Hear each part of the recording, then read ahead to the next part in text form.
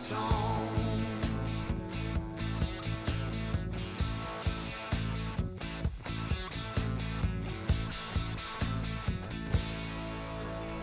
You and me going out tonight.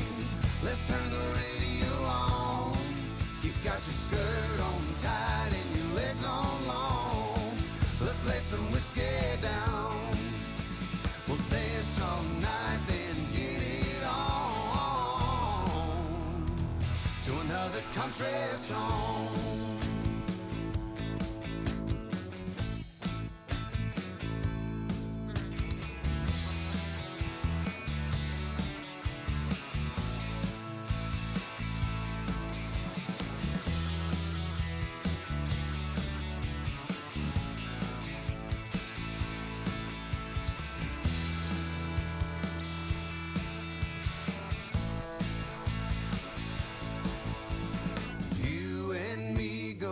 Tonight, let's turn the radio on. You got your skirt on tight and your legs on long. Let's lay some whiskey down. We'll dance all night, then get it on to another country song. You and me going out tonight. Let's turn the radio on. Got your skirt on tight and your legs on long. Let's lay some whiskey down. We'll dance all night, then get it on to another country song.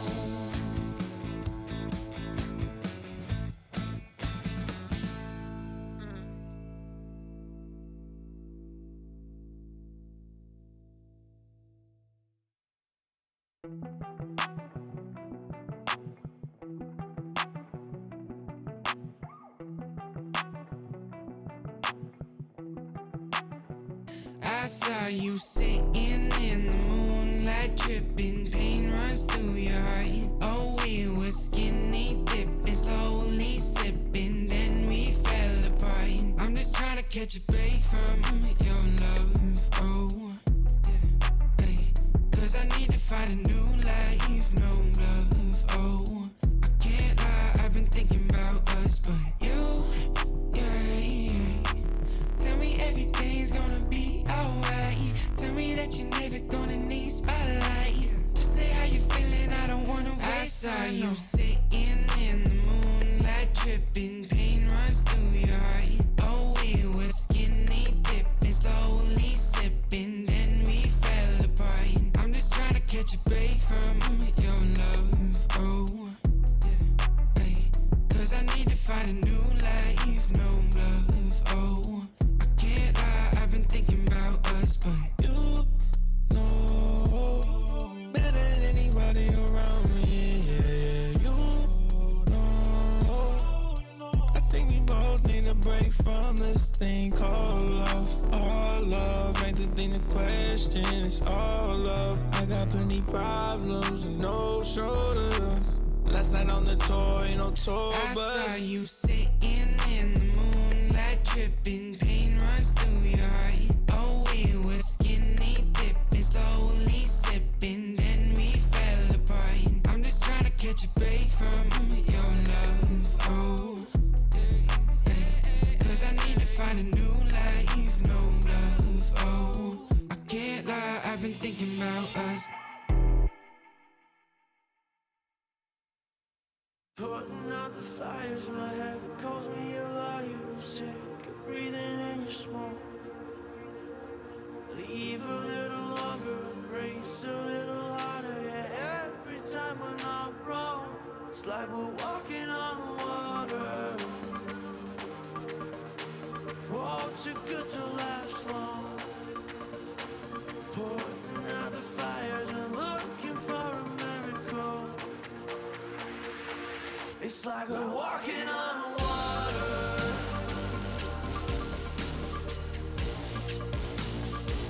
It's like we're walking on water.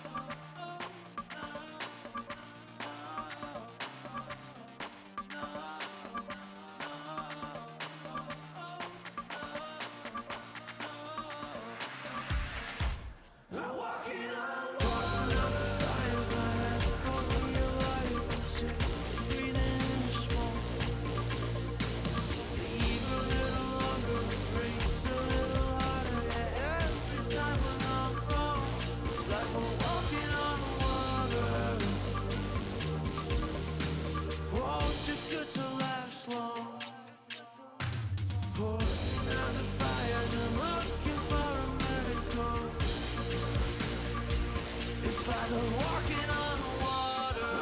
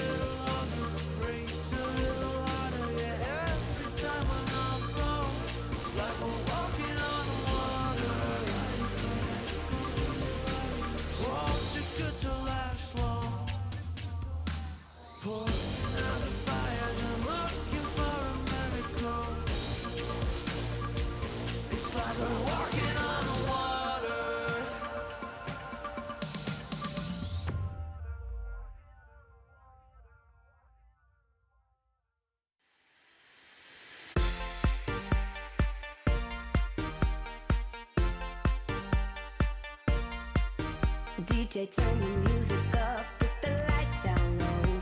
All the worries we had, we just let them go. Wasn't looking for love, I was happy alone. When you put your arms around me, how was I to know?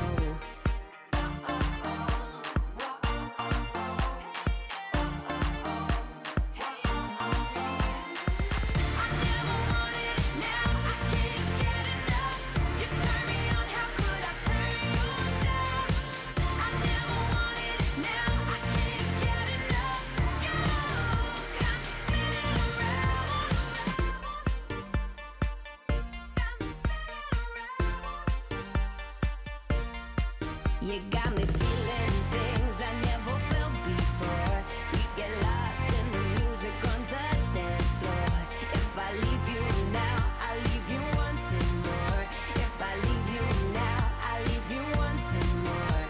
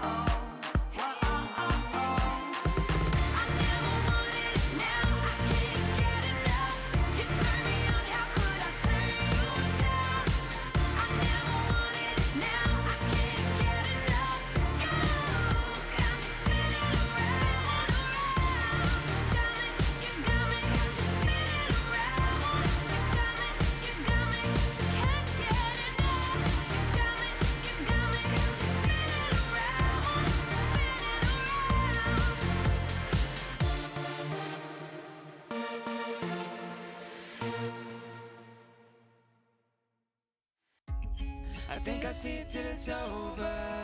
I think I'll sleep till it's over. I think I'll sleep till it's over.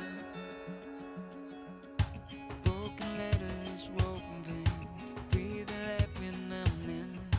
Getting hurt but never learn. I'm falling short of hope again. I need a shock to bring me round, to pull my head from underground. I'm calling out but there's no sound. How many times can we make up?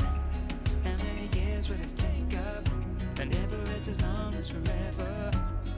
When it's love but it's over. I've woken up in the headlights, taken from the clouds in mid-flight. Never is as long as forever. I think I'll sleep till it's over. I think I'll sleep till it's over. I think I'll sleep till it's over. I think I'll sleep till it's over. Stone days never end. Words I knew you couldn't say. We pretend we're more than this. Make believe that it's okay. I need a shock to bring me round, to pull my head from underground. I'm calling out but there's no sound. How many times can we make wake up? How many years will this take up? And never is as long as forever. When it's love but it's over.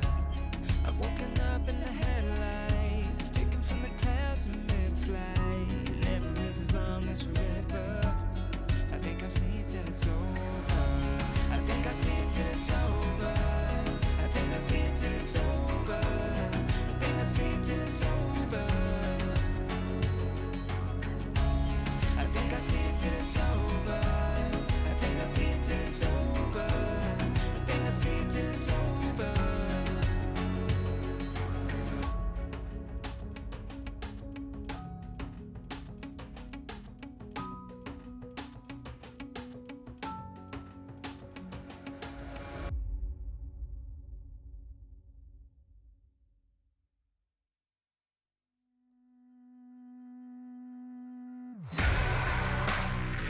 Oh, won't you break me out?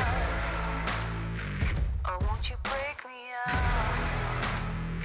Oh, won't you break me out? Break me out, break me out. On the lock, on the key, and I'm doing time. Someone to save me, turn on the light. I don't know what is wrong, but it just feels right. Won't you break me out? Won't you break me out? Like a bad dream, but I can't sleep. Seems like I just can't get past me. Oh, oh, oh, oh, oh, oh. Won't you break me out? You're the chain, you're the lock. Won't you hold me down? You're the key to the door. Won't you break me out for my freedom? For my freedom. You're the chain, you're the lock. Won't you hold me down? You're the key to the door. Won't you break me out for my freedom? For my freedom. Won't you break me out? Oh, won't you break me out? Oh, won't you break me out? Oh, won't you break me out? Break me out, break me out. Oh, won't you break me out? Oh, won't you break me out? Oh, won't you break me out? Break me out, break me out. You're the chain, you're the lock. Won't you hold me down? You're the key to the door. Won't you break me out for my freedom? For my freedom. You're the chain, you're the lock. Won't you hold me down? You're the key to the door. Won't you break me out for my freedom? For my freedom. Oh, won't you break me out?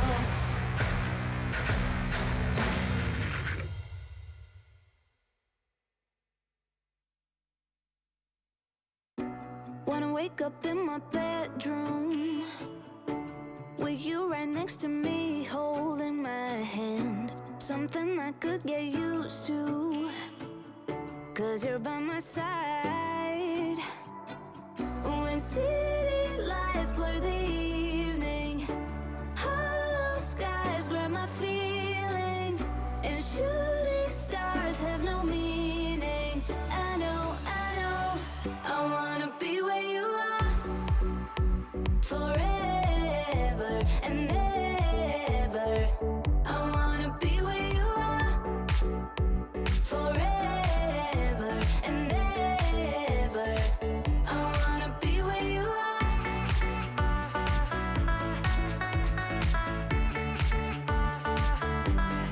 Be where you are.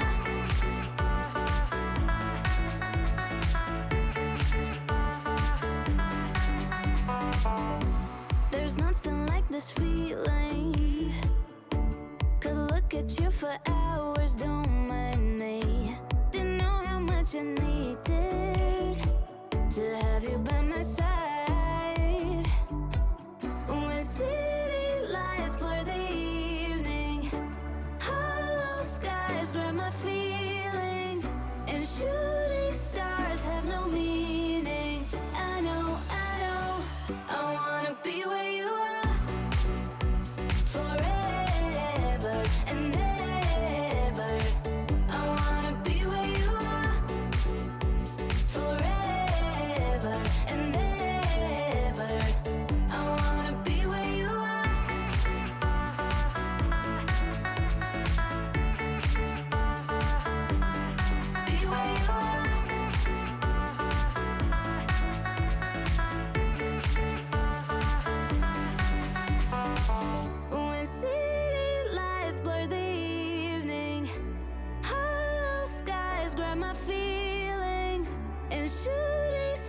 words have no meaning. I know, I wanna be where you are forever and ever.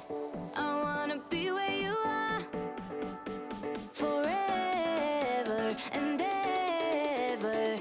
I wanna be where you are.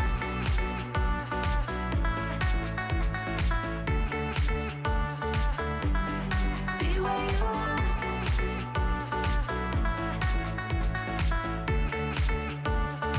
I wanna be where you are.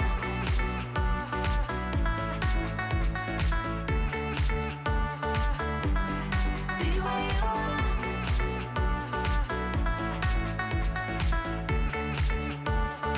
I wanna be where you are.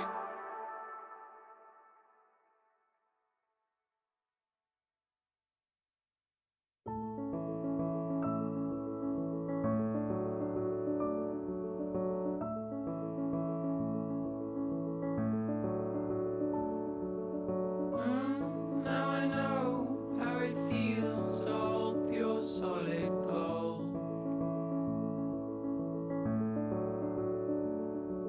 Sleep in the arms of my only minute tiny world. And right here in our arms you'll stay until you can find your own way.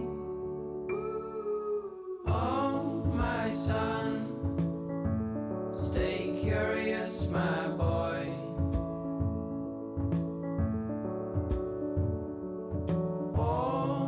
Always ask where this road goes. Oh, my son, stay curious, my boy.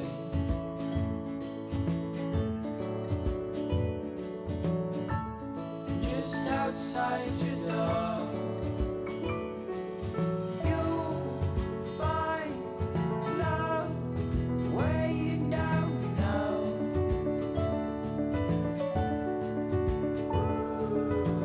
You know that if you ever tried your last, call out on me if the old wind broke your mind. Set out to sea if you've fallen down. You know that I'm here, so you come on home to me.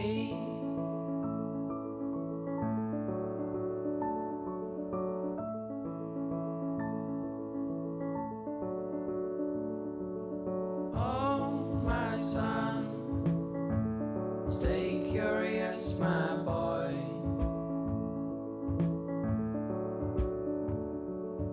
Always ask where this road goes. Oh, my son, stay curious, my boy.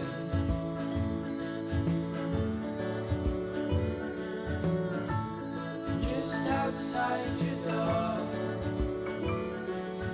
you'll find love where you don't know.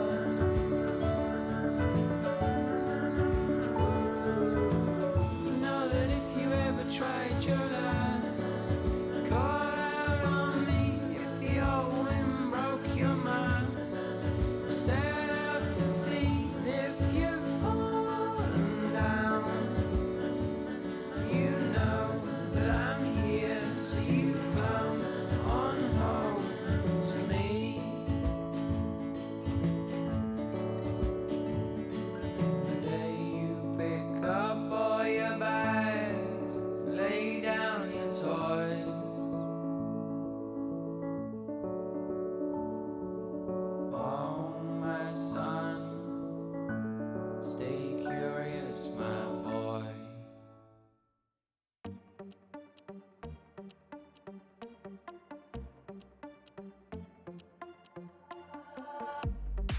身も蓋もないわねマジで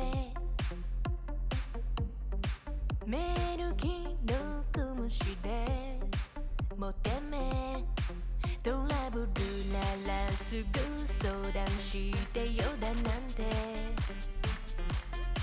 細い指先が僕を指す Please come this way ピンヒールで突き刺す血の味が欲しいまで純粋だと思ったバカね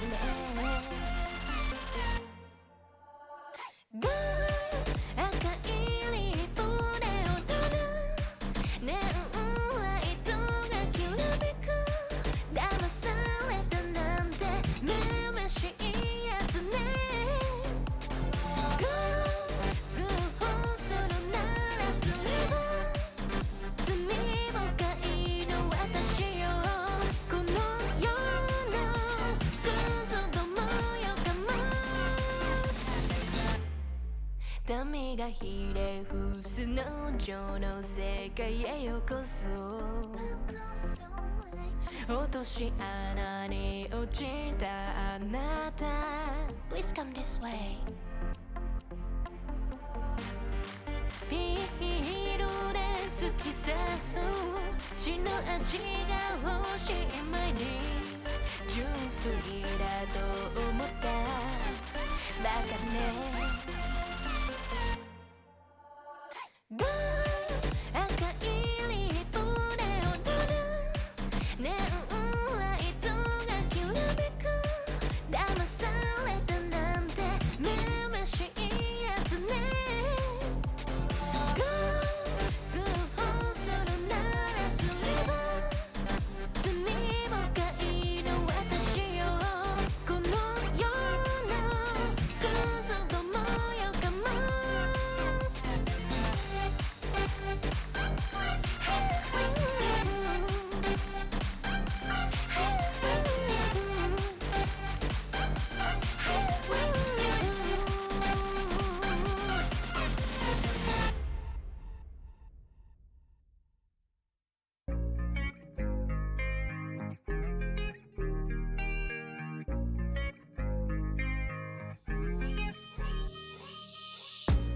Stop playing with my heart right now. Girl, I need you in my life right now. Though I'm all tied up, need your love right now. Stop playing with my heart right now. Girl, I need you in my life right now. Though I'm all tied up, need your love right now. No, I'm balling out, yeah. But my heart plays loud, yeah. And I'm all freaked out, cause I got nothing to say to you. But will I be down, yeah, when you come around, yeah. So let's get right down, cause we ain't got much time.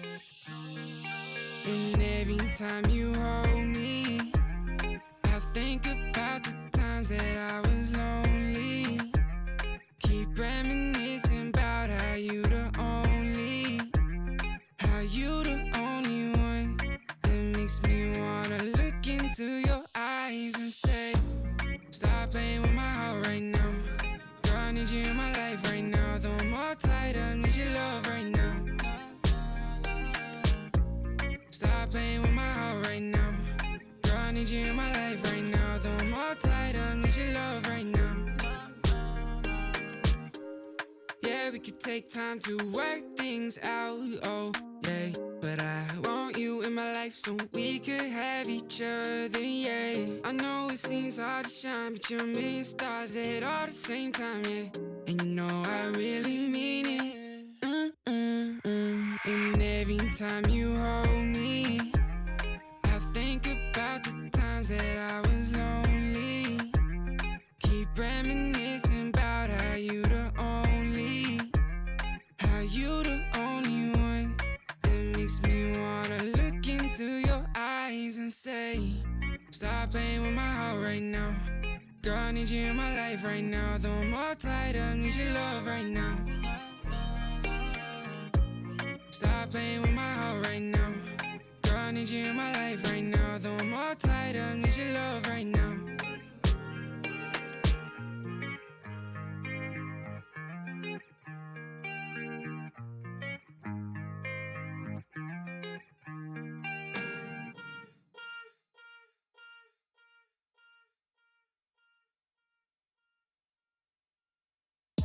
different energies I bring. Only sickness I fling. Bad like Gustavo Fring, can't try not a ting. Fly boy, I got the wings, and they can't keep up with me, dog. That's why all that I bring is wins.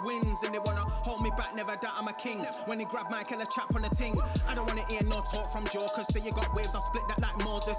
The way that I catch it is flawless. It's awkward cause they can't do it when they talk up.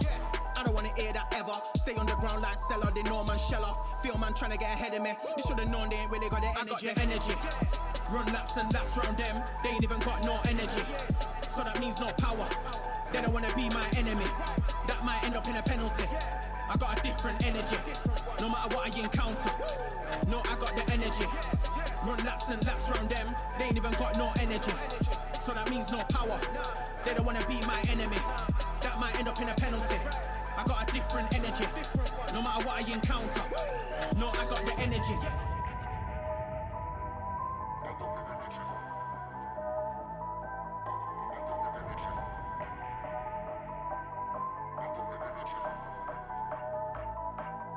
I got the energies.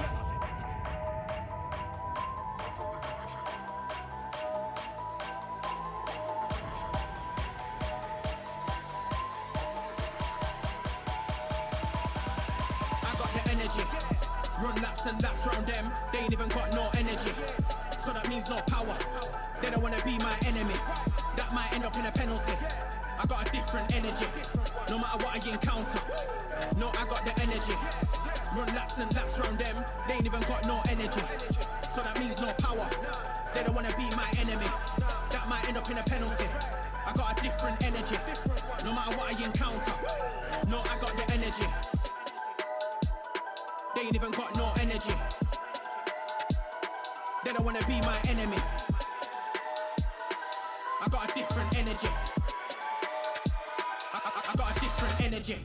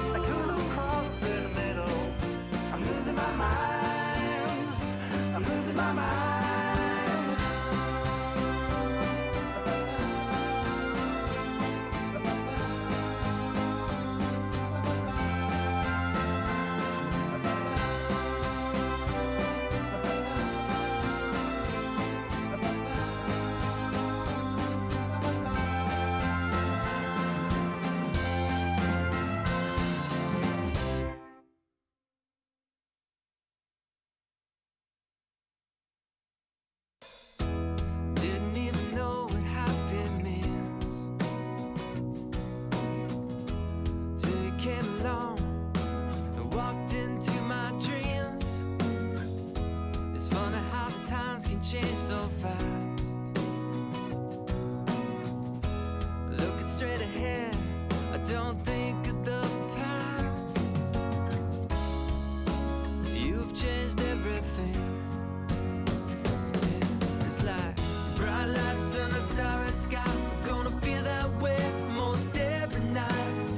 Sunlight on a summer day. We're gonna laugh and dance all the rain away. Sing a new melody. It's full of love. It's beautiful and free. 'Cause you belong, you belong, you belong to me. Birds fly, fill the trees like it's always spring. White clouds high above, I know just what I mean. Your smile, this love are an endless road. And I'll walk, I'll run, anywhere it goes. You've changed everything. It's like bright lights and a starry sky. We're gonna feel that way most every night. Sun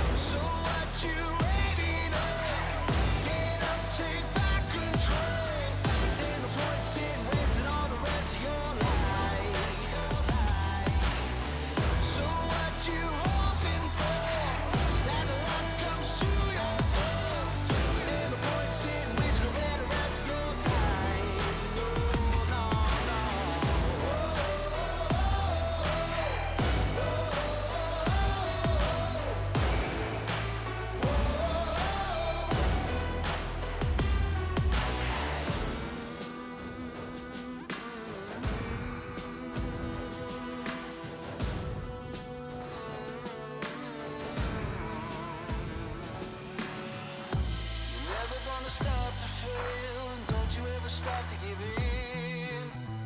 Never stop reaching for the stars.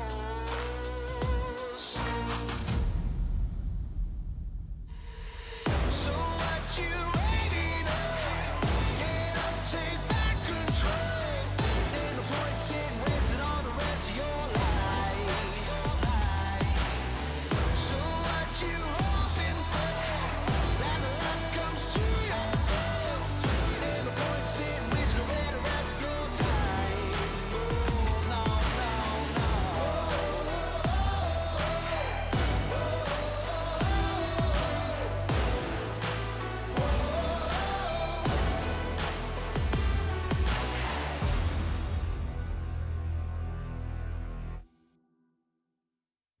They're gonna know my name.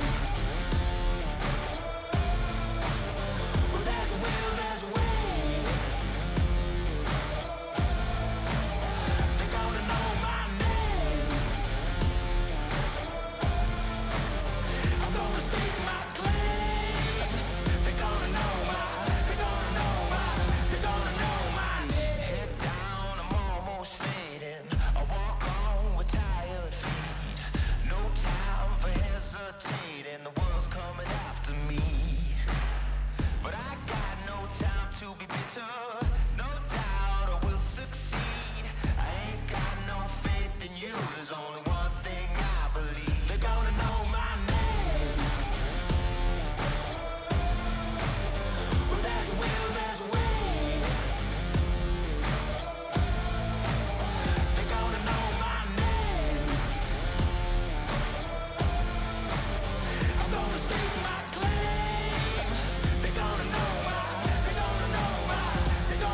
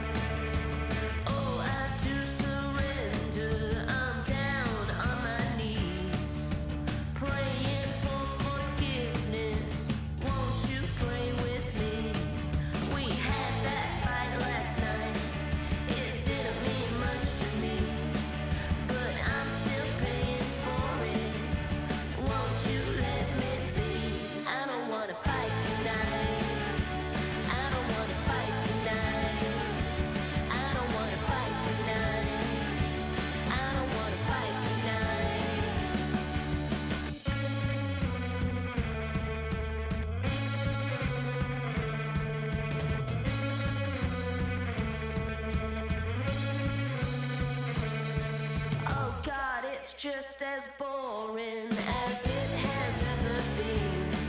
But I will still adore you. It's what you mean to me. Do you want me around? Is it all just too late now? Do you want me around? Is it all just too late now? I'm here waiting for you. I'm lay across our bed. I'm still spinning out all your words in my head. I don't wanna fight tonight. I don't wanna fight tonight. I don't wanna fight tonight. I don't wanna fight tonight. I don't wanna fight tonight. I don't wanna fight. It's in my blood to lift it up and hang my halo on a miracle.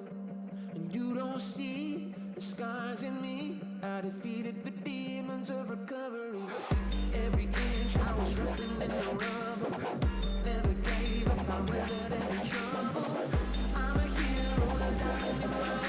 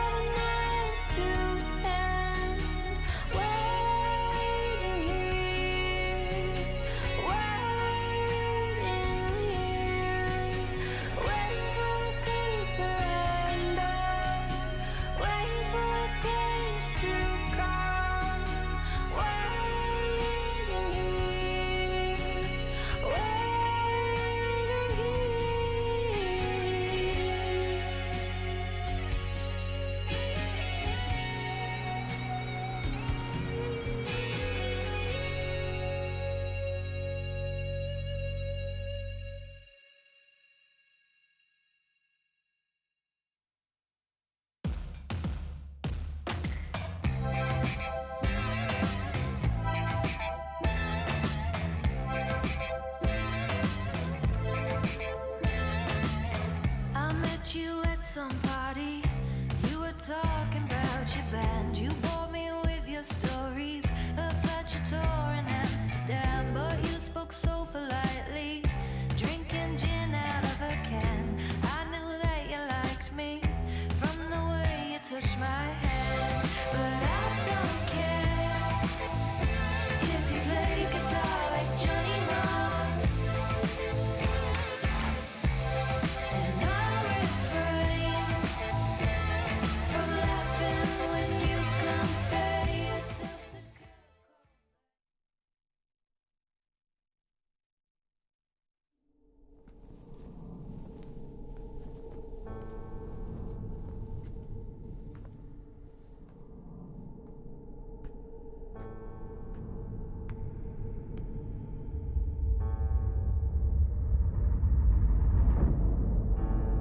We must survive. So true to what was wise.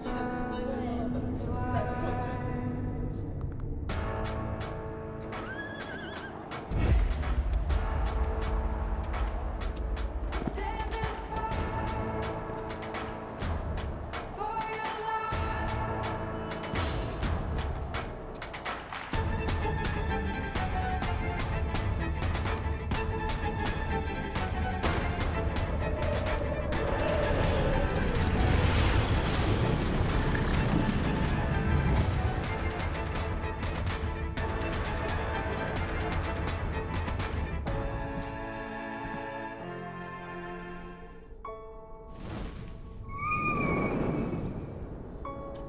I take a breath.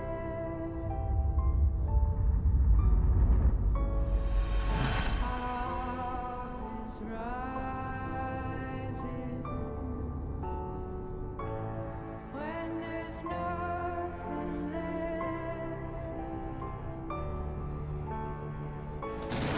I'll keep on fighting.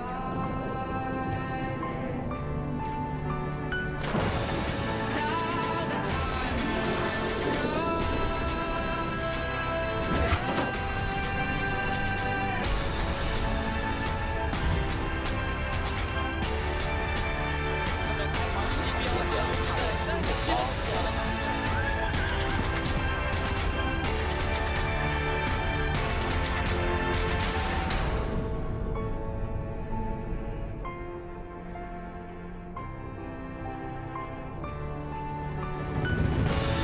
Now the time has come.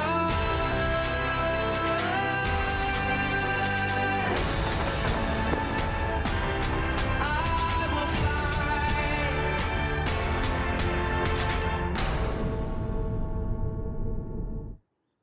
Welcome one and all back to the LPL. I am just Oshin. I am joined by the absolutely fantastic Kitty as we get our first duo into our second week of LPL. Kitty, we're flying through it right now. We are definitely, and I've just found my best friend in terms of anime topics. So yeah, good to have two leads on the show now. What gave it away? What gave it away? What gave it away? I wonder, Oshin.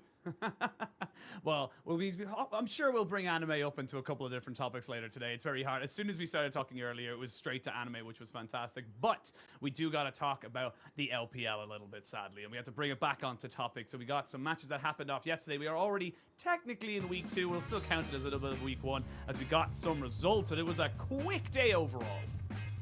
Very quick day. We got 2-0 series for both of these best of 3.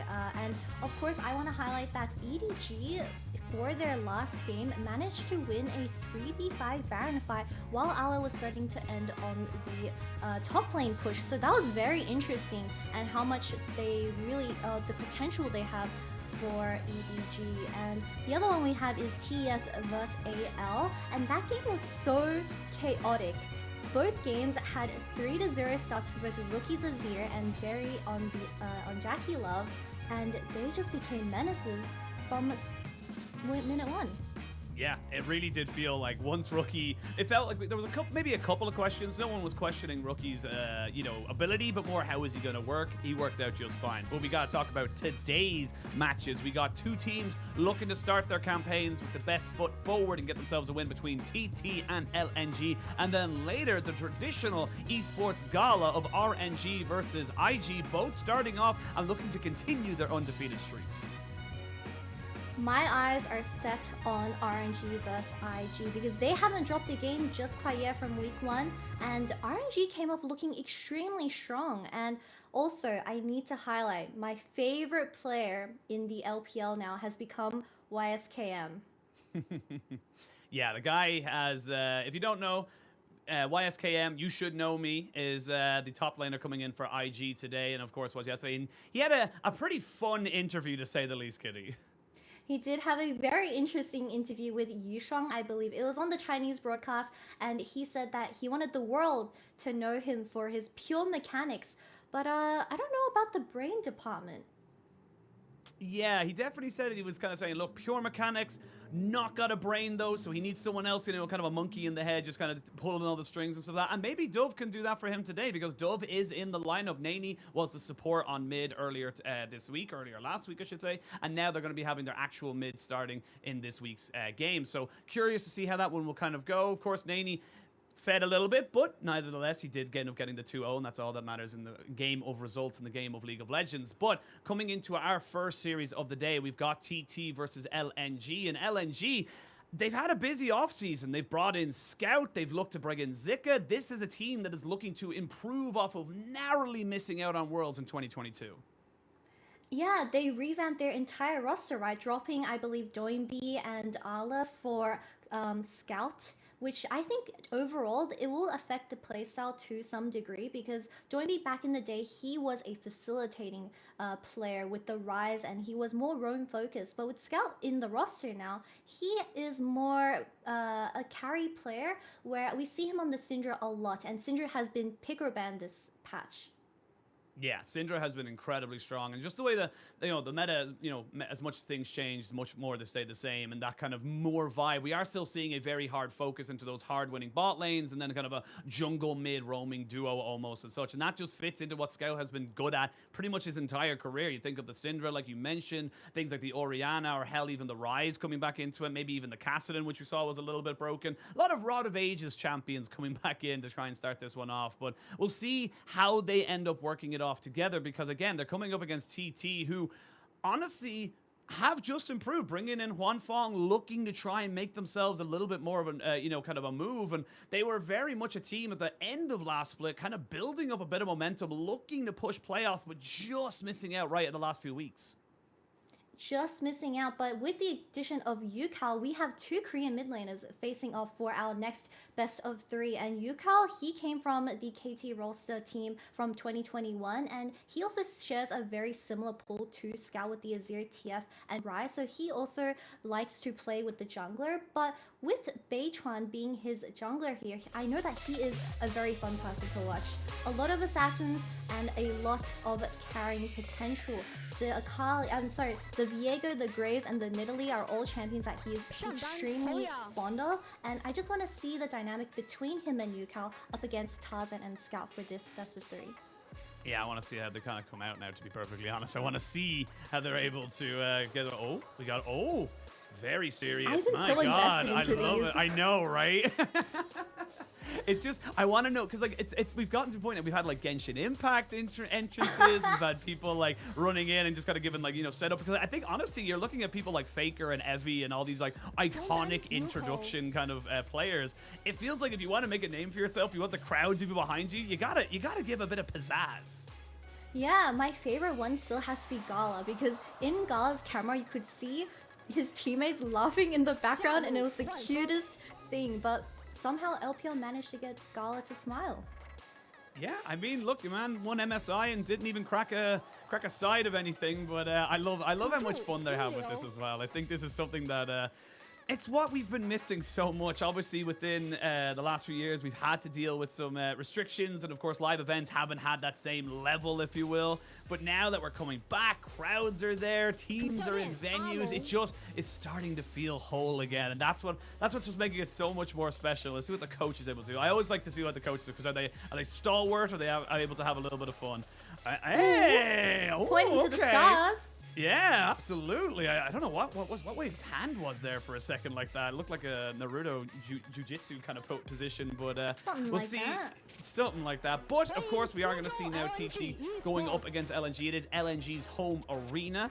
And now I want to see what this one. A lot of question marks over this roster. Like we said last year, they had Doonby, they had Tarzan. That was arguably at the start of the split the best mid-jungle combination.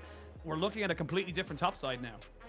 We are looking at a completely different top side, and Zika coming in for this year's roster. I know he used to be a renowned Riven player, but up against Hoya, these two players are relatively new to the league, so I do enjoy how this best of three will really showcase off the rookies, because if we bring it down to bot lane, LP came from the LNG Academy team from 2022, so he has stepped up instead of Light, because Light has changed to another team. So I'm really excited to see what these new players have in store for us.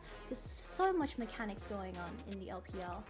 Absolutely, and I think someone like Tarzan is obviously, we put a huge focus onto him just because of how good he is. He was the heart and soul of LNG in 2022. He now has, you know, I don't even know if you can call it an upgrade, but definitely a different mid laner. It's at minimum a side grade of Scout coming in now for LNG, and this feels like it has to work, because otherwise this LNG team, I really struggle to see how they're going to be able to kind of fight with the bigger teams. You know, you're looking at the way they kind of went through the playoffs last year.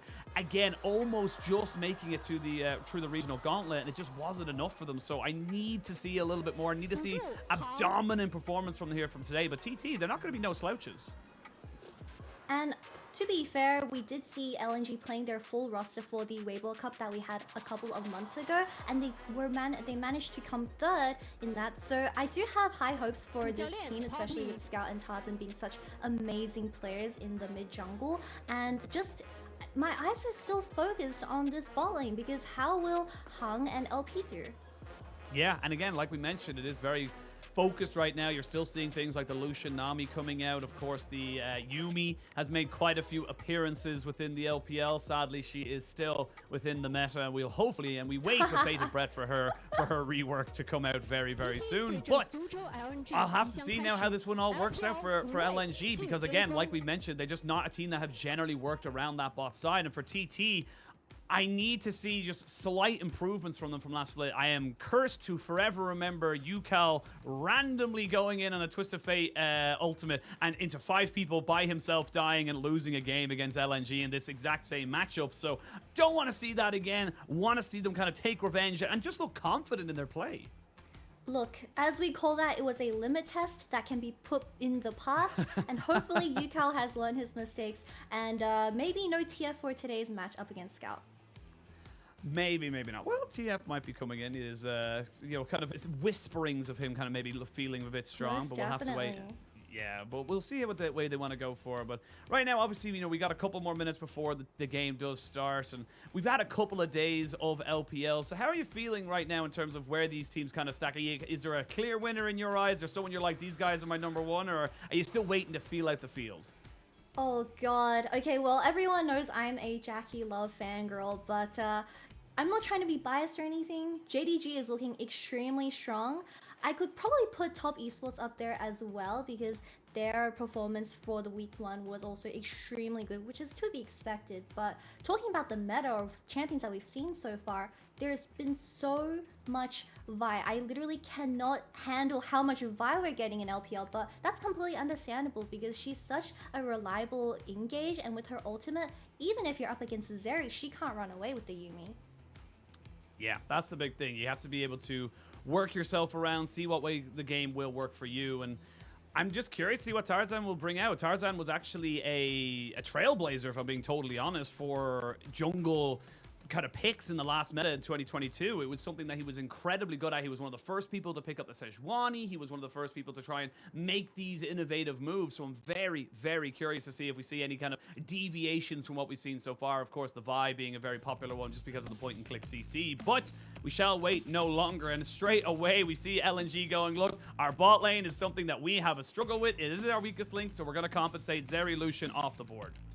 Interesting. So Zeri and Lucian both get taken off the board. That does open up the ADC meta pool to be a lot bigger for this match. But a little bird told me that Tarzan has been playing a lot of full AP Maokai in the jungle. So I'll be really surprised. Oh, the Maokai gets banned from LNG.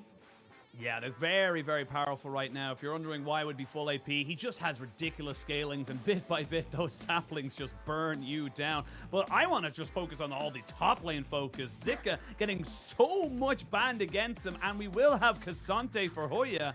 And right now, you're kind of saying, right, we banned 3 top laners. We picked what people are arguing as one of the most busted top laners in the meta. What have you got in the tank? Well, we do have some answers to this Cassante pick. Gwen is always a really good one, but we need to highlight that Ryze has been let open for this first banning phase. Again, with the Syndra, they are both extremely strong in the meta right now, and I'm honestly shook that TT banned out 3 top laners for Zika instead of getting rid of this Ryze. That has I can keep being annoying. You got the single target CC, and of course the Realm Orb coming out from the Ryze, and with the cat on your back, it becomes very, very difficult to kill anyone. And I feel like, honestly, it is a bit of a takeaway as well. You do not want a cat onto Cassante. Cassante is annoying as much as he is to try and kill, but right now TT are saying, look, full engage. We need to get team fights going, and we're going to go with the Wukong, and that Syndra you mentioned earlier are going to be locked up as well. Well, I believe that LNG is just going to take away the Sivir now, because if they don't take the Sivir in this first banning phase, then the ADCs are going to be completely banned out. It's going to be really interesting to see what TT has as a response. I have seen a lot of Kalista into this scaling pair of Yuumi and Zeri, just because they want to have that early aggression paired up with such like a Nautilus, for example. But yep, the Sivir does get it hovered by Scout, and that will most likely be the ADC of LNG. But going to the second ban phase, a lot of things are open. So if we take a look for TT, they, like I said, have the option to hover over that Kalista, the Varus, but maybe LNG does just keep banning ADCs. Yeah, I mean, honestly, it makes sense. You've got your top half now banned in. Honestly, we could see a lot of bans into top lane coming out now from the side of TT. They might just turn around and go, cool, look, we know what AD carry is going to be. It's going to be like, diametrically opposed in terms of who they are targeting. LNG saying we want to give LP and Hong as big of an opportunity as it possibly can. TT saying, look, Hoya, we can ban this guy out. We can get rid of the Camille. Maybe we get rid of more of those big, fighters, I suppose, in that top side. We'll have to wait and see. But right now, both these teams very open booked, if you will, about how they want to play the game. Yeah, Vi is still currently available up for LNG to grab, which I do enjoy the combo of a Ryze and Vi. They both provide enough initiation, and they also provide a decent amount of damage for the early game. But I'm assuming TT will just ban away this Vi to narrow it down, but we still have champions like the Viego for Tarzan.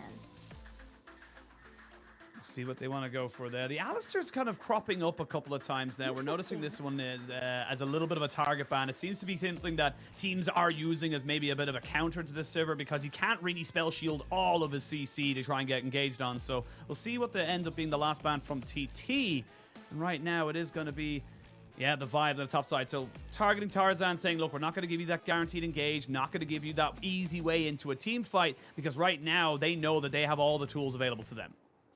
They do, and I do want to highlight that Tarzan most definitely can be playing a carry in that jungle position. Like the Viego, like the Graves, it's also very well paired with the Ryze, where they can always play towards the side lane. And I want to see a very aggressive top laner coming out of LNG, and they do hover the Renekton, and I really like this pick. You already have the scaling coming out of the Yuumi and Sivir, and this Renekton just provides that early security.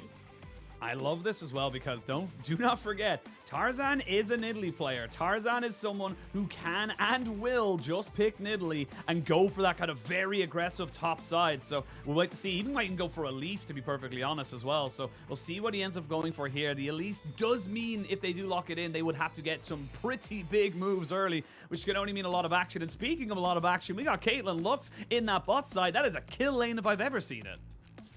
Caitlyn Lux as a response to the Sivir Yuumi. I really like this. The Caitlyn outranges the Sivir so much, but this will be the focal point for TT, at least in the early game for Beichuan. But the Zac does get locked in for Tarzan in this instance, which, like I said, once again, these two comps have very different playstyles. TT, they want to do a bot-focused gameplay in the early game because they have so much damage and CC coming out of the Lux, but it really depends on the Lux's performance, to be fair, because I remember back in day 1 we saw Iwandi pick I believe it was Lila picking the Lux, and he wasn't able to get much done with the Q, so it really depends on Xinlu's performance on her binds.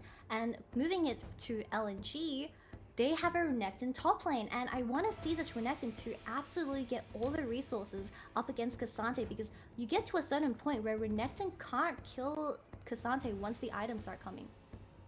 Yeah, that's the big thing I'm looking at right now. We obviously think of Renekton. He is not the same Renekton as he was from a fair few patches ago. Obviously, the game is a much different beast now than it was before. But the big thing I think we got to look at is that how do they work around it? Like you mentioned, see if they can give that resources and keep this Cassante down. Because if the Cassante gets rolling, that's going to be a big issue for the side of LNG moving it forward into this game. But both comps locked and loaded. Both teams ready to start their campaigns. This is their first game of the LPL 2023 spring season, and both these sides want to be starting it off just right. And honestly, I feel like right now, do you think we're going to be, obviously we know about top side, but in terms of TT, where are they going to be looking to try and put their focus? They've got a very powerful bot lane.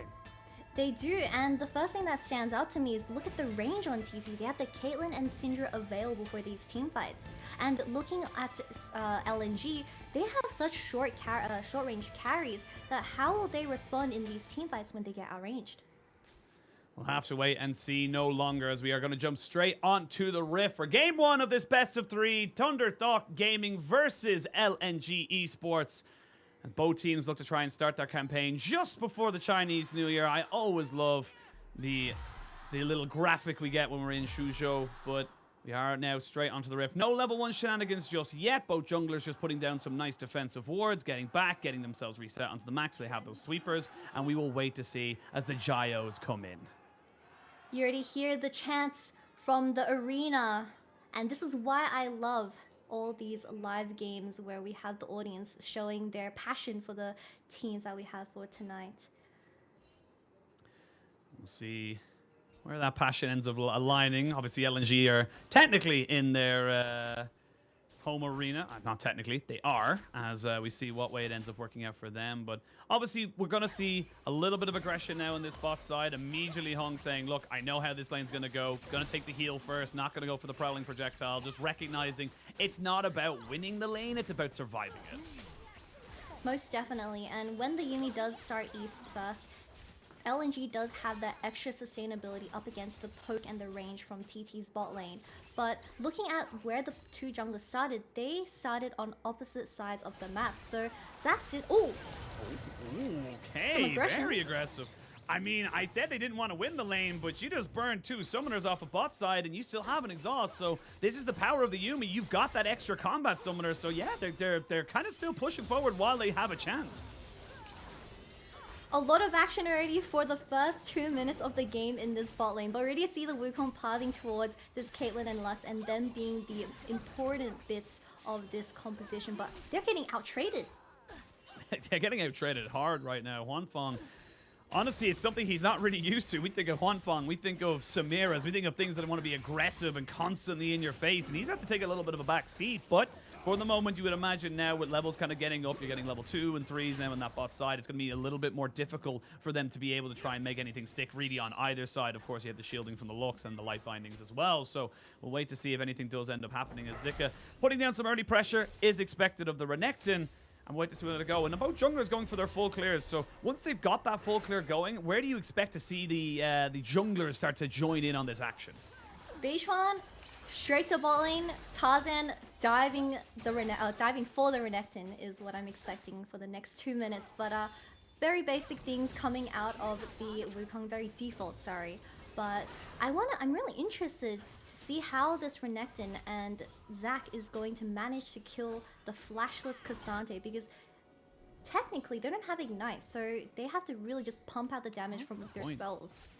Yeah, very good point, actually. Normally we do see, as you mentioned, the Ignite coming in just to try and give you that extra little bit of kill pressure if you do look for the dive. But they do know that Beishuan is in this bot side. He did clear a ward here in the brush, so they know it's all there. LP, gotta wait, man. You gotta wait. You can't just be throwing out those spell shields willy-nilly, as we can see a little bit of engage. And oh, Zika!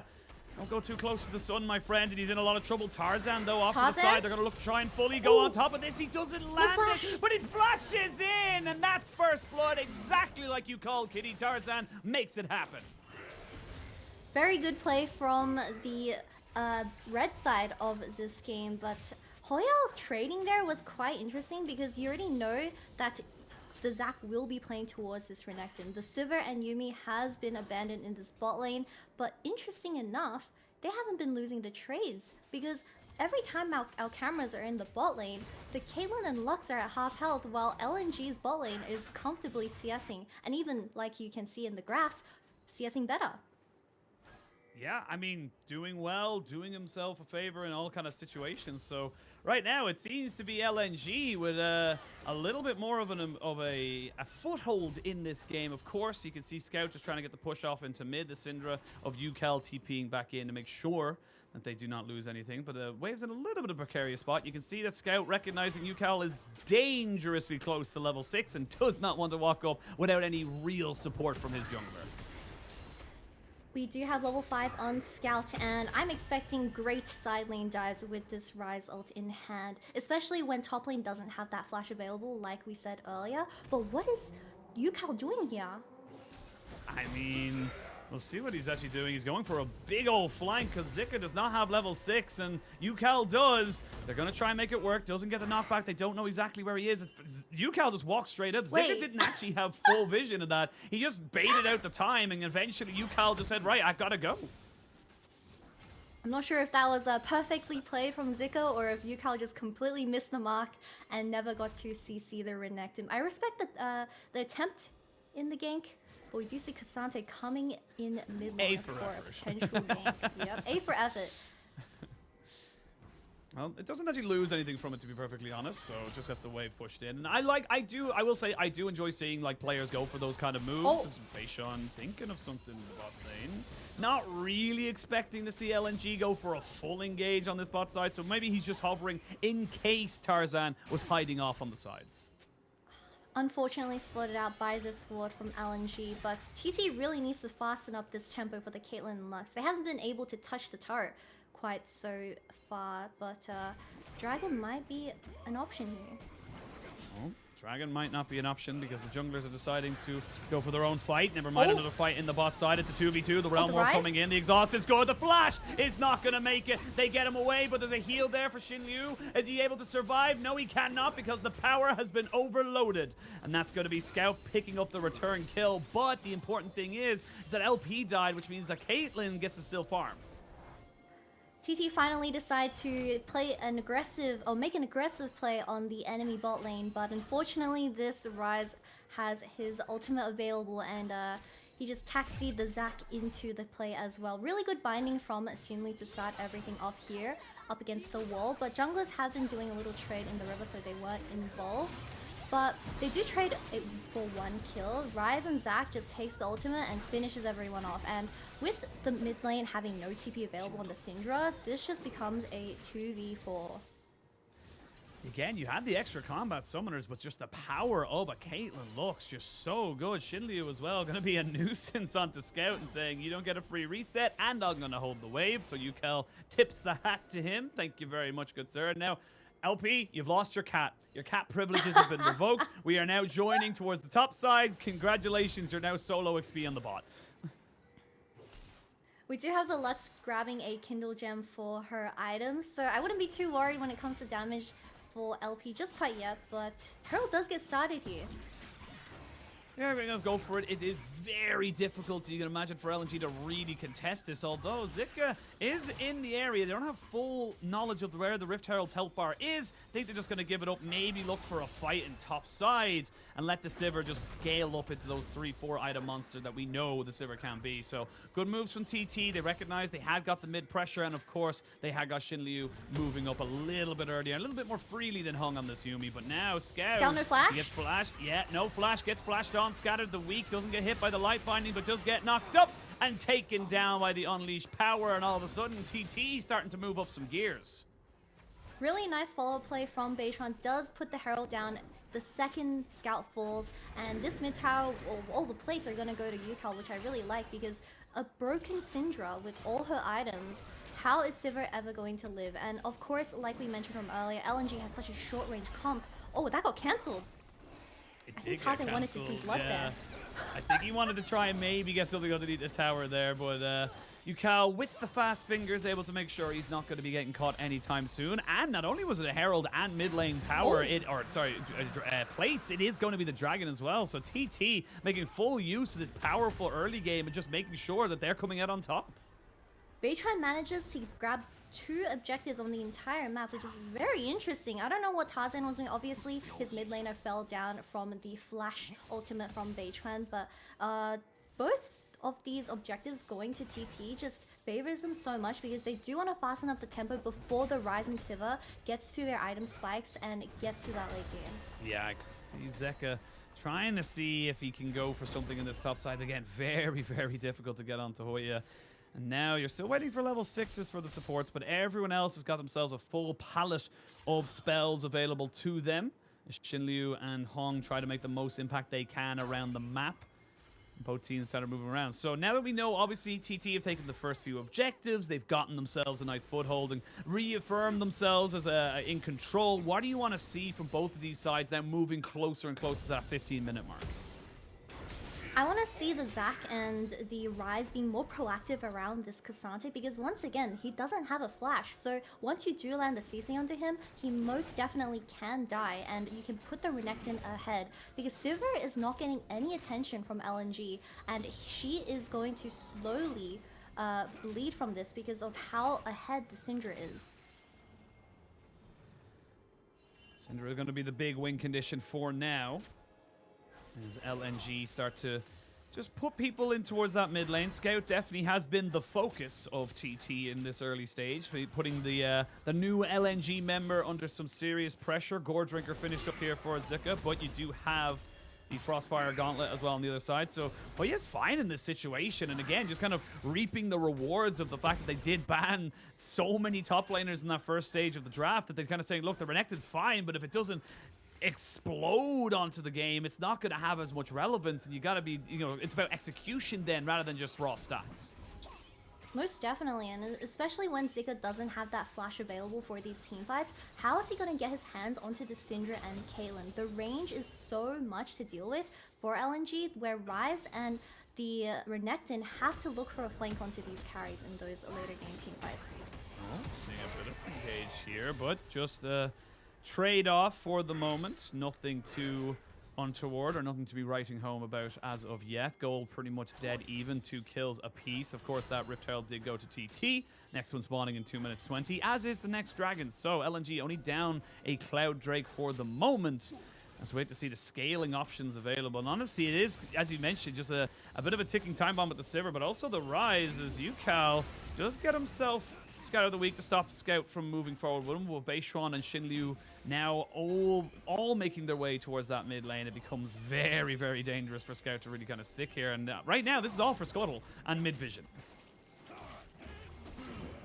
LP and Hung were thinking of rotating to that mid lane, but I really like what Shinryu is doing. He's trying to make things happen on the other side of the map, because fine. Perhaps a 4-man dive out of TT here, because they do want to get rid of this bot tower so that Caitlyn can rotate to that mid lane. Yeah, and they've got so much time to take the plates as well. There's just not really a lot you can do here as LP. You've got Tarzan making his way downtown, walking fast, faces past, and he's homebound as you're trying to see a little bit of an engaged. Beishuan now going to have to flash over the wall. They get the let's bounce. He hasn't gotten himself away just No yet. flash. No flash. You're absolutely correct. And he messed up the decoys, so that's just a quick and easy kill. It ends up being equaled out with the plates, but TT, again, just similar to last split, similar to last season, just small little mistakes that are just making a decent play turn into a meh play.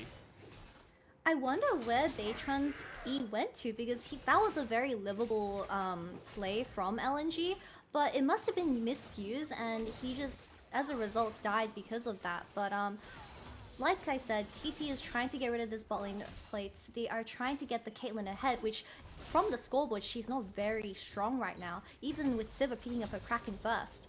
Oh, Dominus pops. Wanted to try and maybe get Hoya underneath the turret, but not really going to be able to make it work. And whoa! Hello, everybody. We're going to flash forward here from Zika, but he's trying to just stay alive while the Rise tries to put down some damage. He's not really going to be able to turn that one around fully, but he does trade it back. Both Scout. top laners getting themselves killed by the enemy mid laners. Scout moving forward. He really wants to get that rune prison. The flash scatter means Yukal stays alive for now. I say for now because here comes Tarzan. He knows exactly where they are. He's going to go for it. They're going to jump straight on top of her face. Nowhere for you to go. Shut down. And Tarzan still remains the heart and soul of LNG. This Tarzan, this Zac is going to be an absolute menace in these team fights. With the Yuumi as well, if you don't start building some heal cut on the carries or even the Lux, he's going to be healing so much with the Radiant Virtue available and the Yuumi attached to him. I'm going to see him being an absolute healing monster. But let's take a look at this top lane play. A really good engage coming out of Renekton, because we do see that the Syndra is coming to this top lane, rotating to this top lane. He tries to do as much damage as he can before he falls down, but Scout manages to clean up. He does try and go for Yukal. Oh, more fighting? More fighting. Scout feeling very confident right now, saying, look, I know you can't kill me just yet. You don't have a flash. I do, and it's very difficult for you to really lock me down unless you have someone else. He also did know that the dragon was taken by TT, so relatively safe in knowledge that the enemy team wasn't really in the wings, but that's still second dragon now as we go on to a Hex Rift. Scout now and Hoya looking for a little bit of a 1v1. We are going to see the ultimate used there by Hoya to try and get himself in, and that means Scout has to flash himself out. Both mid laners now don't have the flash available, and I want to see some action soon coming out of TT, because this Caitlyn and Lux haven't been too active on the map, and even in the early game, they only managed to grab 1 kill and 2 assists from the first 15 minutes of the game. But look at the items available for LNG. They have been able to scale into the early game so relatively well that I'm getting concerned. Yeah, it's going to be a bit of a fight now when we get towards those team fights, like you mentioned, and it's just going to be a very interesting setup here for TT if they really want to try and make this game theirs. But falling down by about 1,000 gold. Zika, yes, he hasn't received all the resources. It's actually been Tarzan who's already got his Radiant Virtue, which makes him so tanky jumping into those backside. That extra little bit of HP you get when you land that ability to be right on top of people is just insane. So really not liking where TT have been right now. And like you said, they just got to be a little bit more proactive. They got to try and make things work, because right now Huanfeng with this Caitlyn hasn't really been a factor at all. And going with the Gale Force, he's going for full kind of assassination. Against the Kraken Slayer, it's just not going to be the same. And now Shinliu. Oh, Tarzan. Oh, Shinliu does survive, but Yukal might not be so lucky. They're going to drop down the Rift Herald to try and take away the tower before everything else can happen. Scout. Yachi Zika getting caught out a little bit. The Unleashed Power does get used, as does the Light Singularity.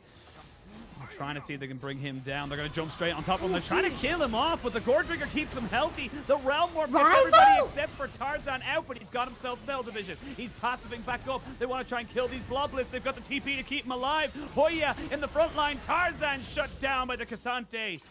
Everybody Where did just Zika has to back TP away. to? Zika TP to the I'm Bloblets. not sure if my eyes deceive me, but I think Zika E'd out and TP'd back into the fight where the fight was already finished. I need to see the replay for that to make sure I wasn't seeing things. But a really good outcome for TT. They are fastening up the tempo a lot more, and that's exactly what I see. But yeah, these team fights is so dependent on UCal because they need to stop Tarzan from jumping in with the Yumi. Let's take another look at this replay. So they start diving on UCal, which Zika managed to just drop to such low HP from the Cassante and Syndra, but look. Oh, I'm just waiting until the moment Zika TP's back in. I think he TPs onto the Zac Bloblet to make sure that the Tarzan does not die. I'm 99% sure that's what he does. Because he knows that Tarzan's going to die, and they try to save this play so much. So here it goes. Wait, look at Zika. He's making sure that Tarzan does not die. He still died, but he still died. Yeah, he still dies. I'm not saying it's a good play. I'm just saying I can understand it. Yeah, for sure. But that was a really messy team fight coming out of LNG, and Rise literally ulted everyone out of the team fight, and some people still managed to creep their way back in, and Zac managed to fall down. Not very great, but at least TT is trying to do something now. As you said, they got a bit more proactive. They moved down towards that map, and with a minute left until the next dragon spawns, we're going to actually have to be a little bit more careful about where TT or LNG put themselves, I should say, because don't forget, TT have the 2 dragons early. They're the ones stacking up the soul point. They're the ones that are looking to make this a very early soul game, and with Hoya getting up and getting into people's faces, becoming very much an unkillable monster, it is going to be a lot harder for them to just kind of make this fight happen. I will say, however, in that last fight, you didn't have a lot of flashes. And they're just going to go straight for the fight. They're going to try and go maybe onto Hoya, burn him down. LP trying to put down the damage and make sure he cannot get away. He gets himself over the wall. Not quite, though. And Hoya's still going, but Hoya does fall. Now they're going to try and maybe burn down Tarzan, but he's so tanky. With the Yumi on his back, there's just not really a lot you can do. And now you are 5v4, but LNG... Oh, I thought they were maybe thinking about rushing towards that Baron, which was spawning in 10 seconds. But no, they know they need to take the dragon. They know they need to stop this dragon stacking from the side of TT. In the end, LNG do pick up the 3rd dragon into their pockets, allowing them to deny soul points from TT. But Hoya does get a little bit lost in that dragon pit because everyone managed to get over the wall but him. And unfortunately, with all the damage coming out of LNG, he falls down in the very end. I do want to take a look at the item builds. We do have the Oblivion Orb available on the Lux now. However, she hasn't completed her first mythic yet, so she is extremely behind. But TT and UCal and Huanfeng are starting to slowly pick up their second item. And like I said, they are the main carries of TT. And how is Zika going to really deal with these 2 carries when he has the flash available, which he does now? Oh, well, we're going to see it right now. Actually, never mind. It's going to be Scout looking for this one here. Zika and Scout looking to try and catch out UCal, who does have Flash, but not really many places to go. Beishuan thinking about it like, oh, I'm sorry, buddy. I got to back away. I can't do much here for you. And they are going to be able to pick up another free kill off in that side lane. And again, TT, this is the problem we had with you last split. This is the things I wanted to see change. Small little differences that can make you from a good team to a great team. And now the Baron has been started. The Baron has been set as TT know they have to go for a fight. So lots of team fighting potential. Flash there nice from Shinryu keeps him alive. They get the cancel out. Beishuan gets the decoy off to make sure he doesn't go down. But again, more and more ultimates being used. They get the Cyclone out, and there's the Realm up to put them onto the backside. Hoya gets in. They're going to let's bounce on top of everybody. They're trying to kill off this 80 carry and support duo. Another ultimate comes out on the side of Yumi. They drag back Hoya, but again, he's very tanky. But is he tanky enough? The answer is no. Tower in mid is going down, and we've gone from 2nd gear to 5th for LNG. With UCal being unavailable for that team fight by being caught early in that top lane, with Huanfeng having his Gale Force and not a Kraken Slayer, this Zac is literally unkillable when the Yumi is giving him the E. But Zika in a bit of trouble. He should be fine, question mark. Has got a flash available to him. Would definitely love to not have to use it right now, but Beishuan goes a little bit too far forward, has to use the blast cone to get himself back out to safety. But yeah, this has been all about that mid-jungle synergy. We talked about how in LNG last year it was all Doom being Tarzan, and now it's Doom being Scout and Tarzan. Yep, UCal is unavailable. Really good cancel coming out of Beishuan here for this Zac E. But without this Syndra in this team fight, Huanfeng doesn't do enough damage to deal with the front line. We can see once again a really nice flank from Ryze's ultimate. And this is once the Caitlyn has been approached by the front line of LNG, she can't DPS, and Tank is just doing the damage and the engage and the initiation where Cassante slowly falls down as well.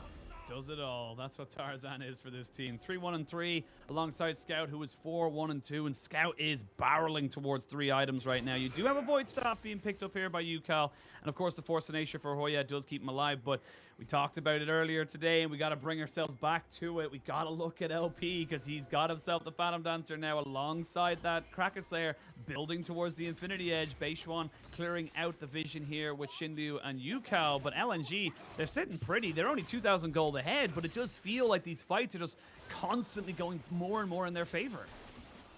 LNG definitely starting to pick up their items, already on the 2 items for both Rise and Siva, but because TT weren't able to manage a lot of early game team fights, Huanfeng is really suffering from this. He even builds the RFC. I'm not too sure why he built the RFC. You're already versing such a low range team comp coming out of LNG, where I think this RFC is just going to even will play more into the low damage build to not be able to kill the Zac or Renekton.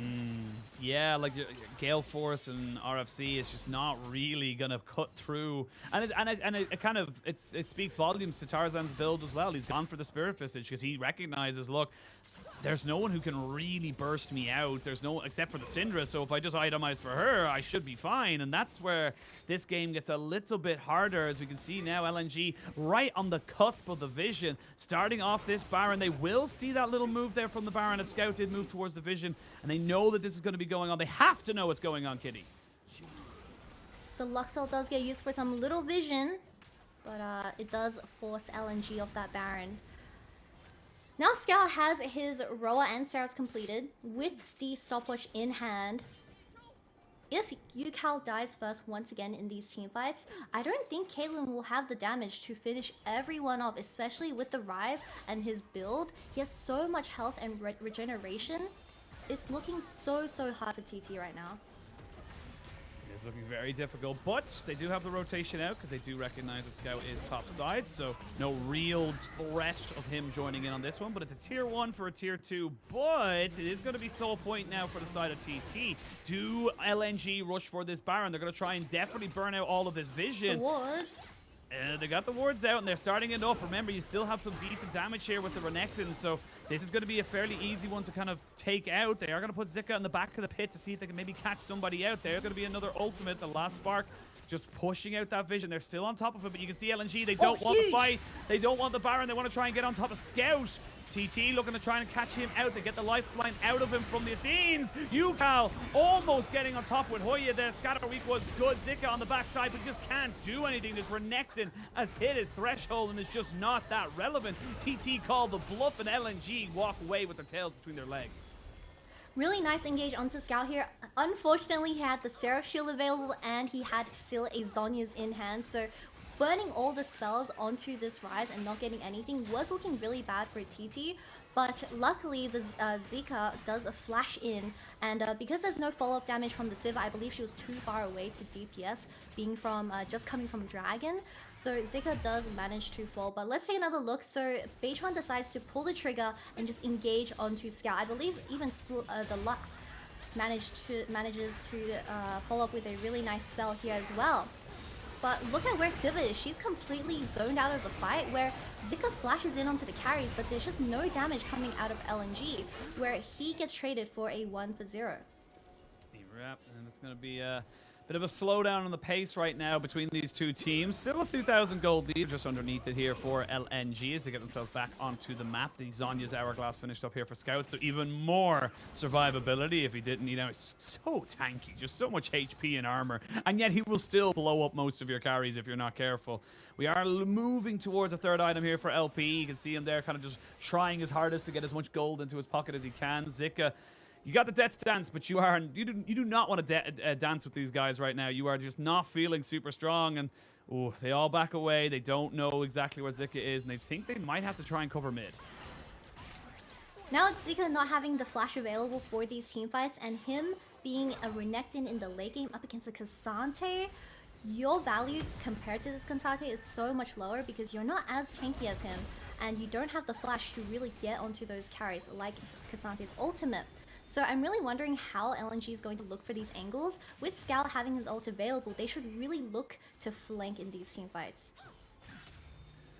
Again, longer this game goes on, the more you will scale into it. Of course, the Sivir and the Ryze will still be doing. But like you said, there's no point in having a Sivir if she's not in a position to put out that DPS. Very low range, like you mentioned earlier. So TT will have options to be able to kind of keep LNG at arm's length. And if they can do that, that's where TT will start to find their opportunities. That's where TT will start to make this game a little bit more shaky, shall we say, for LNG. And this is, again, a team that made it all the way to the regional finals last split. They got so close to going to the World Championships as the number 4 seed from the LPL and just could not quite make it in. So LNG, you need to be looking a little bit more as Beishuan doesn't have to burn any of his flashes, and this is the power of the Zac. He's got such long range with that elastic slingshot. You just got to be careful. He could be coming from any angle.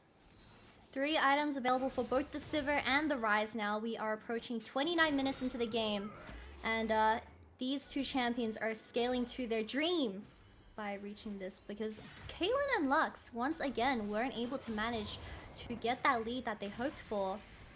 But the trade-off was Renekton being 0-2 right now.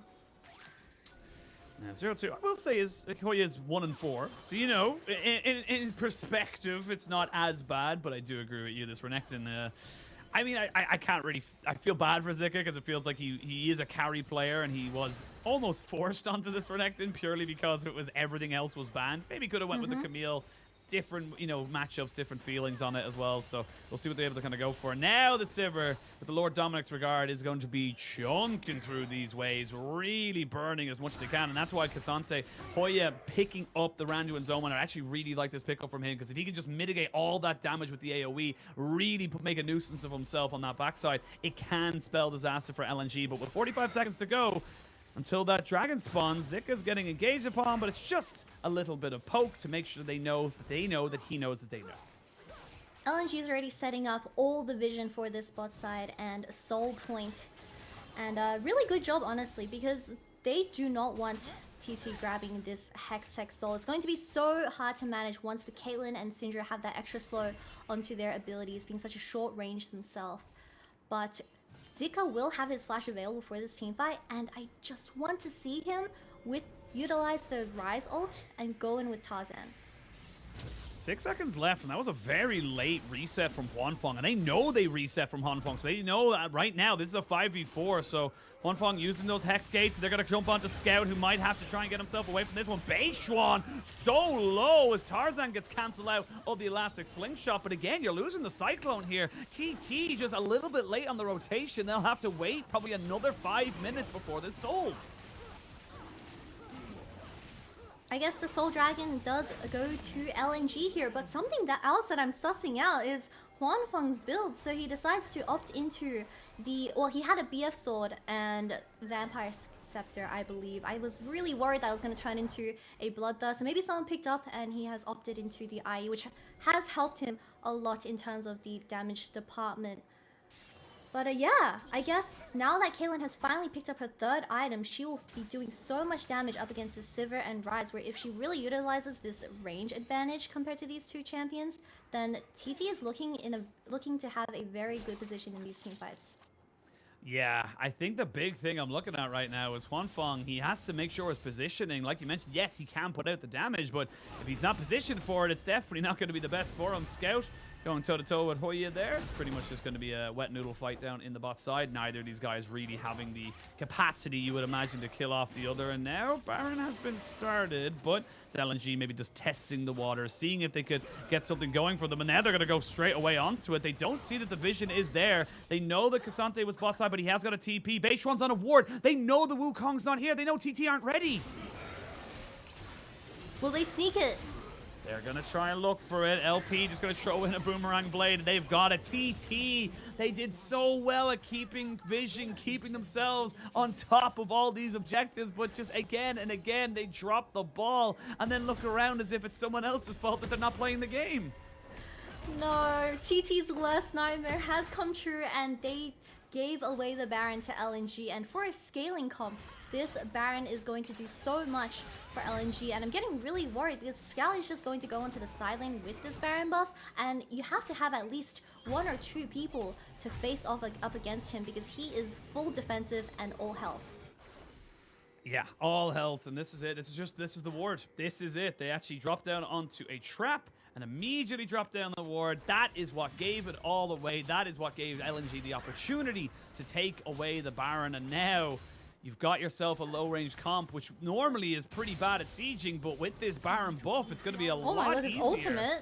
I mean, just for a little bit of poke, just to try and see if something could happen, but now you're walking forward. You can't even walk into your own jungle, Kitty. It's a dangerous place to be.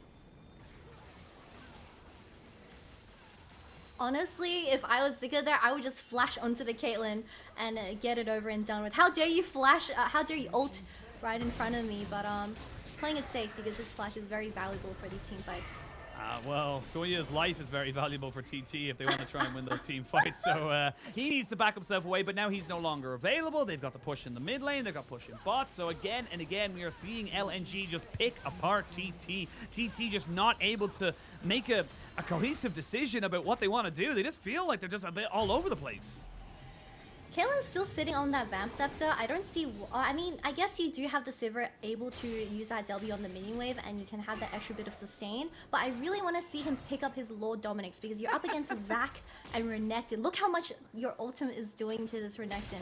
Literally nothing, and I want to see just a Lord Doms coming out of her ASAP. I would honestly even sell it because of how important it is for the Caitlyn to toss out damage in these team fights. I want to see the Syndra to be playing more defensive with her E because she's realistically the only one stopping the Zac from engaging. I mean, I feel like right now it's Huanfeng just picking on Zika right now, being like, I'm gonna ult you. It's like, why? It's like, I don't know. I've decided. You are now my ult target for all eternity. As we can see now, Xin Liu, he might be in a hell of a lot of trouble. Now Kiss, now dive. Han picks up that kill. They are gonna try and get the Scout of the Week down, and the Sivir is dead. LP getting caught out on the backside of this. TP comes in from Zika, but not really gonna be able to turn into much else. So yes, you do lose your support, but you gained an AD carry, and that was just really poor positioning from LP. Honestly, I don't think I've ever seen this Yuumi on the Sivir in the first place. So, rip, you lost the cat to the Zac, but unfortunate positioning coming out of LP. So that's the flash available though, and Dragon is coming up in 30 seconds. We do have the Hextech gates available, so Sivir can sneak her way back in. And like I said, the flash is still available, so maybe it's not too bad for the side of LNG. Maybe not, but you definitely would have felt like LNG with that support taken. They maybe could have went for something else if they had the Sivir. Again, very difficult to kind of push forward without those light bindings to kind of stop the ensuing Tarzan and Zika. But wait and see. 12 seconds till the next dragon spawns. If LNG can get themselves onto Soul Point, that's a pretty big moment. Zika gonna find Hoya and maybe just try and look for a bit of a fight here. He's gonna have to try and just dash himself over the wall, but it is TT in position because, again, they'll burn this down. We're into the late game. They have to go for a fight. Here we go. They're going to try and get on top of absolutely everyone. The Realm Opener is there. All the AoE is hitting. Caitlyn is dead. And Scout and LP are trying to put out the damage. LP comes back in just to die. But a double kill coming in there for Zika as he finally comes to life on this Renekton pick. The Zac jumping on top of Hoya, who says, I'm sorry, Xin Liu, but I shall salute you in the base. And the base is the next target for LNG. TP coming out of Scout for this mid lane. They can most likely end this game if Cassante can... he doesn't have the wave clear. I think this game is technically over for the side of TT, but what can Caitlyn do? She had the flash available. She didn't use the Gale Force, unfortunately, because the Zac was just so potent in these team fights where Yukal's E, if he doesn't get rid of these two tanks from Caitlyn's face, she doesn't even have time to use Gale Force. They're ignoring him. They're ignoring him. Cassante, we don't care. Yep. We don't give a damn who you are. Tarzan has got himself the cell division, so he does not give two shakes of anything. As now the rest of the team comes in, LNG looking to try and end it, and they will. It was a slow burner. It definitely wasn't clean, but LNG taking the best foot forward and go 1-0 up in this series.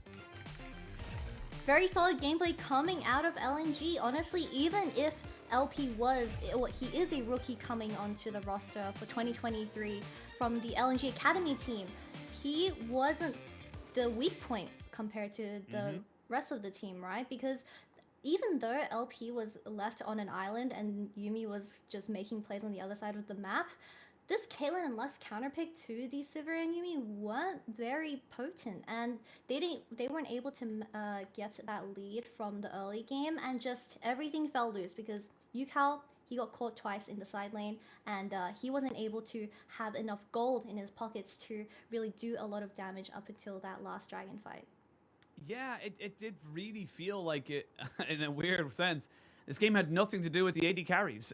Both of them dying so quickly in fights, not really having any relevance. It was all about the solo lanes, even right at the end. Yes, Zika had a pretty tough time on this Renekton, didn't get the massive amounts of early resources we tend to see, but still being a menace, still getting on top of Syndra and onto Yukal. So this is the big kind of moment there. And again, I think Scout slotting very nicely in, very much showing that he is going to be able to link up with Tarzan just as good as Doomby did as well. Tarzan's definitely my MVP for that game. He was so for sure. proactive in that entire game, and just his engages into those team fights later on into game where he was able to get both carries of TT is just so insanely good. And of course, nothing more to expect from the original jungle from 2022 of LNG. Yeah, absolutely. And again, for TT, it's disappointing because you look at this roster, you look at how they played last split, you look at the building blocks they put in and how they were able to kind of move pieces around and go, okay, we bring in Huan Feng, see if he can do something there with Xin Liu. It's just not quite working out. And again, it was little things. Yukal getting caught out, not quite able to get the AD carry and support going like you mentioned. And little by little, bit by bit, it just fell apart at the seams. And even smaller things, they got 3 dragons in a row. They should have had soul. Yeah. They did have 3 dragons in their pockets, like you said, but they just weren't able to make it to that 4th dragon because of how much they allowed LNG to scale with this Ryze and Sivir, where these team fights became extremely hard to fight, especially with Huanfeng opting into the Gale Force and Rapid Fire for the first 2 items in his build. Not a lot of damage coming out of the ADC, who's supposedly the carry and the person that got the early gold. Yeah, it didn't really kind of come out to it, but of course 84.6% kill participation there for Tarzan really was just the catalyst that brought it all together. I will say the Yumi there as well did not die. Great for Hong as well. We love to see Hong. I want to see him on something like Thresh though. Get rid of the Yumi. Ban it. I don't care. I don't care whose team on it. I don't care what you support. Just get rid of the Yumi. I just hate seeing it because it just feels like such an anti-fun champion to come into this one here. But now you're on the back foot for TT. What do you see? You know what? Well, we'll send it to a quick break. And when we return, we'll talk about what you want to see from TT and game number 2 starts. It's in my blood to lift it up and hang my halo on a miracle. And you don't see the scars in me. I defeated the demons of recovery. Every inch I was resting in the rubble. Never gave up, I weathered every trouble. I'm a hero, I'm dying in my own life.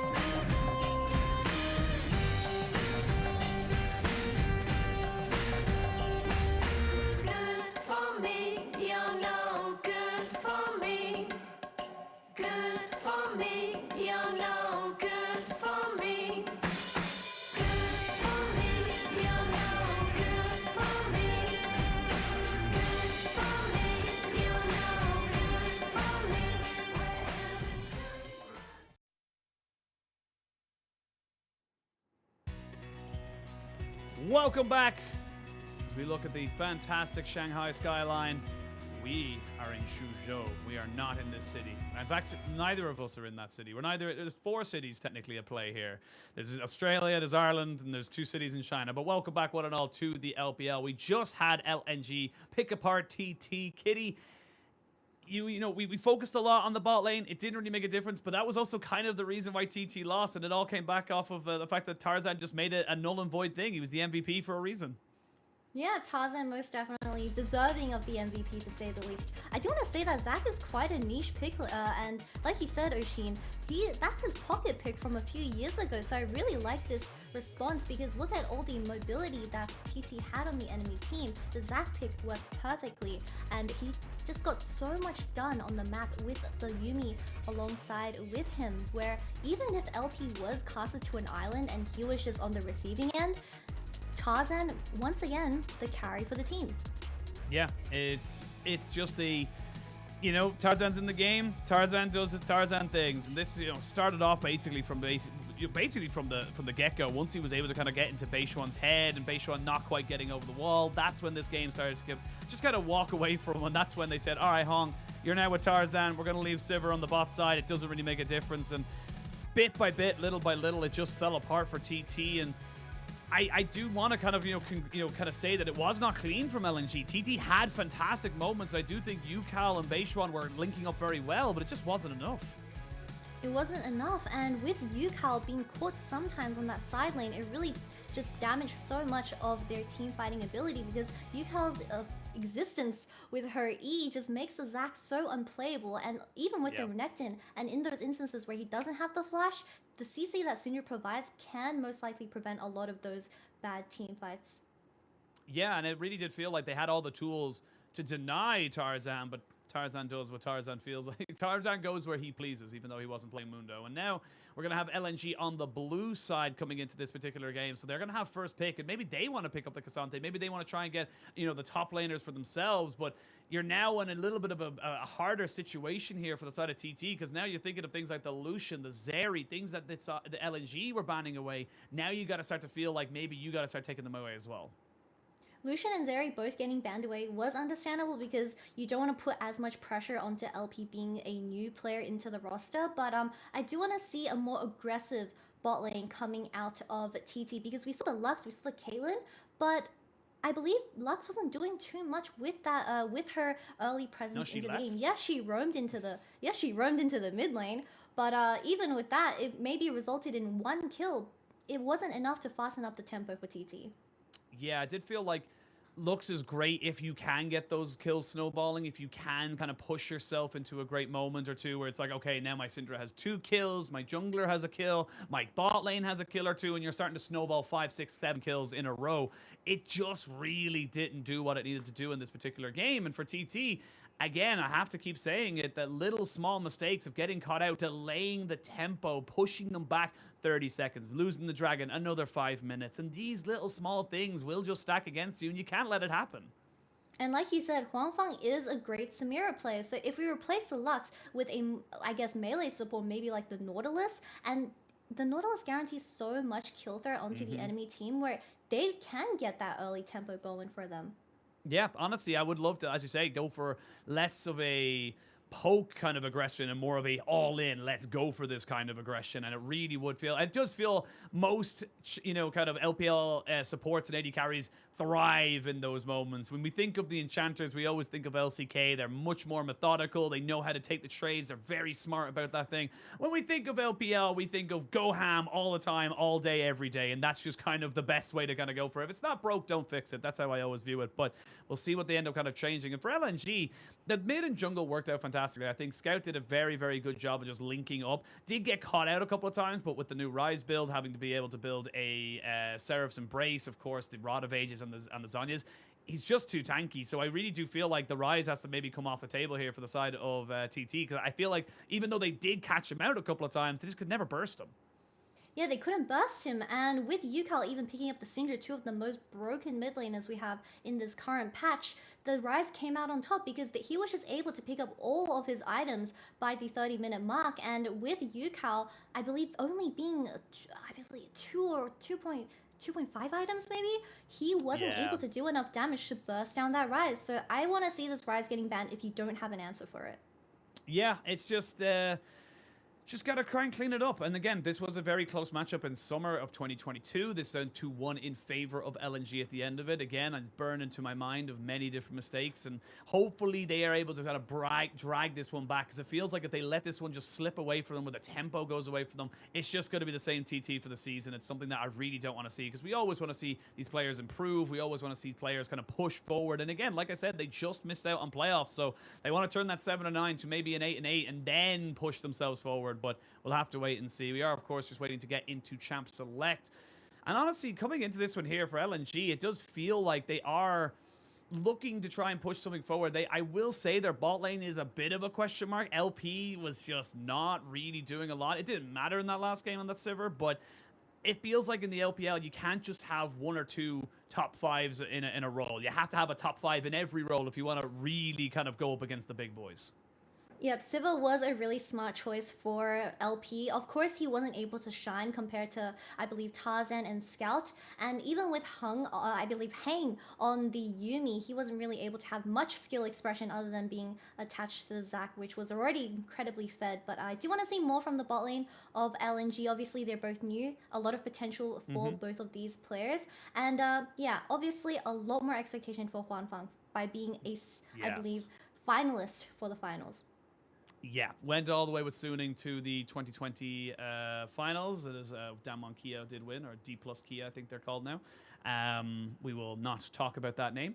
But coming into this, of course, you know, you got to see what they're able to try to do. And honestly, again, like you mentioned, I just want to see more from Huanfeng. Huanfeng is such a massive name. You know, you think of, in the great words of Munchables, Mojo, you think of Huanfeng, you think of this guy who's constantly aggressive, constantly looking to try and make things work.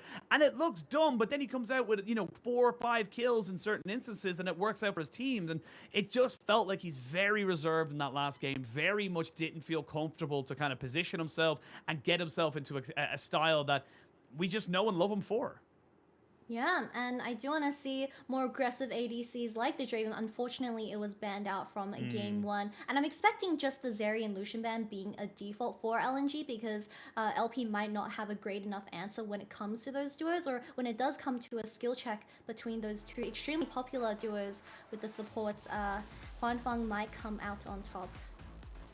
We'll have to wait and see, but we should be jumping into Champ Select very, very shortly. Teams are on stage, coaches are ready with their notebooks and their giant headsets as we wait to see who will be picking up what. And honestly, we might just see TT try and just, you know, keep Zika down again. Koya definitely didn't really feel like he wanted to have that 1v1. He wanted to be more of a team fighter for his team, and it's definitely more of a facilitating role.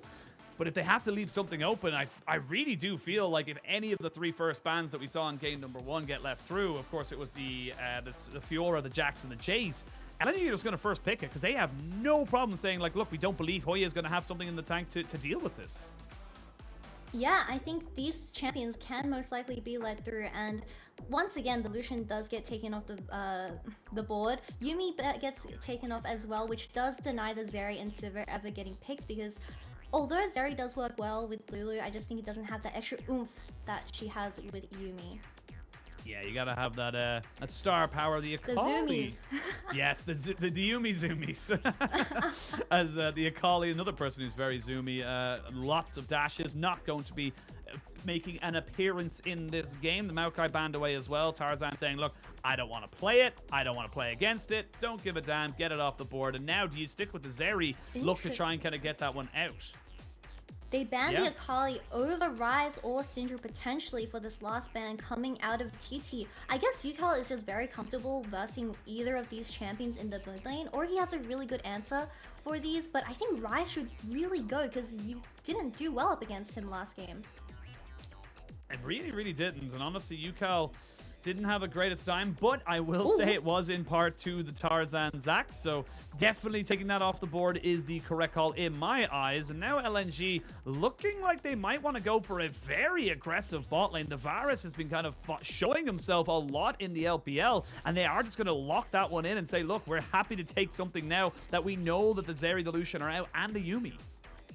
the Vi's available, the Rise is available, Syndra is also available. We're most likely just going to see a Rise versus Syndra matchup once again, but this time for TT. So I'm really interested in why LNG decided to opt into the Varus first pick instead of picking up this Rise, where it's been pick or ban for every single game in the last week.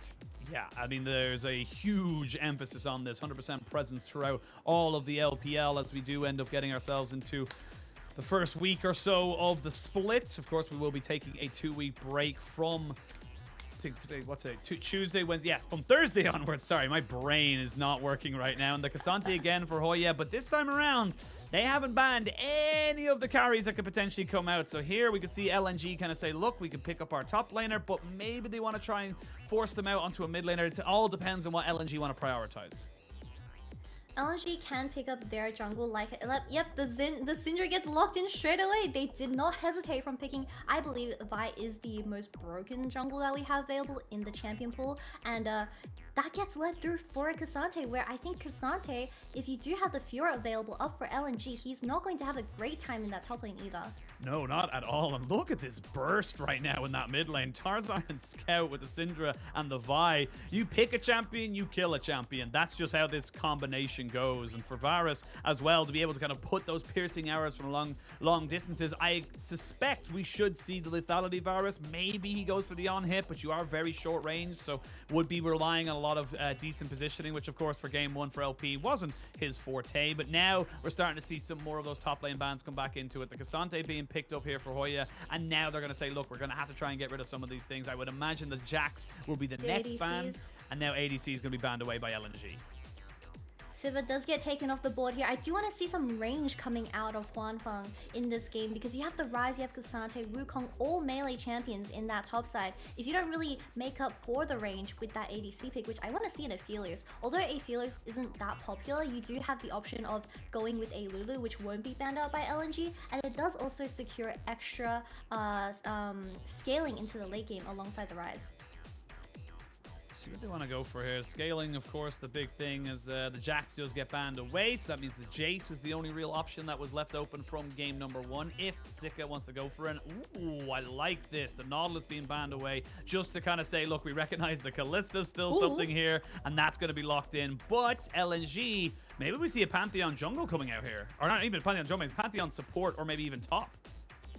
Very, very bold pick of Callista from Huanfeng when you're up against a Vi, a Syndra, where they have so much lockdown for you, where your mobility pretty much doesn't exist. So I have to see how this matchup goes later into the game. But Jace, as a response to the Cassante locked in for Hoya, ooh, maybe not a Renekton perhaps. Go back to it. If it's not broke, don't fix it. They know this matchup. He played it last time. He knows how Hoya kind of goes for it. And with the Vi having that little bit more, I would say, damage maybe in the early game to kind of maybe go for it, maybe we see something more aggressive towards that top side. Of course, Scout will have the push into the Rise in those first few levels. We saw UCal try and make use of that in game number one, but now it's going to be Scout's turn to see if he can turn the tables.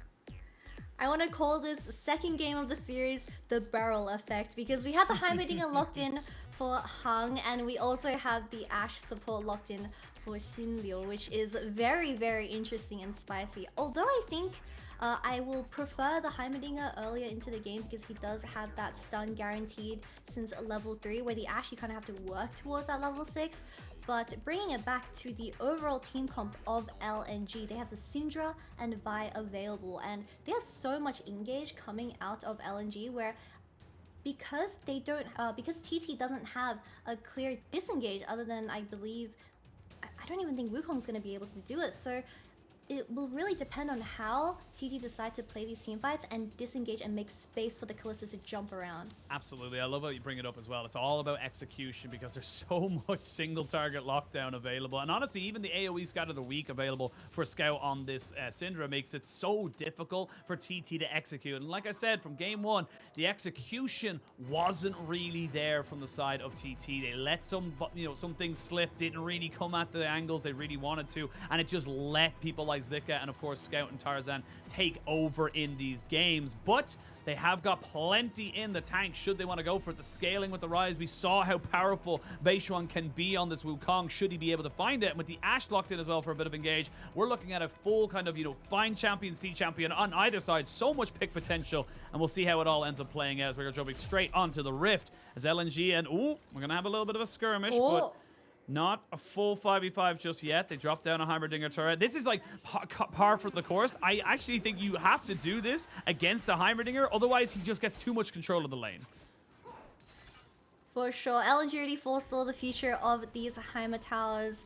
And they tried their best, but TT was able to get rid of both little towers. But I do want to highlight that we do have Tarzan on the Vi, and we already saw how aggressive he was on the Zac, and Zac isn't even that meta in the current patch, where if we give Tarzan such an OP pick where he can make so many plays in the early game, can Rise really get to that point where he's going to hit his 3 or 4 items? Well, we'll see. Yukal sitting right on top of a ward as Scout knows exactly where he is. Ooh, nice sidestep. Nice little sidestep there from Yukal. Yukal's got the moves. No one ever doubted that. Yukaal's got the moves, and with the Summoner Spellbook as well, he's definitely going to have a little bit more of a time. I'm actually curious to see. We actually have the first strike coming out here for Scout, so going to have to try and get a little bit more of that money. A bit of a cash Syndra coming out now as he tries to get some early advantages. And again, maybe we see them go for a 3-man dive up on that top side. Now with the Varus and Heimerdinger available, they will have a lot of push, but it really depends on how the level 1 gets played when it comes to Ashe and Heimerdinger. We can already see that Xingnu was in the lane a lot earlier, and they are getting the push. Both junglers starting topside, they do want to focus on both bot lanes, where it can go either way for priority. See what priority you end up going for. Of course, we're going to have a big focus on the jungles. We always do when it comes to Tarzan, but this time around I think both teams going to be looking for a full clear and then seeing if anyone's a little bit too far forward, with the jungles now being a little bit of a different kind of setup. But the Hawk shot's going to give a hell of a lot of information. They know all bot side camps are clear, and they know that Tarzan just transitioning now. So again, this gives information to Beishuan. This is the power of Ashe support that really does help you to try and make those big plays in the mid game. What is happening here at 3 minutes? A little bit of a handshake coming out of Beishuan, but Heimerdinger already roaming up as he wants to save Tarzan's jungle from being invaded, especially the Raptor camp. There's a lot happening without a lot happening, if that makes sense. There seems to be a lot of posturing, a lot of positioning coming out between these two teams as they look to try and maybe guarantee priority. Beishuan recognizing, look, we have got it. Xingnu. I was going to say Xingnu and, of course, Huan Feng, because they have the push in bot side. Hong moved over first, and now they're going to look to try and engage onto this one. Flash from Hong, but I don't think you're going anywhere, buddy. First blood goes over to Xin Liu, and that's going to be a very easy little pickup there. I did see, actually, the flash was burnt there by Yukal in the mid lane and his teleport, so he almost went down, but LP was just sitting in this bot side, and he's not even hitting the minions, kitty. That's exactly what I wanted to see from TT. Proactiveness in the early game. The Ashe was able to get that mid lane, mid-bush priority in that bot lane, but more is going to happen. Yeah, a lot more is going to happen, and that's going to be Beishuan stealing buff. away the red. And just using this priority, the Ashe is so powerful in these early stages because her straight up her passive, the slow, is so crippling sometimes. You have to respect it. You get one auto attack, one volley, you could be dead. Yeah, I mean, in that situation, LNG was in such a tough spot because LP got pushed in early from the pressure that Ashe was creating in that lane, where if LP rotated and responded to Huan Feng rotating, then he would have lost an entire wave. But in the end, Hung ends up dying, and that puts the Ashe support ahead, and you don't ever want that.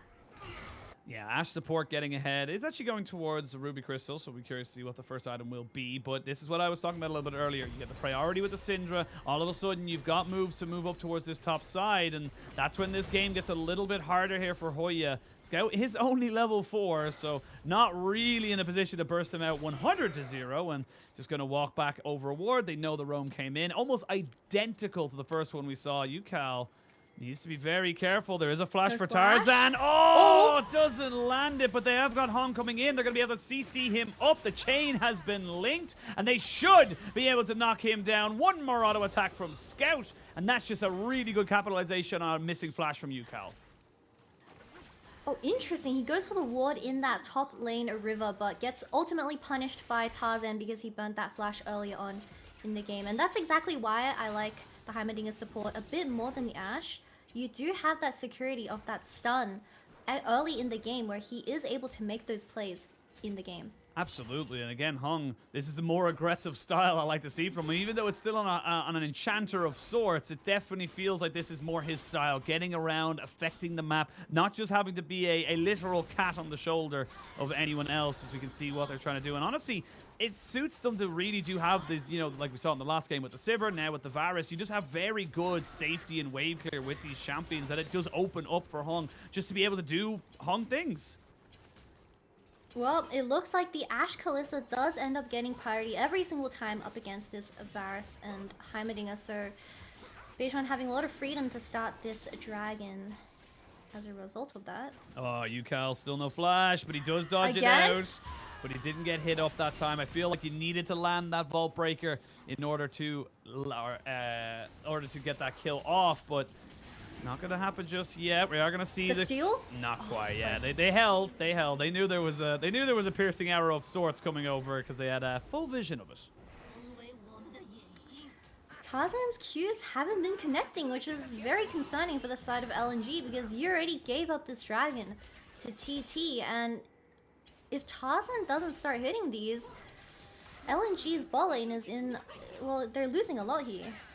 Yeah, well, they're getting themselves some decent poke off now, so we can see Tarzan just trying to take away some of those little bits of vision that are pocketed around on this bot side, and obviously TT have made their case very clear. We want to try and move out with this Ashe. We want to try and make sure this Kalista gets as much free time with this Varus as possible, and then rotate for the dragons. We did see them get some early dragons in the last game. Ooh, that was very close. Shin Liu as well needs to be so careful, but the Chain of Corruption does not hit, and that means that this push should just end up being a crashed wave. Both junglers are rotating up to this top lane. I do want to see more coming out of Zika because you're up against the same laning for this Cassante, and he doesn't have flash. Although Tarzan, he doesn't have flash himself available, I think if you're trying to queue a Cassante that has no flash himself, it should be relatively easy to land. And I wanted to see this Renekton ahead for this early game at least, because your bot lane has been getting slightly pushed in. Well, it looks like they heard you as LNG looked to maybe get something working on that top side. Good ward there from Hoya means that he's going to be able to see either Tarzan or Scout coming out from a mile away. Both supports find themselves in the mid lane as the Rift Herald has now spawned. Tarzan getting jumped on. They're going to use the Realm Warp, but they're going to knock him up once more again. He's going to have to fully engage on top of this. They try to get on top of Yukal, who does die. It's a mid laner for a jungler. With these turrets, it's so hard to walk forward. And that's going to be TT and LNG trading 1-for-1. Scout piloting this Syndra extremely well, and like we say, he is the Syndra player, and this champion is becoming so popular in the current meta, where I did spot a really nice combo out of the Syndra for that last team fight, but we'll get to see it in the replay. And just Hung being there and providing that extra CC before the Ashe hit 6 might have been the difference between the Ryze dying there. Yeah, absolutely. And I think you're gaining more and more pressure as Varus. Yes, the Kalista, normally known as a big lane bully, someone who could just kind of constantly push you in, but you're against lethality. Lethality just hits so much harder, so much earlier, and also importantly, so much cheaper as we have a look at the replay. Yeah, my eyes are on Scout. Look at the way he combos. So he decides to ulti and a Q ulti, and he gets so many balls onto the floor where this E was massive and it hits onto the Ryze once again. The Wukong has to burn flash for this Ryze kill, but very clean mechanics out of Scout. And Tarzan didn't unfortunately survive the onslaught, but was able to keep his summoners. And as you mentioned there, Spaceon loses his flash, as does Yukal again. So you're again at a moment here where you just don't really have the pressure to try and contest this. So LNG going to be able to pick up the Rift Herald pretty much uncontested. And this is where the game gets a little bit scarier for the side of Hoya specifically, because if you are able to get this push in from Scout, if you're able to kind of get this Syndra to be unlocked from this mid lane, that top lane becomes a big prime target for the side of LNG. For sure. And Ashe is about to reach 6 of this next wave, so I'm really interested in seeing her Well, she hit 6 right away, but I want to see her making more play. Oh! Oh, the arrow hits. They're going to There it use the is. ultimate there as well. But they don't quite get them reversal. away. Chain of Corruption does end up hitting, and they end up actually getting a hell of a lot of damage. It's those Blighted Quivers, man. You got to make sure you do not get hit by those. That's the big question. As we come into this one here, Beishuan was in the vicinity, but just a little bit too late.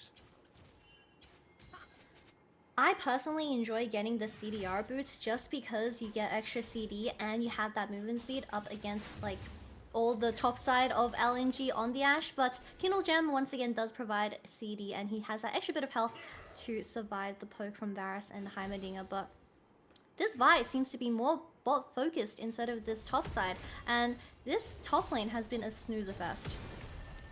Yeah, wet noodle fights, as I like to call it.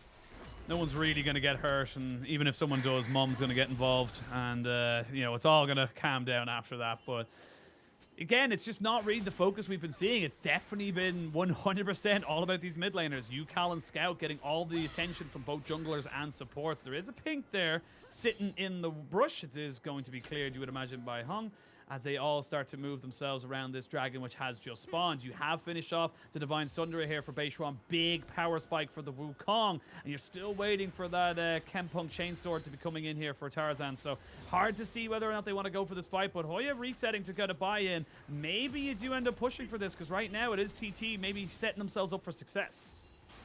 I need to highlight that this Varus does not have flash available, and Xinlu has his ultimate backup once again, so they can most definitely catch out this Varus when he's coming. Oh! No, We well, don't contest. no, they can't contest. It's too slow. Again, I thought we saw Hoya going back. Maybe he was going to TP in with the Iceborne Gauntlet. There's the arrow. Look, you miss all the shots you don't take, and you miss all the shots you take as well. But now mid lane, But Tarzan, does he Cal- miss? Does he miss? He can't miss because he's got himself a point-and-click CC. You're going to see they're going to maybe push for it. Oh, Scout! Oh, I don't know if he blocked it, but I love the idea because he almost was able to take out Tarzan. Cal making sure that he had that exhaust right from the Summoner Spellbook to make sure he couldn't get bursted by Scout. I need someone in my life that will flash the Rise Q to block me from my death, and that was an amazing save from Scout. That Q most definitely would have killed the Vi, and oh my god, Scout is really shining in this series. He really is. Now Scout is going to think about going forward there. First strike money is going to be feeling pretty good as we get everyone just kind of calming back down. Cal. Oh, he got CC'd immediately. Beishuan will get it. He doesn't have flash. And with the Divine Sunderer, he doesn't need anybody else. Xin Liu picks up a nice little assist, but Cal very happy with his combination with his jungler. They're going to be able to get some plates of their own right now as they start to put more pressure onto this mid lane.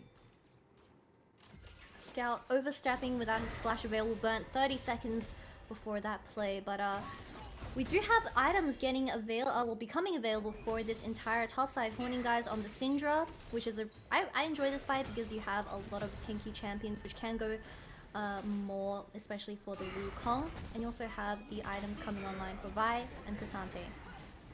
Rift Herald gets dropped though, and it's only for Vi. Yeah, I think he was running out of time, to be perfectly honest, for plates and such. So gets the guaranteed 2 plates and backs himself away. So little bit of gold influx going back into Tarzan's Vi. He does have the Kempunk Chainsword in his inventory. Liandry's Torment actually going to be, or Anguish I should say, Liandry's Anguish being picked up here by Scout. Or is it Torment? I forget which one it changed to. The game changes too much. Is it? Chain of Corruption. It's going to force but like- out the ultimate. I guess an ult for an ult, but they do come out on top with Ashe burning the heal. Maybe not the best communication from TT's bottom lane, but it's okay. Ashe didn't die in the end. Ashe did not die. And this is the thing, though. You have a lethality Varus going up against a support Ashe, which means that Ashe is very squishy. Yes, going towards that Imperial Mandate is going to help out with the damage that you put out as a team, but it is a very scary prospect to have to think about. Xin Liu sitting off in the wings, going to look for it.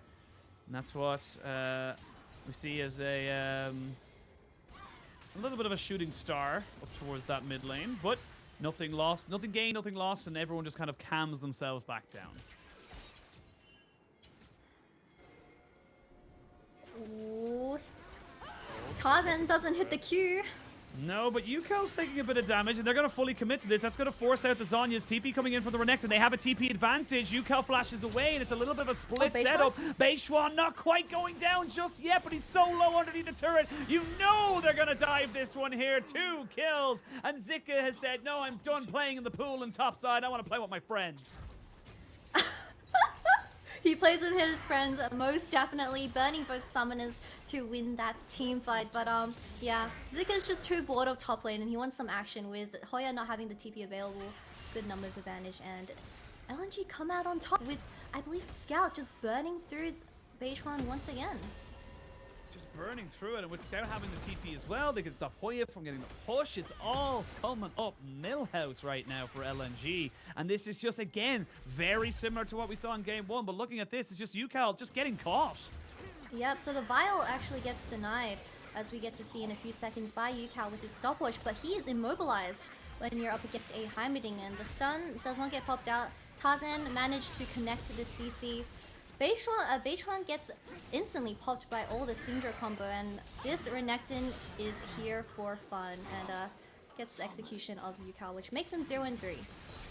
Yeah, Yukel not having a fun time right now. Finally gets the Rod of Ages, so gets himself at least his mythic for the moment. Rift Herald will be the priority of TT and will be in the ownership of TT as well. We actually have an Edge of Night rush here from LP. I actually really love this right now because he's just basically saying, look, I'll just make myself not the target. If I know that Xin Liu, speaking of which, has to be ulted back by Huan Feng, as they do end up kind of keeping him safe. But again, little things like that are just taking away engage options, taking away opportunities from TT, and it just means that a Dragon's going to go over in favor of LNG as they start to get their stacks going. The second Dragon does get started by the side of LNG, but like you said, this Edge of Night on Varus is so creative because you're up against an Ashe, right? And the other 3 people, if you play or position properly in these team fights, they can't really land their hands onto you due to the other side having no flashes available. So his only threat, in reality, is just this Ashe ulti. And once the flash does get burned by Varus, very good security coming out of him. Yeah, absolutely. LP making sure he doesn't have a repeat of game number 1 and making sure he has at least a credible score right now. I believe he's 0-0-0. Might be 0-0-1. I'm not quite sure. But nope, 0-0-0. So low scoring game overall, but both teams happy to take the trade, and ends up being a Rift Herald and a tower for a tower and a dragon as we come up now to about 17, maybe even just under 18 minutes into the game. It's a 2,000 gold lead. Again, slow, methodical, not as explosive as we're maybe used to here, Kitty. As we like fights in the LPL, and these two teams seem to be a little bit more pick orientated. Most definitely seen a lot of fighting from at least the top side of LNG. But yeah, Zika having this flash available and getting onto the carriers of TT is so important for these team fights. Oh, Ashe Arrow! It hits! Arrow, it hits, and they might be able to burst him down. It's onto the Heimerdinger, and he is dead. No stopwatch, no Zhonya's. Now it's a 4v5. Actually, it's a 4v4 because they just killed off Beishwan. There's going to be the Realm Warp to try and maybe make this one work on the Scout, who does get the Scout of the week, but he himself shall be felled at the knees. They are going to be able to pick up a 2-for-1 trade, but there's no Baron, there's no Dragon, there's not even a top tower right now, so it's just a bit of a skirmish. They heard me talking smack. Xin literally said, if this Varus is untargetable, I'm just gonna go for the support, and that's exactly what happened, where Hung wasn't able to react to it at all, not having the flash available, of course, and a really nice pick for the side of TT. We can get to see another look at this. It does have the Imperial Mandate available. Everyone jumps the Heimerdinger straight away, and we don't have the entire team of LNG right here in this team fight. Scout comes in a little bit late, and look how disjointed the entire team fight is for LNG. We have 2 people on the blue buff and the rest of the team on the other side of the wall. Yeah, this is just the power of the Ashe. You mentioned about it earlier. All it takes is one arrow, one moment. It's almost like a blitzcrank hook, but from a million miles away in that regard, where it just feels like one little moment can change the dynamic of a team fight, can change the dynamic of a game. And although that one is not necessarily game-changing, it does bring a little bit more gold back up for TT. It does bring them back into a setup, but Zika gonna try and just defend this bot side, or rather defend himself, as he knows that Shelly has to do our favorite thing in the world and get the headbutt out. But it is LNG now kind of on the back foot, a little bit slow on the rotation. This could be a second tower for pretty much free. Zika just fails. Like he knows he cannot defend this. That's 2 towers without response for the moment. They can't really threaten Baron because this Varus has opted into the lethality build where he won't do as much DPS or shred it as fast compared to the on-hit build. But I do want to highlight that Scout no longer has flash available, and look at Beishuan, he has the flash available and he's literally looking at Scout for the next teamfight, which will be this Dragon.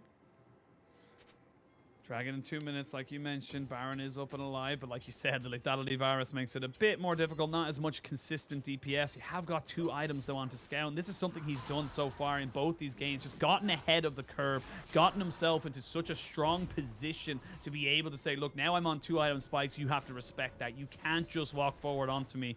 And with 200 CS at 20 minutes, he is bang on the money in terms of where he should be. And both these teams now happy to try and make something work. Finally, Eclipse picked up for LP, so he is going to be hitting like a truck. Xin Liu needs to be very, very careful, as does Dika, because he is in a very precarious position.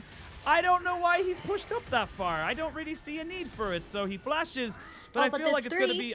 Yeah, into the waiting arms of an angel. Never mind, Beishuan takes his 4th kill of the game. But with 3 people bot side, they might just go for this because there's no TP on Hoya or on Yukao.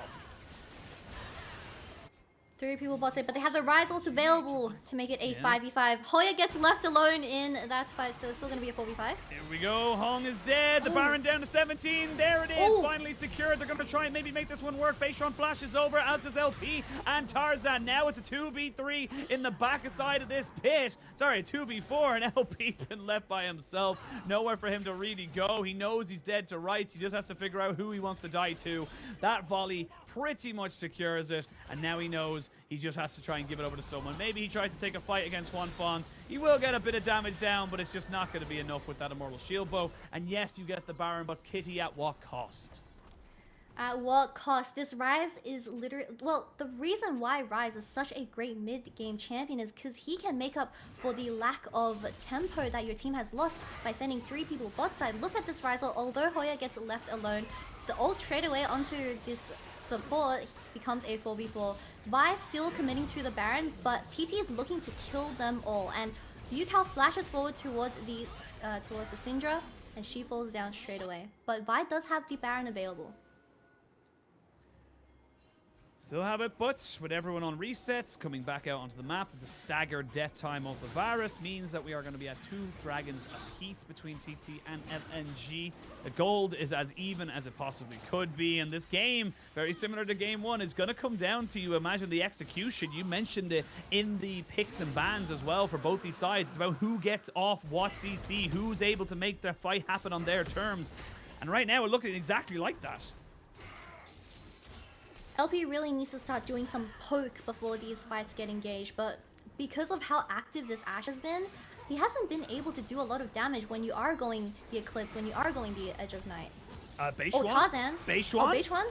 What are you doing, my dude? That's not what we want to be seeing. And they just say, look, we don't even care about everybody else. There's the poke you just talked about and how much damage the lethality virus can do. Now it's a 4v5 as we try to kind of jump into this one. Hoya TP'd in, and Hoya's going to be going to the gray screen. Back to the Shadow Realm, but you lose your soul, Yugi boy, as Hoya falls down 2-0. And LNG get the execution. TT, they drop the ball again. Really great mechanics coming out of the rookie player LP. He managed to survive the initial engage from Beishuan and manages to get a reverse kill onto him. And I was complaining about how the Varus should DPS. That's a lot of DPS for you. It is, and that's going to be their base cracked open. They won't take the inhibitor just yet because they recognize, look, it's not really something we need to take as of right now. They have plenty of ways of kind of pushing this in, but they have done the first step into securing a 2-0 over TT. And oh, TT, they just can't tell the forest from the trees right now. They just don't know what they're doing. Maybe it was some misplay coming out of Beishuan because he's kind of half committed to that play. He didn't even burn the ulti and he just took way too many tower shots from getting CC'd. Oh, another ulti. Always got to be excited. Wanfang actually burns the cleanse right there because Oh, he look at recognizes the he was in a damage. bad situation. Beishuan has been caught out, and actually, they has been found an opportunity. LP though Oh, doesn't but- die, and there's another TP coming in. Yukao very lucky there was not a scatter of the week. or an assault and battery available for Tarzan, and this is where LNG start to pick apart TT once more. You can see TT, they're feeling a bit desperate, feeling a little bit like they have to make things happen, and it's just not right now, Kitty. They just need to calm it down, regroup, reset. Scatter of the Week goes right through the Maw on the Wukong, and he unfortunately got instantly killed after a really amazing engage, actually. I believe he got in Wukong ultimate onto at least 3 members of LNG, but we can take a look at the replay. Oh, this was the first play where LP was managed to get a reverse kill onto Beichuan. He didn't commit much, but really good spacing from the ADC of LNG. And then we do have the Vi ultimate connecting onto Xingliu, but once Hoya TPs into 5 people, Huanfeng can't do much because Syndra is just zoning him off. And again, just very miscoordinated, not really going there, not really in the right position to make that happen. And again, like you mentioned, just Beishuan half committing and then unfortunately taking tower aggro and forgetting Chain of Corruption can keep him locked underneath the turret. I will say probably the longest turret range I've ever seen in a very long time, but it is definitely the way the game goes, where the cookie crumbles and it's all crumbling around TT. LNG need to figure out what way they can kind of come back into this, and I think it's going to come down to Ash Arrows. They need to make this one work. Hoya looking for a flank, trying to find onto LP, who maybe is going to get caught out by the Ash Arrow. No, it gets blocked. There's a Chain of Corruption there onto the Cassante, who gets locked up by the ultimate, and again it's TT, all the desperation stations, but they are just being calm, cool, and collected, taken out. Oh, he canceled it. You cannot escape. Unless you flash over the wall, then you can leave, but not unless Scout gives you a nice butt tap on the way out. But again, more and more pressure for LNG, more and more ways for them to come out and win this game. Beichuan is level 12 to Tarzan's level 14, and that is because of the Baron from much earlier on into the game.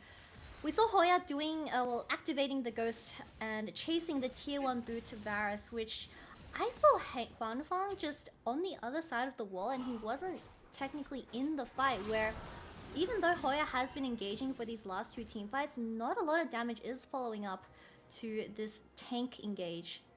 And again, like you said, it feels like the difference is just that the damage dealers on TT are just not dealing the damage. They're not really able to put themselves in a position to go for it. And again, just more desperation engages, more TPs, more people looking to try and make something happen, or maybe seeing something that just doesn't exist. And you know, we're all a bit delusional about our rank and league, but right now, TT, they just need to calm it down a little bit. They need to make sure that they don't get caught out, and Zika, very lucky there to not get caught out, as the dragon is going to be set up here by the side of TT. There's a good Ash Arrow. Beishuan finds himself on the back side, but the flank's just not going to be good enough. He's taken out by Hong, and now it's a 4v4 until Zika arrives. Huya taking a hell of a lot of damage, and Zika TP to make sure there is no escape. Cal, you may go golden, but you're going to be seeing gray, and now everything is just falling apart. It looked like it was so close, and yet so far.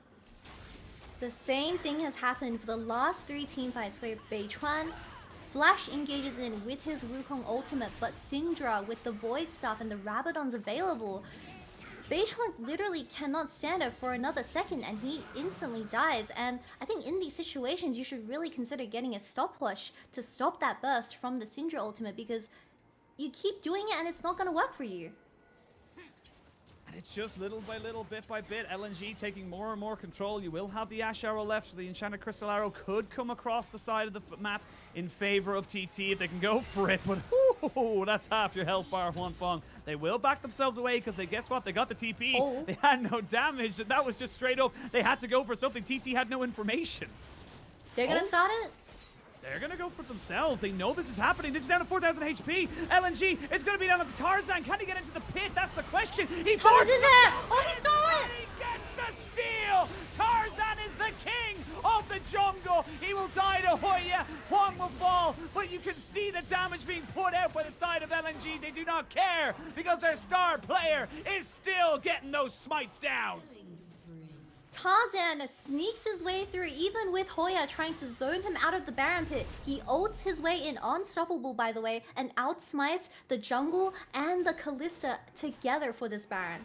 What an amazing Baron seal from Tarzan. He's making up for his early game. We can just see that Hoya is trying everything in his dear life to get Tarzan off this Baron, but how did Kalista not get the rend onto this Baron? 569 health, and he wasn't able to secure it for the side of TT, and this fight just gets so incredibly messy because Huanfeng takes the Rise ultimate and leaves the Baron pit. It's just so painful, I guess. TT, and look, I love the idea from TT. They recognized that LNG had left it on such a low health that they could go, look, we can still, even though it's regenerating health, we can re-engage, we can make this happen, this can all work out for us. And it just falls apart. Tarzan just making an absolute show of everyone on TT, just saying, look, there's nothing you can do. I will get into this pit, and I don't care what you say. And that's exactly what happens. So now we come back into live, and all lanes are being pushed in the favor of LNG. Top lane kind of slow pushing for themselves. They've got Zika just playing bodyguard in that mid lane. They tried TT to look for something towards that bot side, but you can see straight away with the Scryer's Bloom, they just got caught out. Nothing they can do, and now, I mean, it's more than a Hail Mary. You're going to need a miracle at this point. Beitran, please get a stopwatch. The game is not going to go to your third item. Well, they're trying to jump onto Zika, but he's just not going to go down. Now you've invested the Ash Arrow, which should be up relatively shortly, but the big one there is the Cyclone, so you're not going to have that same kind of backline access. They've got the cannon minion Charles just bashing away there on the bot lane and making sure that he is doing as much as he possibly can. Second inhibitor turret falls on the bot side. They're going to try and take an inhibitor this time around. Charles has been joined by his best friend Barry as they just keep battering down these structures. TT is watching their first game, their first series in the LPL, just kind of whittling away from them. They need to find something, but Kitty, what can they find? What are you doing there, Beishwan? Getting his third item in that top lane. Why are you there, Beishwan? Now it's a 5v4, which means it's going to force out a lot of ultimates defensively, because you can see Hoya just trying to do something here. That's big damage from Cal as he does get the overload, the flash forward from Huanfeng. This is the iconic Huanfeng aggression we want to see, but never mind, he's dead already. You got Cal getting himself on the backside to try and put some more damage in. The Varus is dead, but Scout is still alive. Tarzan is still there. Zika goes in, gets the CC down onto Cal, and he will take him out. Both mid laners are dead. It's Ash versus the world, and the world says no. It's a harsh and cruel place, Shin Liu, and it shall not be giving you your dues. Well, at least Beitran got to his third item eventually after that team fight. He wasn't able to complete it the second he backed because he realized that the base was dying, and Shin Liu tries everything in his little heart to prevent the Nexus from falling. But really well played from LNG, especially when it came to these team fights. Like I said, once Tarzan had his eyes set on Huanfeng and the ultimate gets popped and Scout follows up with the Scatter of the Weak, Huanfeng can't survive these team fights. Absolutely not. LNG start off the season with a perfect 2-0 over TT. It was a solid win in the end. They'll take the 2-0. Still plenty to be working on, but TT just looking so uncoordinated in so many of those fights. Again, like you mentioned, just Beishwan kind of saying, I need my third item, but then the rest of his team kind of pinging him, kind of saying, hey, we're losing the game right now. And it could have been so good, but I just felt like they just didn't have it in them, and LNG just played those team fights so much better. Yep, so this Ryze pick, we saw it once where it came to the Baron. The Ryze was playing for those side lanes and catching the Renekton off guard, but that only happened once, where I feel like if they kept going for those kills, it could have been a win angle for the side of TT, but they were just fighting 5v5 head-on up against the Syndra, who was Rabadon's and Void Staff available. The Wukong just kept dying, and not much could have been done from the side of TT once again. But good job to LNG, really solid mid-jungle performance, and seeing great things from LP as well, being the rookie of the team. Yeah, absolutely. LP, bit of a rough one. Obviously, they're kind of leaving him alone on an island, but he did his job when he was able to defend that mid lane turret. He was able to keep himself alive, obviously knocking down Beishwan in the process. He did what he needed to do, and LNG with a great start for themselves. They'll go into the Chinese New Year break just feeling, all right, we got our job done. 2-0, one win in the bank, and we move forward from there. Very clean sweep coming out of LNG, but honestly, Scout has been doing so well in the last two games. I was pretty shook about just how much impact he had on those mid-game skirmishes. But we of course have to credit Tarzan for stealing that last Baron up against Callista, Oh, and yeah. a smite added on top of that. So yep, MVP maybe once again. I mean, honestly, I don't think there's any real doubt in my mind that he's probably going to get the MVP once again because, again, it was a really good call from TT to recognize, look, we have the Callista Rend, we have the Smite like you mentioned, we can burn this down and secure it, but Tarzan, by hook or by crook, by any metric whatsoever, was getting into that pit and was stealing away that Baron. He almost got out with his life as well, by the way. It was only because Huya actually, kind of alled in on him basically on the other side, but that obviously took him out of the fight. And now LNG take themselves up to a 1-0 in this table. Obviously a 2-0 on the day. It's fantastic for them. And I mean, I want to believe in this TT team. I really do. They looked good last year. You would argue that the bot lane has been improved, at least in the AD carry role for certain. I'm still worried that we're still seeing the same inconsistencies we saw with last year. I need to see them kind of shore them up very quickly. The last 2 games for that best of 3 series was Hoya sacking himself and picking the Cassante and scaling into the late game where he is just soaking up all the jungle pressure for especially the first game. But Huanfeng on those carries like the Kalista, like the Caitlyn, he wasn't really able to do much damage compared to the rookie LP on the other side. Yeah, it is just the way it is sometimes. That's how the cookie crumbles. And look at Huanfeng's damage. Like nothing comparatively to LP. LP really putting in the work there with the late game team fighting, able to get those Blighted Quiver stacks off. And even just the fact that when he was hitting the Ashe with the Chain of Corruption, forcing out the Callista ultimate to save Xin Liu, that's the difference maker. That meant that you didn't have another engage tool. And not that you were lacking in many from TT, but it did feel like they just weren't playing with a full deck of cards. It felt like they were missing something at every single minute and every single moment, and it just really, really kind of hindered them towards the later stage of the game. And Zika kind of saying, look, I'll take Renekton into Cassante any single day of the week. It doesn't matter if we go 0-0 for the first 20 minutes of the game, because I know that as soon as I'm able to get onto that backside, it doesn't matter what the Cassante can do. It really doesn't matter, and we did see the Callista as a counter to the blue 1 Varus coming out of LNG, but this Callista just further makes TT's comp so low ranged. And if we take a look at the enemy team, they have a Heimerdinger that really stops the Callista from going to her full potential, and the damage graphs really, really reflect how this Callista worked in this game. She wasn't aggressive enough, and she didn't pick up any kills. Yeah, it's just unfortunate. And again, this is not the Huanfeng that we know and love. This is not the the ideal setup for him and what he's able to do, what we know he's able to bring to the table. So hopefully it's just a little bit of teething issues. Like we said, they'll go into the New Year's break. They've got themselves a bit of time before their next game, but I suppose way I can put it is, if you win your first series before Chinese New Year, you get a nice little break. Obviously, you're still scrimming and stuff, but you get to take it a little bit easier. You lose it, you're going to put a lot more time into those 2 weeks off, because you need to start all of a sudden catching up. You're behind the rest of the class already, and we're only in week 1. It can go either ways. You come off of a loss and you put in way more work, and you might overcome those teams that were originally better, and sometimes competency can catch up to you. So it really depends on what the players decide to do during their Chinese New Year break, but I want to see a lot more from TT, of course. Yeah, absolutely. And congratulations, of course, to LNG. They take themselves in. Scout really looks like he's kind of fitting really nicely into this mold. There was obviously a bit of a question mark. How would he look comparatively to someone like Doonby? Again, I would say there's very little difference between the two of them in terms of quality, but they seem to be working out just fine. Seems to be working out great between himself and Tarzan. And Tarzan is just Tarzan's still Tarzan, king of the jungle. I don't think anyone's going to argue with that. He remains his title for being king of the jungle, but I really enjoy the addition of Scout, because for the last few games we've seen that Tarzan was leaning towards a more facilitating role, where Scout was able to toss out so much damage on the Rise and Syndra. So Scout is definitely someone that is the star of the team, but I do see the potential of the other players as well. Yeah, we'll see. We'll kind of go for it. Of course, we got our next match coming up very, very shortly. We have RNG versus IG. RNG already played a game. They're actually playing 2 games within about a week, which is a bit of a gauntlet just before the Chinese New Year. But of course, it is the traditional esports gala Super Week coming in here as well. And against IG, a pretty reformed IG, going with a lot of different players, but they're both sitting on 2-0s. These 2 teams both undefeated.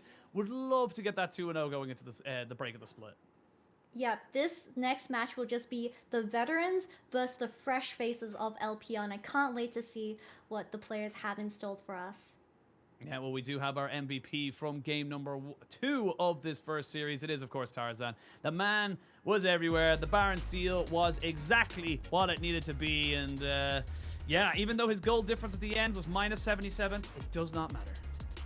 It does not matter because jungle, you're just a little pet. You go over one item spikes and you start making those engages, and the entire team just relies on you for those mid-game skirmishes. But of course, Vi being the only one that survived the initial Baron fight for the side of LNG really allowed them to push their waves into the lanes. But the second Baron, which I need to highlight once again, we can see it here where Hoya tries everything in his life to stop Tarzan, but the unstoppable ultimate goes in for the steal and steals it away from TT, and a win once again.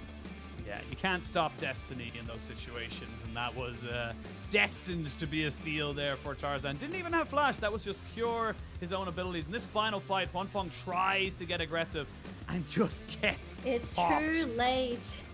Just Yep. popped, and yeah, I mean, UCal did a very good job on the backside of this to really make this interesting, but again, I think LNG just kind of recognized, even if they lost this fight, the game was pretty much over. It was very over, especially when the second Baron was secured for the side of LNG. But at least Huanfeng attempted to save the game by flashing in, but he may have realized it was 10 minutes too late to make an aggressive play on the Kalista, which at least he has it in him, so we can expect more from him in the future.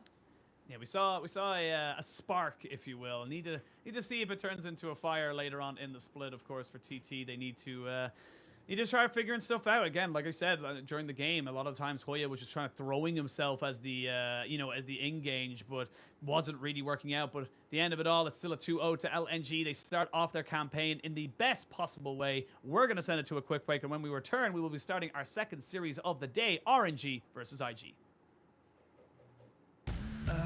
Don't care what they say.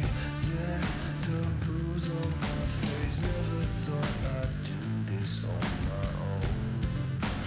Ooh, yeah, I got something to say. Time to get out the way. Get out of my way. Get out of my way. Guess you got what you wanted. You sold a lie, I bought it. This time I can't ignore it. I'm gonna run toward it. No time, you get no warning. I feel my head distorted.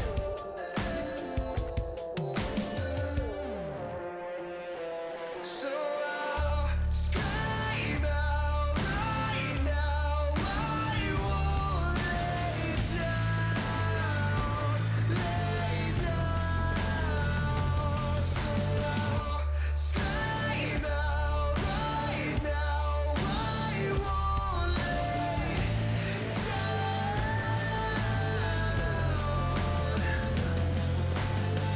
I'll never forget the way you locked my soul up in chains. All my inadequacies. Now down my sleeve, no sound. So fall to your knees. You got someone new. Whoa, I'm gonna run toward it. No time, you get no warning. I feel my head distorted.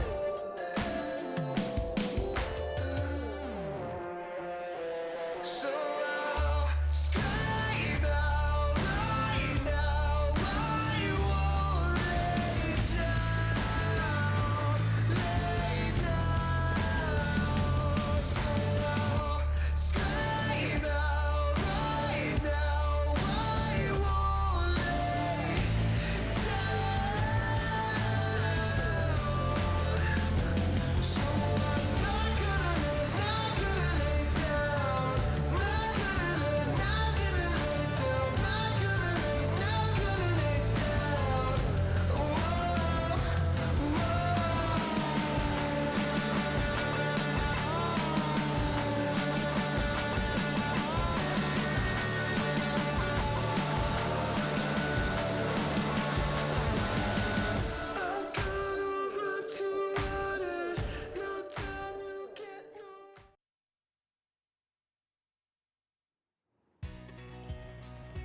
Welcome back, one and all, to the LPL. We are in our Super Gala week. We're going to be seeing Gala in a minute as we are coming into our second series of the day. It is RNG versus IG. We'll Never Give Up versus Invictus Game in the classic El Clasico, if you will, of the LPL. I am still Ushi, not Justine. And I'm still joined by Kitty on our commentary desk. But coming into this one here, we got to talk about the top lane. Both YSKM and Breed coming in swinging for game number one, or series number one that they both had. And now, honestly, they both look exceptional. And they both look like they're going to be the linchpins of both these teams. Yeah, this top lane matchup is going to be so fun to witness. We have Breathe in the top lane where he had top gap written on his biceps, and I know that became a huge meme when he did manage to get that solo kill onto Shanzi earlier on in the week. But yeah, his stats on this Camille and Renekton have been so good, where we saw him just soaking up so much side lane pressure in the previous 2 games, where I believe he even backdoored, or not even backdoored, but he ended the game while RNG was fighting a 4v5. And Breathe honestly looking like someone to contend for the carry of RNG. Oh, absolutely. Again, you're looking at RNG who lost mom and dad. Xiaohu and Ming are no longer there. Yeah, get the pump on. Get that pump on coming in. But, you know, he has to be the strong big brother of the team, you know? Because, again, like, mom and dad are gone. Xiaohu and Ming have left. And on the other side, we got YSKM. You should know me because this man should be known. He had some fantastic stats coming in for the first win for IG. I definitely know him now after week 1. He has the big 3 champion pool. Of course, we see the Camille and the Fiora being on display, but he also plays a lot of Jax. And once again, bringing it back to the interview he had with Yu Shuang earlier in the week, he said that he is pure mechanics. So I'm really excited to see how he will do up against a player like Breathe, who has more experience in the LPL and an overall more diverse champion pool. Yeah, absolutely. And I think Breathe was someone that we all kind of thought about coming in, from, especially for RNG last split. You know, the team just didn't really kind of gel that well together. I feel like, you know, they did win MSI, of course, but going into Worlds, it felt like the swap out just didn't really work out as well as maybe people kind of wanted it to, especially not for RNG fans. But we'll see what they're able to kind of make out of this one here, because again, going in either of these sides into the break with a 2-0, that's... Oh, what is happening here? What is happening here? No! Oh, The game? look at him go! Oh, I love it. Oh, I love it. Oh, my God! That is What incredible. is happening? That is incredible. They're just staring him down. This is intimidation, Kitty. They're staunching them. They don't know what to do. They don't know what to do. Oh, they do. oh. Oh my God. YSKM? That is how you make an entrance. That is how you make an entrance right now. IG Invictus Gaming coming in. Love it. Love it. Commit to it. Commit to the bit. But my God, they are just looking for a cutthroat indeed, Kitty. They even wear their jackets the way, in such a BM way. Their arms are not in the sleeves, to say the least. And of course, we have the support finally with the Sunnies. Oh, How are you going, mate? Fantastic. Commit. Why Absolutely is he hunched commit. over? He has to commit to the bit. And here's the coach. Oh, yeah. Oh, the kid's there really, it is. really Classic. wholesome. A classic wholesome moment, but great way to start this one. And great to see for Invictus Gaming. They're coming in. They're feeling, they're feeling good about it. They're kind of having a bit of fun with it. That just reminded me, I'm pretty sure I scrolled onto something where people have noticed that YSKM goes into the game in his intro with glasses on, but let's take a look at his player cam. He does not have those glasses on anymore, so that's 100% style points. That's 100% style, and as someone who used to wear glasses and doesn't now anymore, if you wear glasses for style, screw you. Anyway, it's not fun when you don't have a choice. But moving back into this series, of course, we talked a lot about the top lane. We are going to be keeping a very close eye on YSKM and Breathe, but I think something we got to also, someone like Gala, who is going to be in that bot side. Again, lots of bot lane focus coming in towards this meta. He is going to have to be against someone that is, able to rise up to the expectations of what RNG fans have. Yeah, I think everyone on RNG, the entire roster, has very much the same carry potential across both ADC, jungle, and top lane. But we do need to highlight Tang Yuan coming in for the mid lane. So he is replacing Xiao Hu from last year. And of course, I do want to highlight that from week one's results, we saw that Wei was the main carry for RNG. And I'm really excited to see how they play around this new jungle focus win condition. Yeah, we'll see what they want to go for. IG finally getting Dove into the lineup as well. We did see Nani earlier on in this split, but he is just a sub, not going to be quite ready for the full team just yet. And fair play to him, he did step up and give his best for IG as they took their first win of the series, of the year, I should say. Now we're going to start to see a little bit more emphasis, and this is where the bans get a little bit more interesting, because you're looking at many different carries, as you mentioned, or potential carries on either side. We are going to see a lot of specific bans. The Fiora coming in for YSKM and the Azir against Dove. Fiora has been taken off the bat straight away because we know that YSKM is that type of person to blind Fiora in his matchup. The Nami does get picked up in this first banning phase, which is the normal response when this duo is available. I do like how IG did their homework and denied the Zeri Yumi from both Gala and Bunny. And Bunny being a relatively new support coming into the team, other than the Yumi, we haven't seen much skill expression from this new addition to the team. Absolutely, and now the Nami knocked in means they are going to be able to get themselves that Lucian-Nami combination. Cassante here for Breed, so not so great for Hoya in the last series, but we'll see what this man can do. And Draven! Draven for Gala would be very, very aggressive. The Lucian would be a bit of a denial, and honestly, can still work exceptionally well. You generally only see the two of them go together, but it tends to be you would pick the Nami first, and then, or sorry, the Lucian first, then pick the Nami afterwards. But no, they're going to go with the Caitlyn. We imagine we'll see the Lucian in one of these two picks here for the side of IG. And we're going through these pretty quick and fast. Both teams fairly confident in what they want to go for. I do want to highlight that Syndra is up and available for both sides of IG and RNG, but we're most likely going to see a Lux as a response to RNG. But the jungles haven't been picked yet, and Vi is still up in the table. Vi still available. Like you said, one of the most strongest engaged supports in the meta right now. It does feel like something you can go for, but IG are going to recognize, look, if YSKM doesn't get his pick right now, he might be getting some more bans towards him, which gives Breed that more freedom to open up that top side. And no, Kassadin, there's no way. Oh, maybe they're gonna go for a blind Oh Kassadin my picked God. up here. So gonna have the big scaly Void Man in the mid lane. And now, what are you gonna go for here? Do you just lock in your support here? I think you have to, otherwise you're gonna have too much of a low priority, and that means we're gonna see top lane bans, you would imagine, for RNG, and mid lane bans for IG.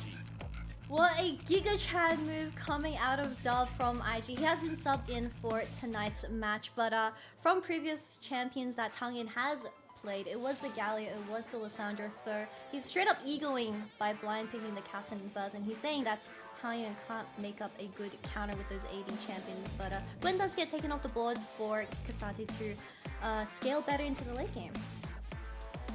Well, the Gwen going to be picked away now here. As we did say earlier, YSKM had a great interview where he said, I'm all hands and no brains. So if he's able to get someone who's mechanically gifted in terms of the champions, they might be able to make something work. And obviously RNG recognize that and want to take those options off the table. The Galio does get taken away here by IG. I like this as well. You're kind of limiting that big team fight kind of setup you would normally have with the Cassante.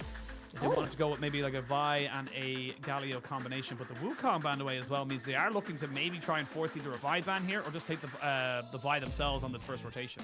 They still get rid of the Galio, which does make Lissandra or Vi potentially available. Oh, they leave both champions available for RNG. Really interesting bans coming out of IG. I guess they want Tang Yin to opt into that Lissandra because that's the favorite matchup, but I would have liked RNG to pick a melee support coming into this game because you already see a Kassadin being locked in and you want to fasten up the tempo so he never hits that level 16.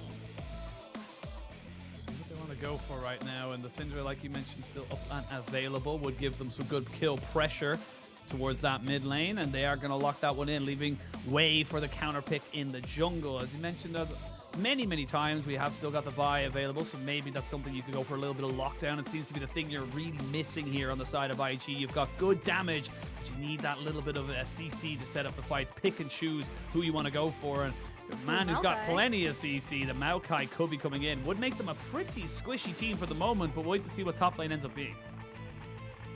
I would have preferred for the Vi, because when you do lock in that Maokai, that potentially might mean this Maokai can go full AP, which we've seen a lot in the previous week where he goes First Strike and Demonic Embrace first. In my opinion, I think Cassidy should stay as the solo AP, but Cassante can build a lot of MR and deny the Cassidy from popping him straight away. Jax does get locked in for the side of YSKM, really broken champion at the moment, and he does have a lot of side lane threat alongside with the Cassidy later on into the game. Now we get the Jax locked in, as you mentioned, so that's going to be going in. Kindred potentially the carry here, and if you're having a triple AD carry threat, that could be huge. I think it's a bit risky given the Maokai lockdown available to you, so maybe they just want to try and get some disengage coming in, and that is going to be locked in there. So the Poppy there for Wei, something he was very familiar with in 2022, knows his way around this champion. And hopefully he takes, if he's looking for Predator, he takes that instead of Dark Harvest, because we saw that a couple of times. He took Dark Harvest instead of Predator a couple of times, which messed him up just a little bit. But yeah, I'll be honest, wasn't the greatest. I'll be totally real with you, but I'm not here to judge. These guys are professionals. They're all in Challenger. I am not, so I'm not going to try and question their judgment. But both teams locked and loaded, plenty of damage, and honestly, just a huge amount of burst available for both sides. It really is going to come down to, again, how you're able to execute. And honestly, the question is going to come back to you of how do you want to execute? Where do you see these teams feeling the most comfortable as they come into first game? Yeah, definitely credits to RNG for showing another dimension to their gameplay. Like I said, from week 1, they picked the Lissandra Gallier for Tang Yuan, where he was playing all the utility. But this time, we have the role switched around, where Wei is playing for Tang Yuan, so we can potentially see his carry ability when it comes to this game. But once again, we have the Lucian and Nami available for the side of IG. With the Maokai paired up, who does have a lot of force and tower diving threats, it may be an angle for them to just focus on the Lucian the early game. But Cassidy and Jax both being locked in for the side of IG just means once this game does go past 3 items or 30 minutes, how is RNG going to respond in the side lane?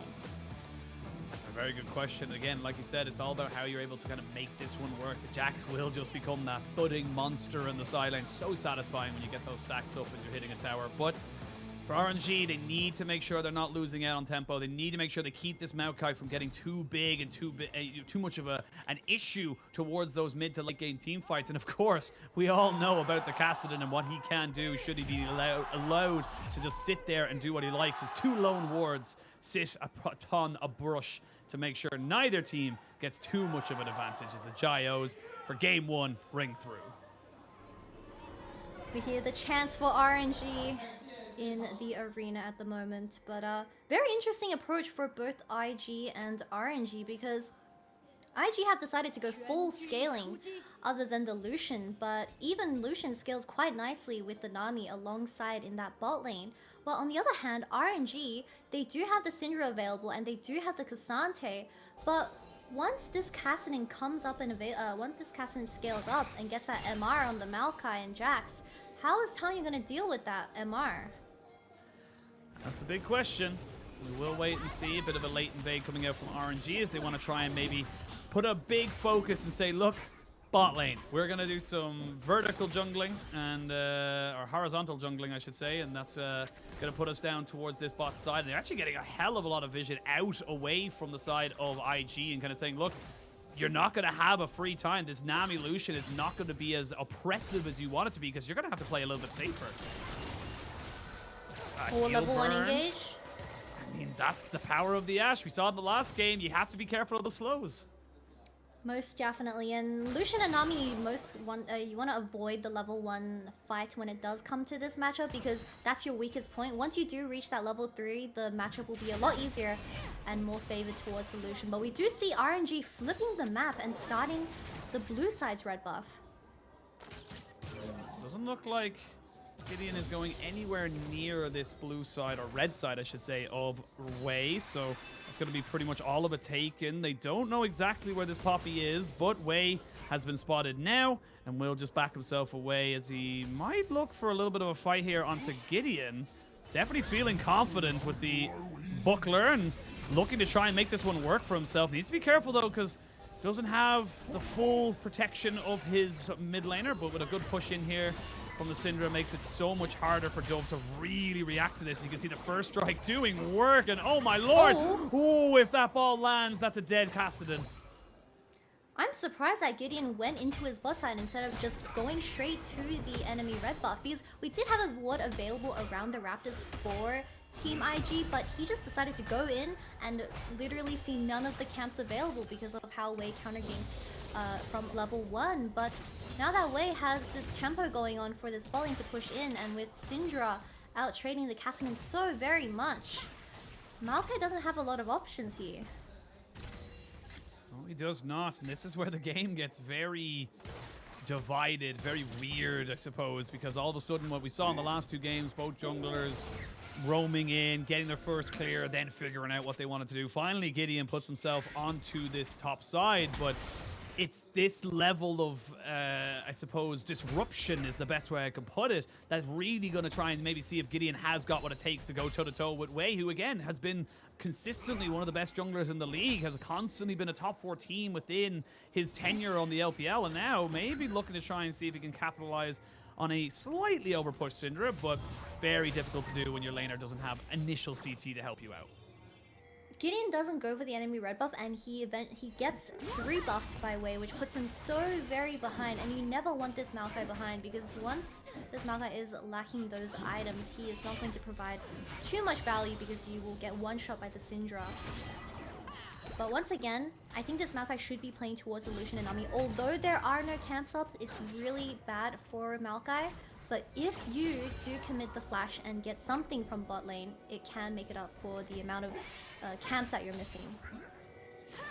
Now they know that Gideon is on that bot side, but like you mentioned, he's not really gaining anything at all, to be honest. They are around that red buff, and bot lane getting punished for it. Double the CS lead now for Gala over on as they wait to see what they want to go for. An immediate start of that dragon for Wei, though. You can see it straight away. He's saying, look, I'm stronger. I'm going to be able to kind of make this rotation work. Actually, he's not even, I just realized he's actually slightly behind on camps purely because he's been put so much focus on keeping Gideon behind, and with that Hawk shot, they know exactly where the Maokai is. So yeah, this is just a really early free dragon for RNG. Really crisp play coming out from Wei. A lot of direction from RNG in the early game, but if this Jax is left alone on an island, I'm afraid if once he hits those 2 items, this Cassante has to look for those 5v5s instead of matching the Jax. See how they want to kind of go for it. This is painful to watch now as On and Wink just have to constantly be pushed in. The dragon goes down. Took a little longer than maybe expected as he had no help, but Poppy gets the job done.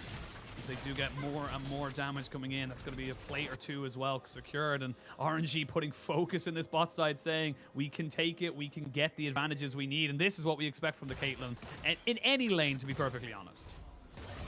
Caitlyn's finally going to be touching the plates for the first time tonight, but I do like this Ashe pick coming out of Bunny. He has been a complete nuisance to the Lucian and Nami, where they haven't been able to use their combos to go in, and instead the Nami has to waste her W with the sustain.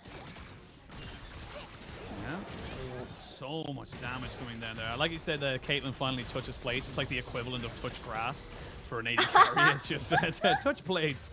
But yeah, and again, like Bunny has been... I actually like that we bring up Bunny as well, because obviously Ming was the support for RNG. Ming is left now. Bunny has been able to step up, but Bunny has been on this roster for his entire career, basically, professionally. I'm going to have to stop myself. They might be looking for a dive. Wei is in the vicinity, but so is Gideon. They've got Tangyun kind of moving around. And flash forward, but a flash not quite able to. He wanted to land him against the tower, but it wasn't able to do it. But a flash for flash, you take that because Wei's got Hex Flash in the Masteries. Gideon comes in a little bit too slow to counter the dive, but fortunately no one ends up falling when Wei flashes over that wall. Like you said, the Hex Flash is available for this Poppy, so she will be riding her way back down to that bot lane and getting this Nami once again, because this Caitlyn and Ashe has so much presence in the bot lane where it'll be stupid to not abuse this lead. Yeah, I mean, definitely making the most of it right now on that bot side, and this could just lead to early dragon stackings, which I know we've obviously talked about the scaling of something like a Kassadin. It doesn't matter so much if you're able to throw in a Dragon Soul into the mix. Those extra stats just mitigate so much, and with 8 minutes cresting now in the next few seconds, they are just going to rotate that advantage up towards that. Say, look, we're going to win this early game by hook or by crook, and we're going to take everything from you. So nothing they can do on the side of IG. They just have to kind of accept that they're just waiting and waiting and waiting until there's big item breakpoints. RNG do pick up the Herald and Dragon both for the first time in the game, but I do want to highlight that this Lucian is so dangerously behind. Look at the CS count, I believe nearly a 30 on the Caitlyn. And if this Lucian is your gateway to get through the early game for the Kassadin and Jax to reach the late game, this Lucian being this behind, it won't be a good thing for IG. I love how you want it to be as political about it as possible. It's just like, I don't want to flame him, but at the same time, like, it's not looking good, man. Like, for sure. Well, we'll see if they are able to make something happen. This is where the Maokai starts to become a little bit more of a problem, shall we say, where he's able to put down those saplings. As maybe Bunny might be in a bit of trouble. Oh, that's a really nice arrow. They try and bait him out right now because Gideon is in the vicinity. He doesn't have level 6 though, so that not really in a position to make this gank really work for them, and just has to drop down some of his babies and say, all right, kids, I'll drop you off at the pool and I'll be back later. But all this emphasis you're putting down that bot side for IG, it's time being given over. Very impactful counter gank when Wade does come back with his Hex Splash onto IG's bot lane.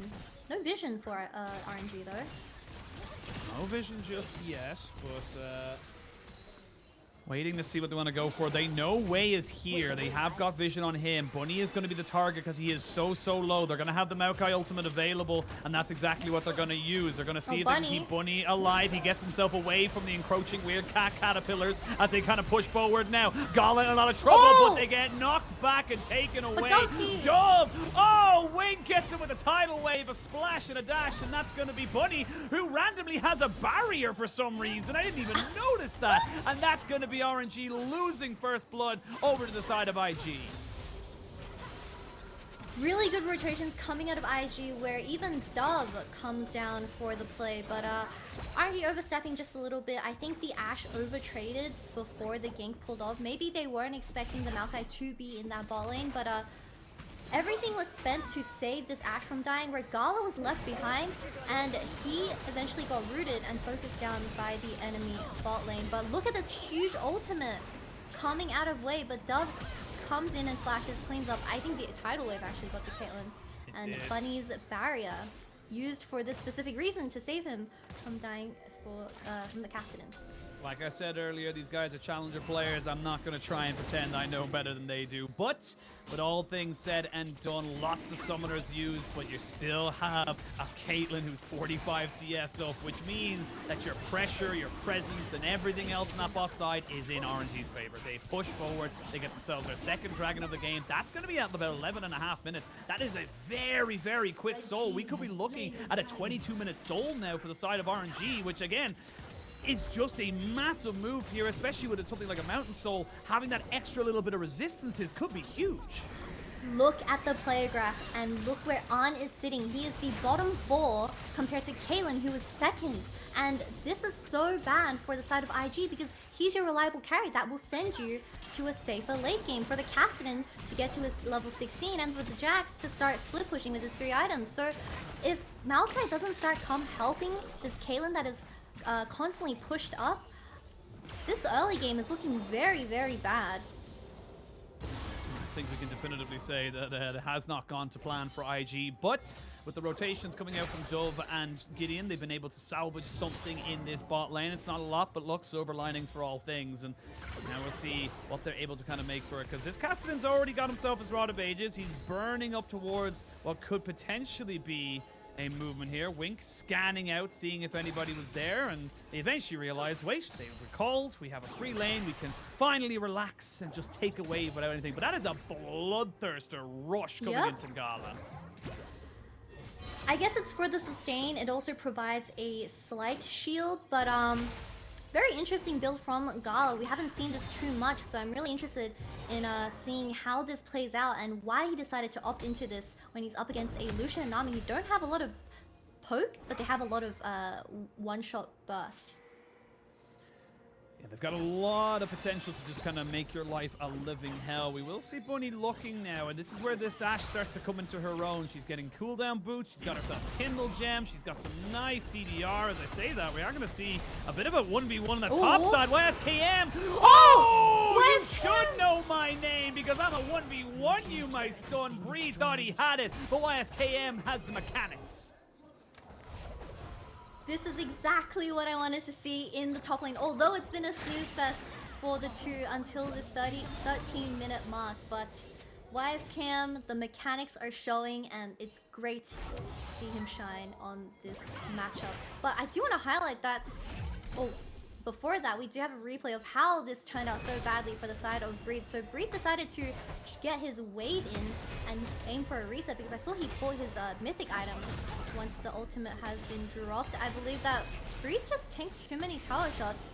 And lastly, YSKM uses the counter strike to stop the last two. Oh my god, he just bonked his head. Like we remember, Jax's ultimate, every 2 hits, the damage is insane, and Breed couldn't handle it.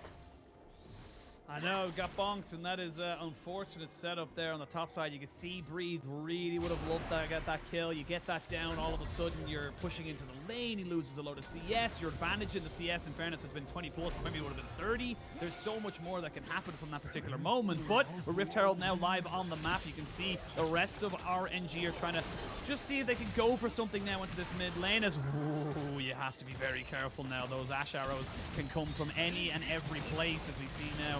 Culling just used to keep the pressure up so that IG can maybe sneak themselves in towards this this Rift Herald, but actually decent vision for them on the backside of it. So right now it does feel like it's IG with a little bit more advantage. And even though Breed has level 11, he knows, all right, I can't fight this guy anymore. He's got his Divine Sunderer.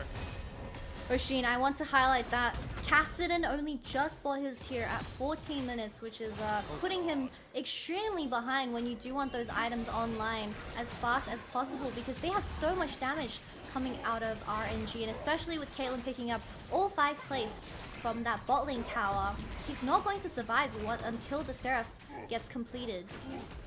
Yeah, that's he really wanted the Roa. I'll give him that for free. He really did want that Rod of Ages, but at the cost of the tier feels very, very bad right now. But we'll see. Look, you know, game could go a little bit later. 45 seconds until the dragon spawns. That would put RNG onto Soul Point. They gave up the Rift Herald there, so that could give IG maybe a bit of positioning, but they gave it up in favor of getting some backs and resets out from the side of their jungler and their mid laner. But Breed TPs up towards that top side to try and defend against Jax, so no TPs available here for either of the top laners, but already YSKM moving down towards this mid lane, wants to be a part of this fight and wants to be a part of this dragon. How will IG play this? Because you are lacking so much damage when the Caitlyn is ahead of the solution.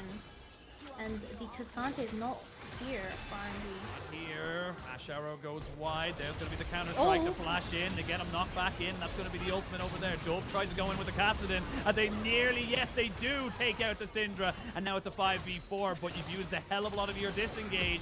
And here comes Cassante. Breed looking to try and maybe make something happen, but these health bars are low, and Dove is still so healthy. They land a little bit of a knockback. They bring them in on top of each other. The Nami's been caught out, and now Breed is angry for the previous inflictions that Jax was able to do. They're able to get the knockback down on top of them. Dove goes in! Dove and Notion making huge damage! Dove has joined the LPL and is just shredding RNG. Really well done. The stacking is good. He won't be able to finish it off, but Dove is a beast on this mid lane. Kassadin. Casa win is what we have for this game on IG. Very good patience coming out of Dove, where he was just stacking his ultimates when the rest of the team have been getting engaged from K'Sante. So we see Tang Yuan getting stunned, well, not getting stunned, but getting engaged on here, but no one blocks the Maokai ultimate for Tang Yuan, where he has to die with his flash available. So very unfortunate things coming out of RNG. K'Sante comes in late, but Breeze does get a lot of engage and even gets a pick onto the Nami with his ultimate. Look at Dub, and he plays it so patiently, where he is just looking at the carries of RNG, and he manages to get away by the slimmest. But YSKM gets a huge stun onto the rest of the team, and that's when he flashes in and ults and kills the carry of Gala. Well, we're going to have to come back straight into live. Dove has been spotted out. YSKM has jumped in to try and maybe dissuade this Dragon. The Dragon is still sole point potential for RNG as YSKM moves forward. There's the Maokai ultimate. He also drops down the Rift Herald as they're looking for a tidal wave. So much disengaged. Dove looking for the backside. He's only got eyes and he's only got looks for the backside of this fight. They're going to try and jump it on top of him. Gala stays alive, but just about. IG are just ripping and tearing. They've got the Doom music coming in behind them as they look to try and secure everything in this fight. They get all the gold, all the kills, and they're going to get the Dragon to boot. IG will not be waiting until 30 minutes to be opting into these 5v5s, and they're just literally out mechanicking. Well, their synergy is so amazing when it comes to these team fights, right? We saw it between Dub and YSKM, the calls, the shots, where Dub was able to just step on 3 people with his ultimate, but once again, in this team fight, RNG is trickling and getting caught one by one, where IG is getting their gold back from the previous early games. We get a replay, the Maokai ult does go up, and this Cassidy is constantly threatening the backline of Gala, where even through the Bloodthirst, you can't really sustain the Cassidy poke, and there's just so much going on where RNG's frontline already just completely gone, like the poppy. Yeah, honestly, it does feel like their front line just doesn't feel really strong enough to do much. Yes, you've got the Poppy there, but they're not really in sync. Breed was taken out of the fight because he ulted away. He's trying to keep Dove away from the carries, but by doing that, he removes himself. There is no front line there to be done, so right now it does feel like IG are just picking them apart, constantly gaining these advantages, and all of a sudden we were talking about a very early soul. That soul condition is no longer available. It's not that it's no longer available, it's no longer as prevalent for the side of RNG, and they need to start bringing this one back because they were 2,000 ahead. They're now 2,000 behind. And I need to remind you, Oshin, that this Poppy was picked as the final counter pick of RNG, but we don't see her doing a lot in these team fights to stop the Maokai and to stop the Jax from getting onto the carries, because she's just so squishy. Yeah, she just has the first item, but like you said, with Gideon having the demonic embrace, and stop myself here, they are going to be able to get Gideon flashing, but not good enough. He falls. And you talk about squishy champions, a full AP Maokai is pretty damn squishy, even if he does pick up a bit of HP. With Syndra and Ashe being available for the side of RNG, they want to look for those pokes, but Ashe still doesn't have her Imperial Mandate available, even though they were able to grab all 5 plates of bot lane. She might grab it right here with this base, but yeah, they should really play towards their advantage, which is the range. But IG isn't giving them that, although this was a really nice pick onto Gideon, where he's been spotted out on a ward, and Wei goes in for the stun. I don't think this one kill is going to save them from the scaling Jackson Cassidy. Yeah, and we'll say, yes, Lucian is known as someone who's very powerful, shall we say, in the early stages. He will burst you down. If he's able to get the Nami bloblets on top of him and then immediately dash in with the first strike, he will do immense amounts of burst damage even later on in the game. So right now we are looking at actually, I just realized as well, on his 3-1 and 5, he's building up towards his 3rd item. He's actually ahead of the curve so much more than Gala. So Gala really not benefiting that much from the Bloodthirster rush as he's sitting on 0 and 2. On has really revived from the previous 2 team fights going in the way of IG, but yeah, how is RNG going to deal with this Cassidy that's already level 14, and he has both the, I believe, Archangels and Roa available, which they're on a ticking time bomb. Yeah, I was going to ask you that question, but obviously, you know, if you can't tell me, I don't think RNG have the answer either, so we'll see what they're able to do. There's no ultimate here from Gideon. He uses his zoning one to try and secure this tower, which will be done by the side of IG.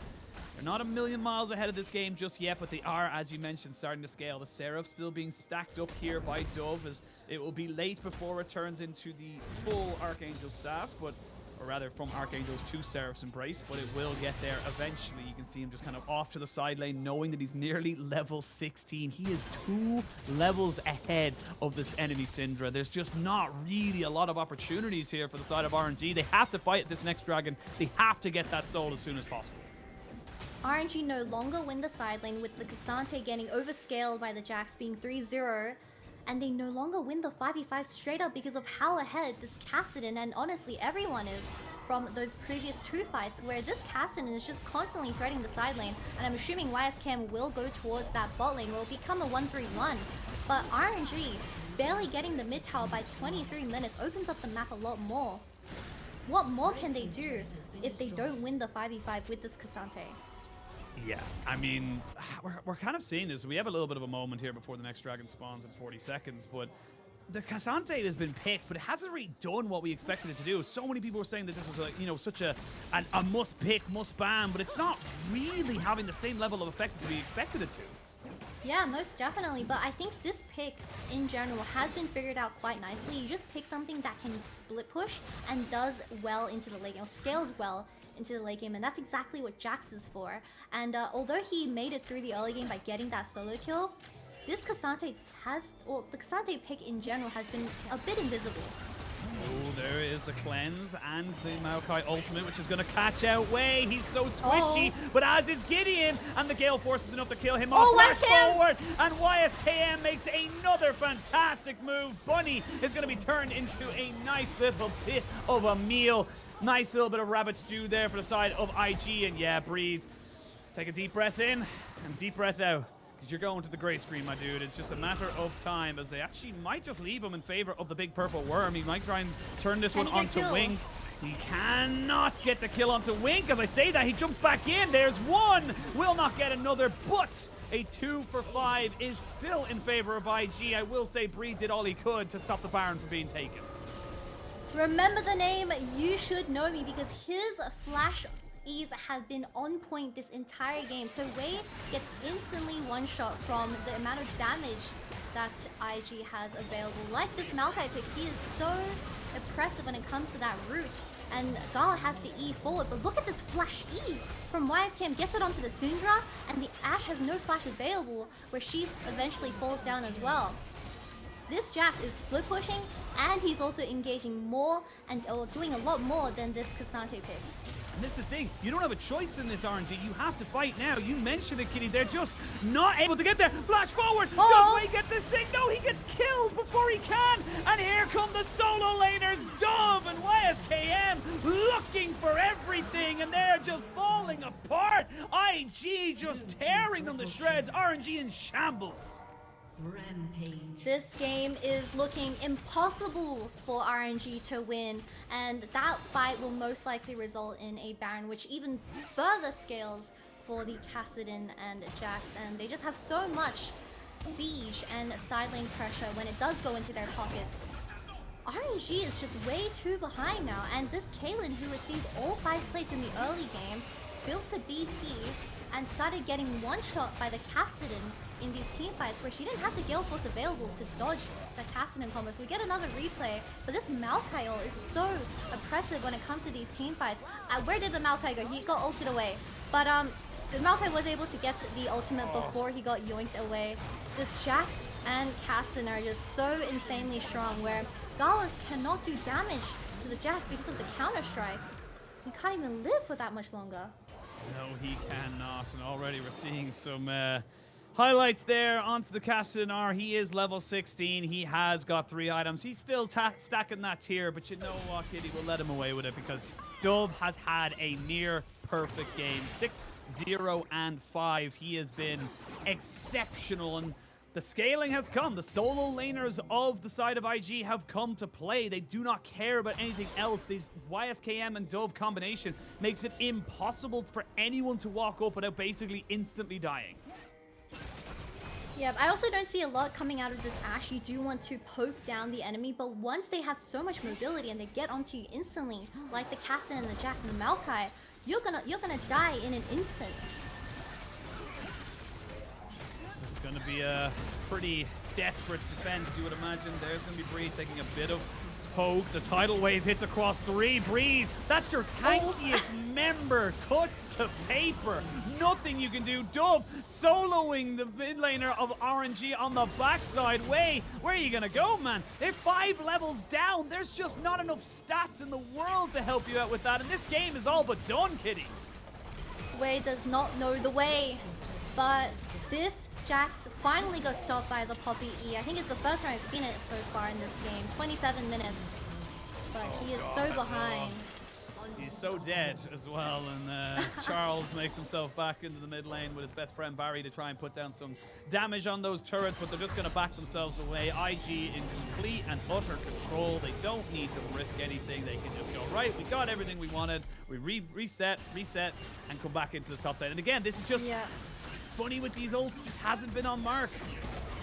Yeah, we haven't seen a lot from this Ashe, but look at the Cassin threatening the mid lane push, where Syndra hasn't been able to join into this fight, where Gal isn't gonna do any damage to these two tanky fellows on his face. But Tang Yuan, in the first place, can't deal with this Cassin never, because it's just a natural counter when it comes to this late stage into the game. Also, Breed is gonna die to a Zhonya's Hourglass Jax. That's what he's going to do right there. And I say that, he does get himself away. The Ashe Arrow does have to be used, though. And now Dove saying, we ain't done here just yet. Everyone needs to come in here, breathe, and Wei trying desperately to make sure nobody dies. But even then, it does not matter. YSKM moving in front of On to make sure he doesn't even take a lick of damage.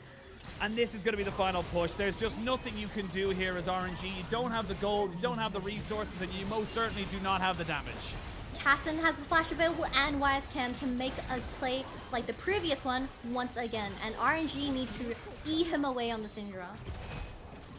Welcome to the LPL Dove. He has had a fantastic start to this game and this series as well. That's going to be the second inhibitor falling. RNG left with very little to deal with. You can see they're so tantalizingly close to level 16 on Breed and on to Syndra as well. But, you know, without that, you're just so far behind. There's just not a lot you can really do. There's the tidal wave going to come out. They're going to be able to knock back a little bit more. They're going to try and kill off Gideon, but the Aqua Prison keeps him alive. YSKM already is on the backside, and they catch up everybody with the weird cat caterpillars, and everyone shall fall. Gala left to himself as he tries to maybe make something work, but with super minions teaming in from the bot side, there's just nothing left for you to do. IG looked a bit shaky in the early game, but they refocused, they reset, and they reignited themselves as they take themselves 1-0 up in this series.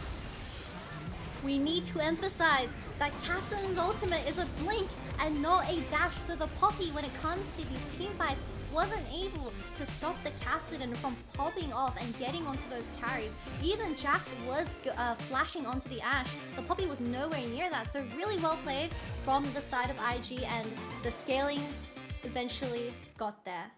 I mean, straight up, look, the plan from RNG was very set in stone. We need an early Dragon Soul. We need to try and get this thing going. And it just kept getting delayed. Little small mistakes, little wins for the side of IG. And then IG realized, oh, cool, we have a level 17 Cassidon who's just miles ahead in terms of item breakpoints, and just no one who can deal with him. Like you mentioned, perfectly set up. The Poppy can't do anything against the Blink. It's only the Jax. And even then, I'd argue that the Steadfast Presence didn't even do a lot there. So really well played there coming out from the solo laners of IG. And honestly, this is a brand new chapter for them. I'm so excited to see this roster kind of continue to grow, because this is just a new IG. Obviously, we always think of IG. We think of Rookie, The Shy, Jackie Love, all those different players. But this is a brand new chapter, and it looks like they're finally embracing those new personalities.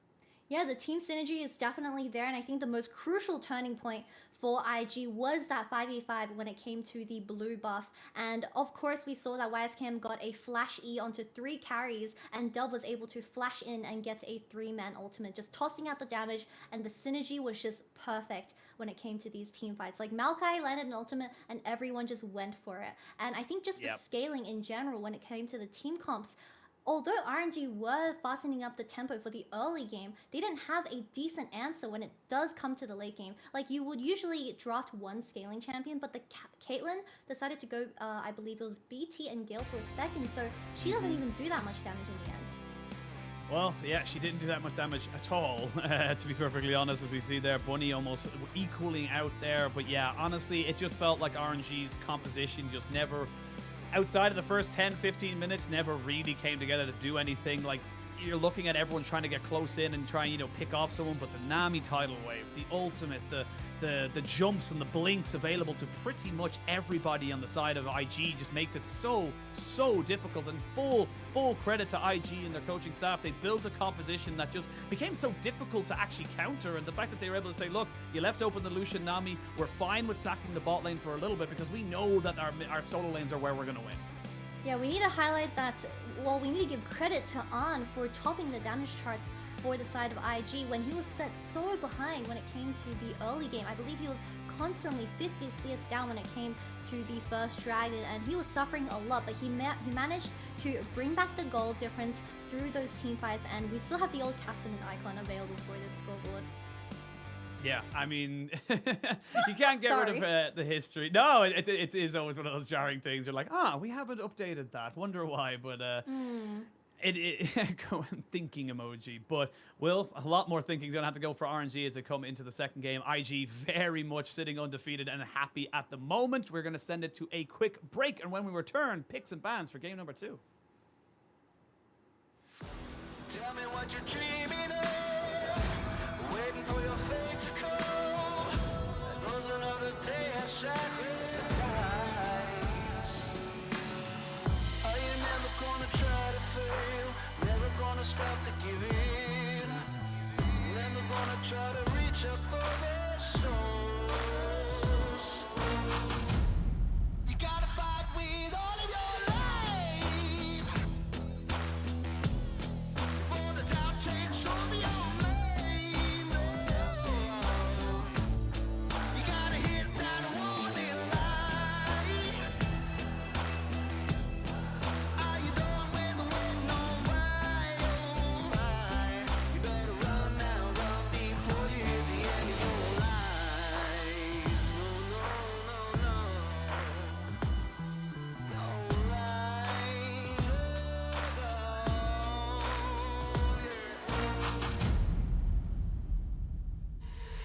So what you waiting on?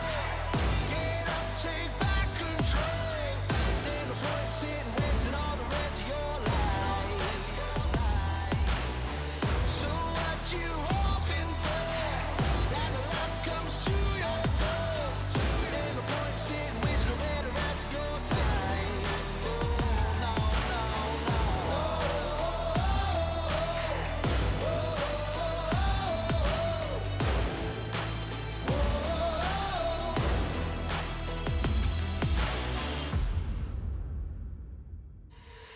You know you're ready for something, but that something don't come easy. Getting ready to take that jump, but just understand it, just hold that feeling. Nothing's gonna make you chase your dreams, are gonna keep on slipping away. So get up and get that station. Never gonna stop to fail. Don't you ever stop to give in. Never stop reaching for the stars.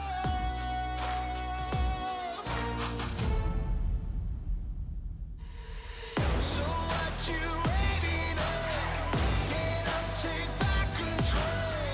Ain't no point sitting wasting all the rest of your life. So what you hoping for? That the luck comes to your door. Ain't no point sitting wasting away the rest of your time. No, no, no.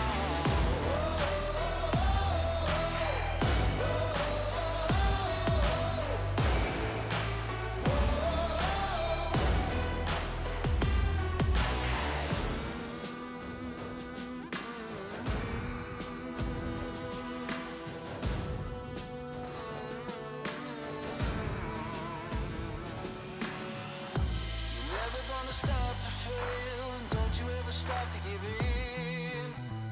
Never stop reaching for the stars.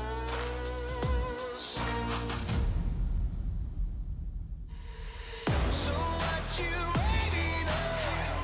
Get up, take back control. Ain't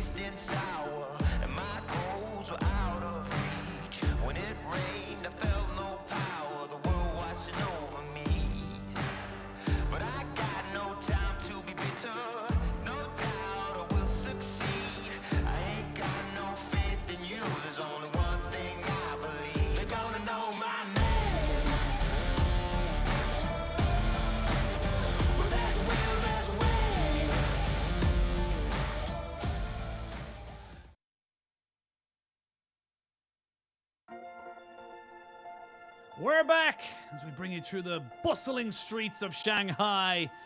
So many shops and so many things to buy. I am still Ushi, and I am still joined by the absolutely fantastic Kitty, and we just saw absolutely fantastic solo laners of IG decimate RNG. There was just no coming back for it, and RNG looked like a floundering fish on land.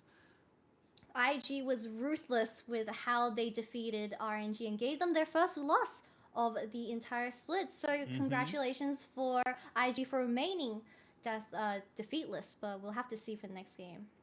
We will indeed, and one of the big reasons that we mentioned the solo laners, it was YSKM, the mechanical god in the top lane. You should know me, and we most certainly do. He was on the Jax. He even built a Zhonya's hourglass because he recognized that all he had to do was survive. That was his plan. He didn't die once, and it all started from that 1v1 on top side, which Breathe opted into.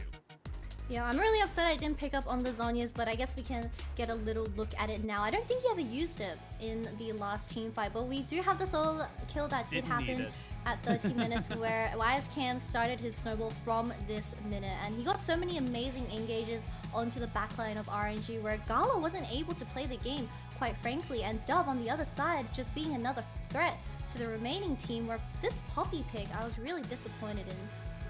Yeah, I mean, honestly, this is just feeling so good for IG. And look, there was a lot of question marks coming into the split. They had just lost Zika. They were really looking like this team was just, quote unquote, falling apart at the seams, not really able to pick up the players they wanted. They bring in Dove, they bring in YSKM, and they say, look, we are happy with this. We know we can. They even lost Shun, their shining light, if you will, from the summer and spring season in 2022.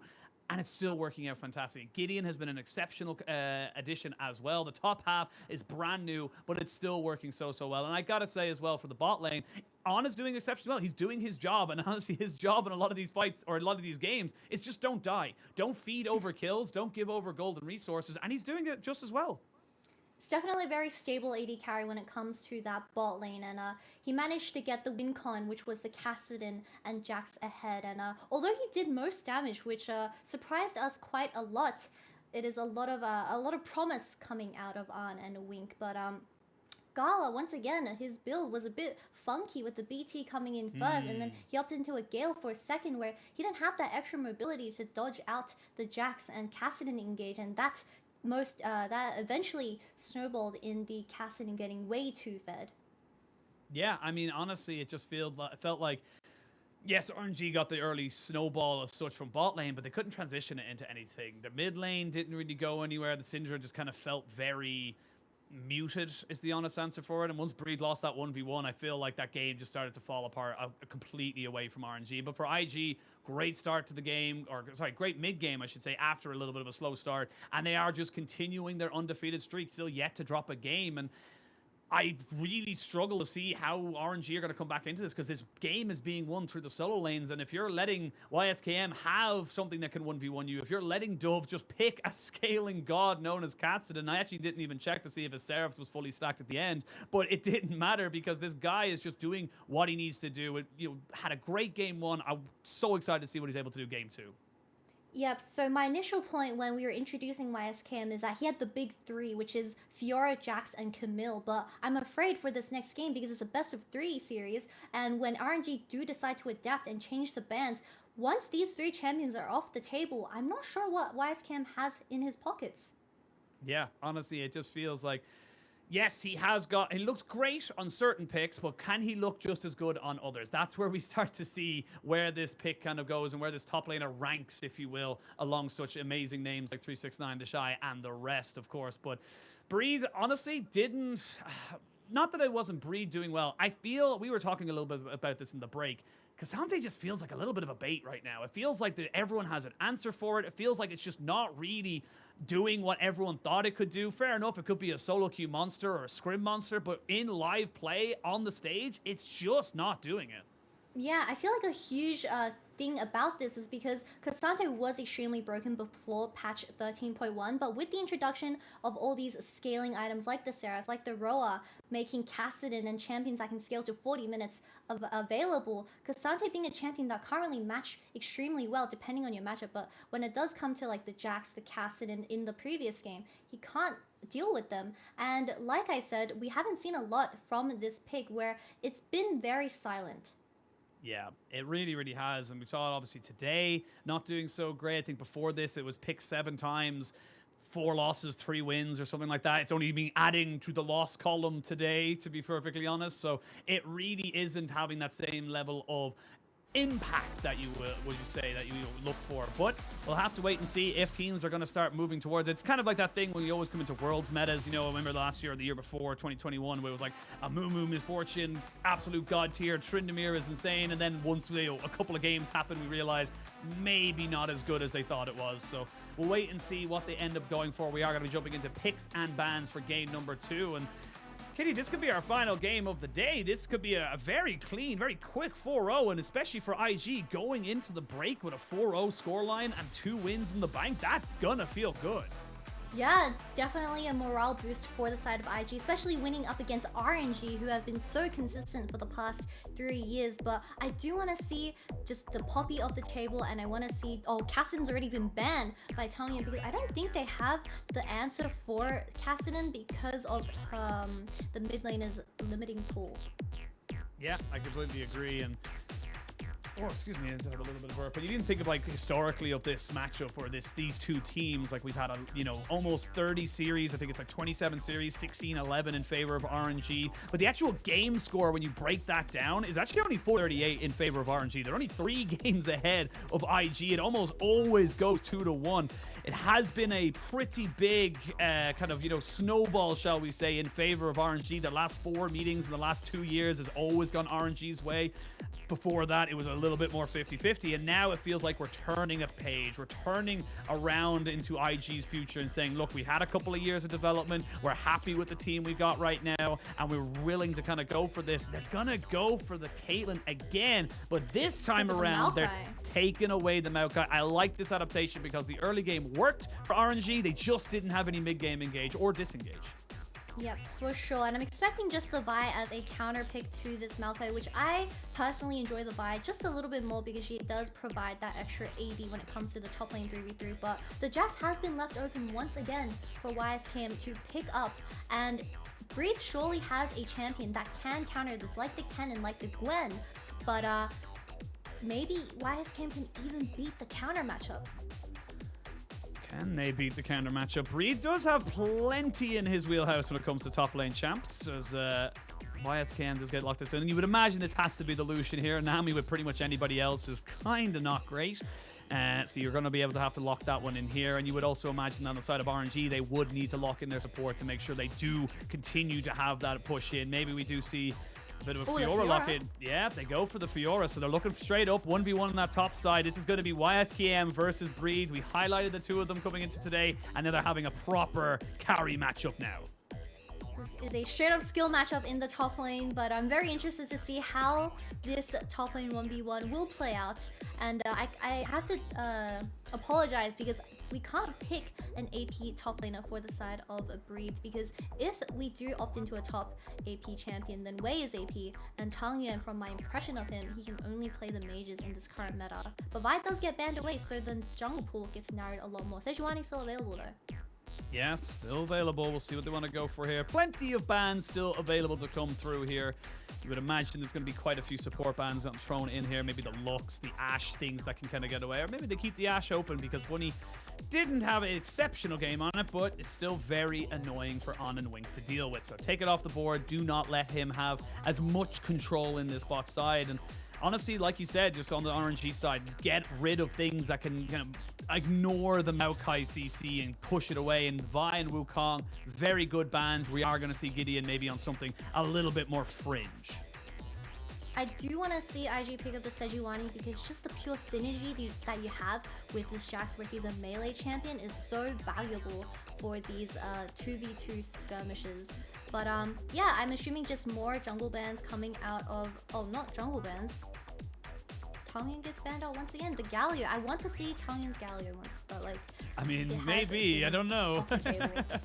Not quite leaning up to him right now, but that's a lot of mid lane bans, and it looks like the Karma might be the move here from Bunny. I kind of like this as well. It can be used to enable something like the Fiora as well, should you end up moving towards those later game team fights or even split pushing. So we'll see what they're able to kind of make with that one now. And now we got to see, where do you bring Gideon and Dove? You've got your jungle mid combination to bring in here, and there's plenty still on the board. The Silas could still be something to go for, but with something like the Syndra available, I feel like you still want to pick up that big mage in the mid lane.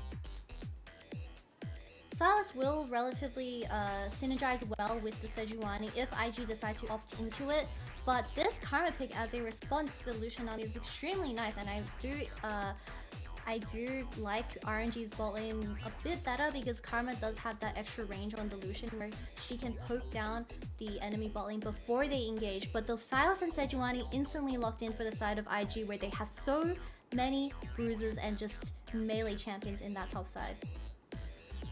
So many melee champions, and that's going to definitely help out the Sejuani. We'll see what the comp ends up being rounded out here. That could technically be a Karma mid, but I don't think we should be seeing that there. It makes more sense to have it into the bot lane, but last pick going to be the Syndra again. And I will say, you know, not a huge amount of positives coming in from that Syndra from game number 1. However, you're against a Silas this time around, so maybe you have a little bit more agency to stop him from just getting in on top of your faces. Because like we said, it was a blink last time, now it's an actual dash. For sure, and look at the amount of engage or going forward that IG has in this team composition, but their range is extremely low compared to the other side, which is RNG with the Syndra and Caitlyn. So if RNG decide to play with their range advantage and create that space between the carries, then the team fight may well go in favor of RNG.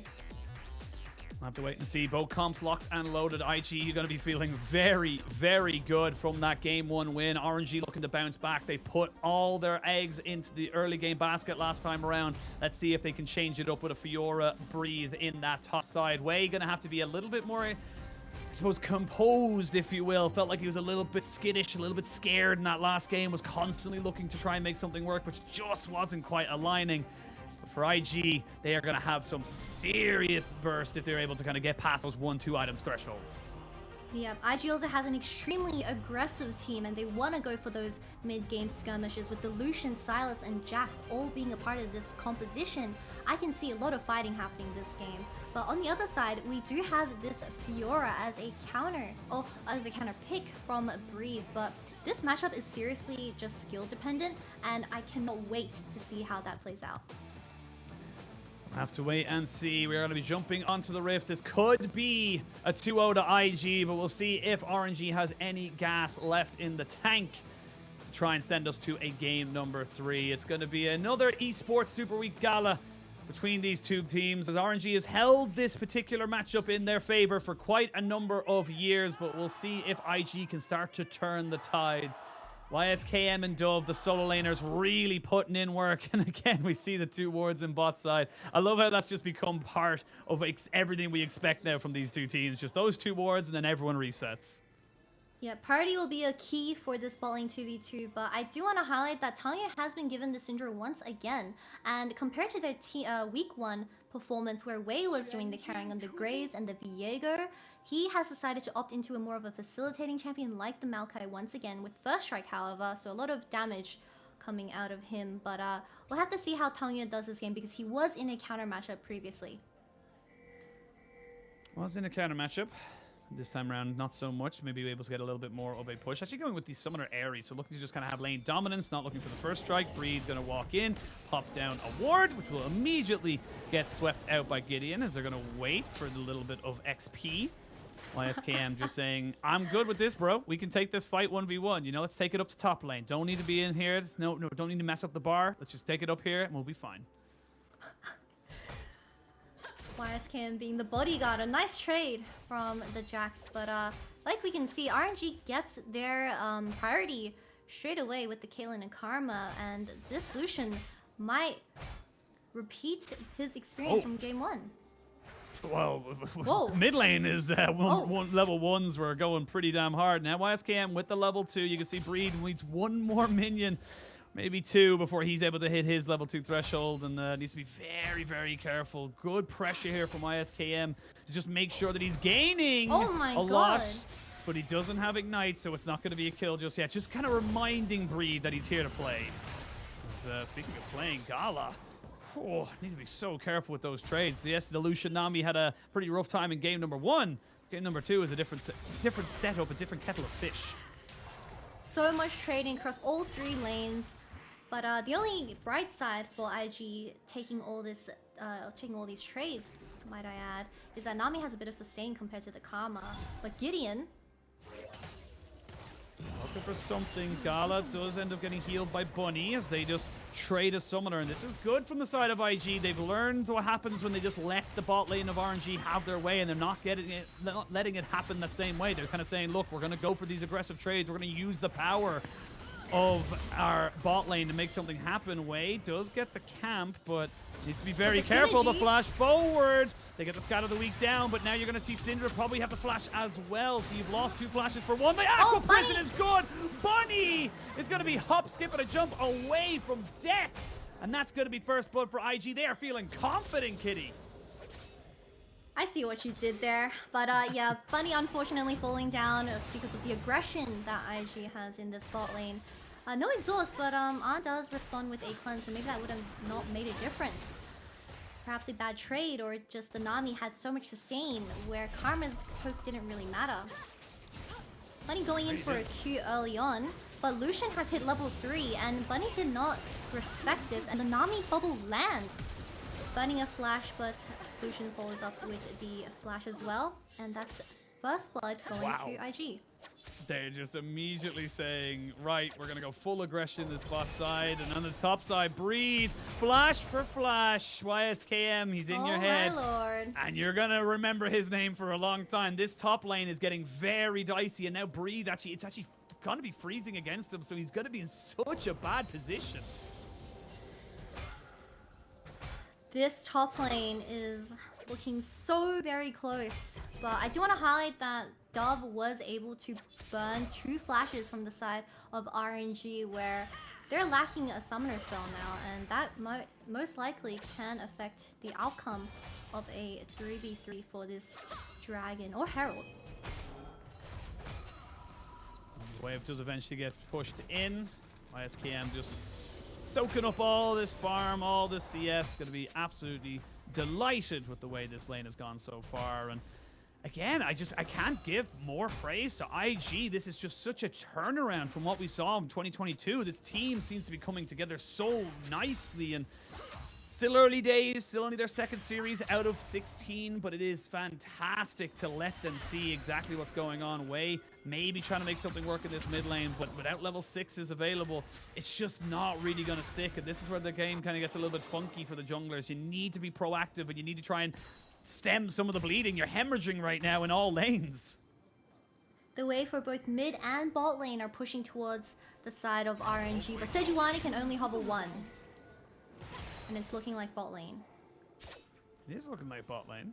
Pick up the Krugs. The Dragon is up and available. No early Dragon take here for the side of RNG. Don't really have the same level of kind of damage, I suppose. But with Gideon and Winkin on having the priority, they're going to take this opportunity and say, right, you got the first Dragon last time, we'll get the first Dragon this time. It is just going to be a nice early Mountain Dragon for the side of IG. They are maybe thinking about it. Ooh, Breathe with a little bit of a grand challenge. He knows there's no flash on YSKM. Oh, wait. And Wei! What are you doing, Oh, no. Wei? Why are you there? There's no need. You're not contesting. Your bot lane's not available. Again, just weird play from RNG, but IG for quick to capitalize. He had vision in that dot bush, and he still walked up, and I guess he just didn't expect 3 people in that dragon pit. But what happened here exactly? He went in for the ward, and Nami landed an amazing bubble where the Lucians followed up, and Wei unfortunately got caught. Although I don't think he should die there, because Caitlyn, well, Lucian and Nami are definitely missing from the lane, and Dragon is also up. Again, it just feels like desperation stations, and honestly, I think we didn't even get to really talk about it, but Dove thought about it, nearly landed the abscond abduct, but Dove being on this silence means he can steal ultimates. And honestly, almost all ultimates are incredible, especially the Maokai one. The Maokai ultimate is just so powerful considering you're building full AP anyway on the silence. So you get all the benefits of the Maokai without having to first pick them in your rotation. So this is just something that IG have obviously brought into their wheelhouse. And they said, look, we're still happy with the silence. We're still happy to kind of make this part of our team. And it's just working wonders. It is, and we even saw him steal the Maokai straight away, although it didn't result in anything. But RNG might look for a play on bot lane here because of the building waves. Wei doesn't have level 6 just yet. He's still waiting for it. Level 6 for Wink makes this dive a lot harder. You will have Tidal Wave to contest with and the culling, so I really don't think you can make this happen. Wei, you're falling behind, buddy. You need to go back and get yourself some levels. You need to do something. Top lane. Yeah, they know that Wei's bot side, so this 1v1 for YSKM means that he feels super confident. And look at the mini-map. Look what Gideon's doing. He's saying, cool, we wasted enough of their time bot side. Let's pick another objective. With Lucian picking up 2 kills from the previous 2 fights, I believe, he might be backing... Well, he's very close to the Gale Force now compared to this Caitlyn. And it's very scary when the Lucian gets his Gale Force before the Caitlyn, because he closes that much space to the Syndra and ADC. It's the pure mobility you get with something like Lucian. It's why we're seeing such a priority on it either being banned or picked in almost all games, is that it just feels like it's one of those picks that when you get going, when you get that Imperial mandate onto... Oh, Bunny. Oh! Bunny! Bunny! Oh, he's not quite going to go down just yet. He might have seen a flash coming out from On, but that's a heal being burnt here by Bunny. And again, just little mistakes just costing RNG so dearly in this early stage. The Herald will be dropped for bot lane and towards the Lucian, which will guarantee the Gale Force for On. But Bunny has been overstepping in this lane where a lot of mistakes have been abused, I suppose. Oh, wow. They're going to stop the Maokai from going in completely onto this. They're going to try and jump onto Wei, who hasn't got anywhere, and he gets rat-a-tat-tat cold all the way down. Gala is left between a rock and a hard place. That is 4 kills now for On. I mean, Kitty, I don't like to say a game's over before it's over, but I'm running out of positives for RNG.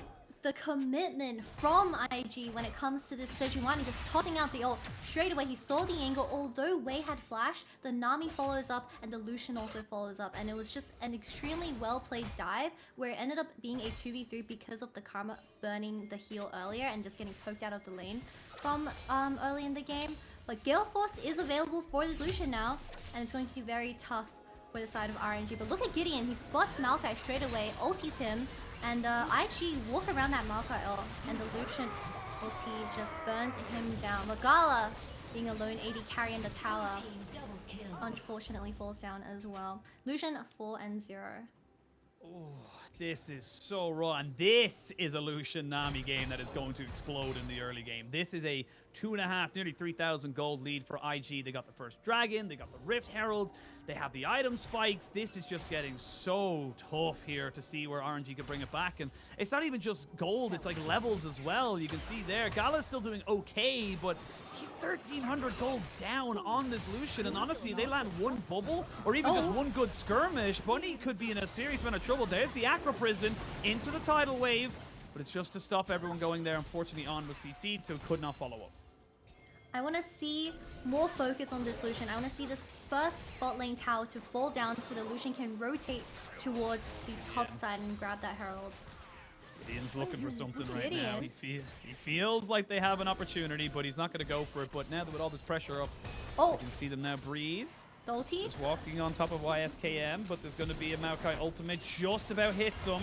And now Breed trying to get the Grand Challenge down, but the jump back onto the ward keeps YSKM alive and healthy. Should be able to get the dragon off this as well, so IG will lose nothing. And 11.5 minutes into the game, we are still saying that RNG are hunting, if not, praying for some kind of an opportunity, because that bot lane tower is going to die, and that's going to go in favor of the Lucian.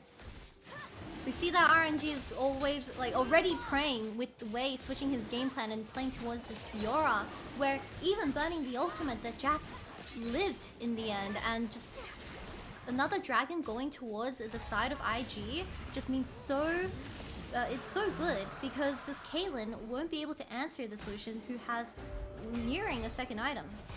Yeah, again, this is just going from strength to strength here. It's going to be a Cloud Drake and a Cloud Soul. Actually, not that terrible anymore. Used to be a bit of a meme as, you know, people didn't really think the stats were really that worth it. But nowadays, definitely a lot more passive move speed. And with the Rift as well, you can get around the map very, very quickly. So RNG are going to have to try and stop something here in the next few minutes. Otherwise, they're going to be falling further and further behind. The Divine Sunderer finished up here for the side of the YSKM. They actually get the Ionian Boots of Lucidity. And the only reason I make, on Lucian, the only reason I make note of that is that we generally actually see Lucians delaying their boots finish. They want more damage, but he's just saying, look, if I can get the cooldowns off, if I could just kind of keep being aggressive, keep going forward, we're going to be in such a better position than if I just have the damage alone.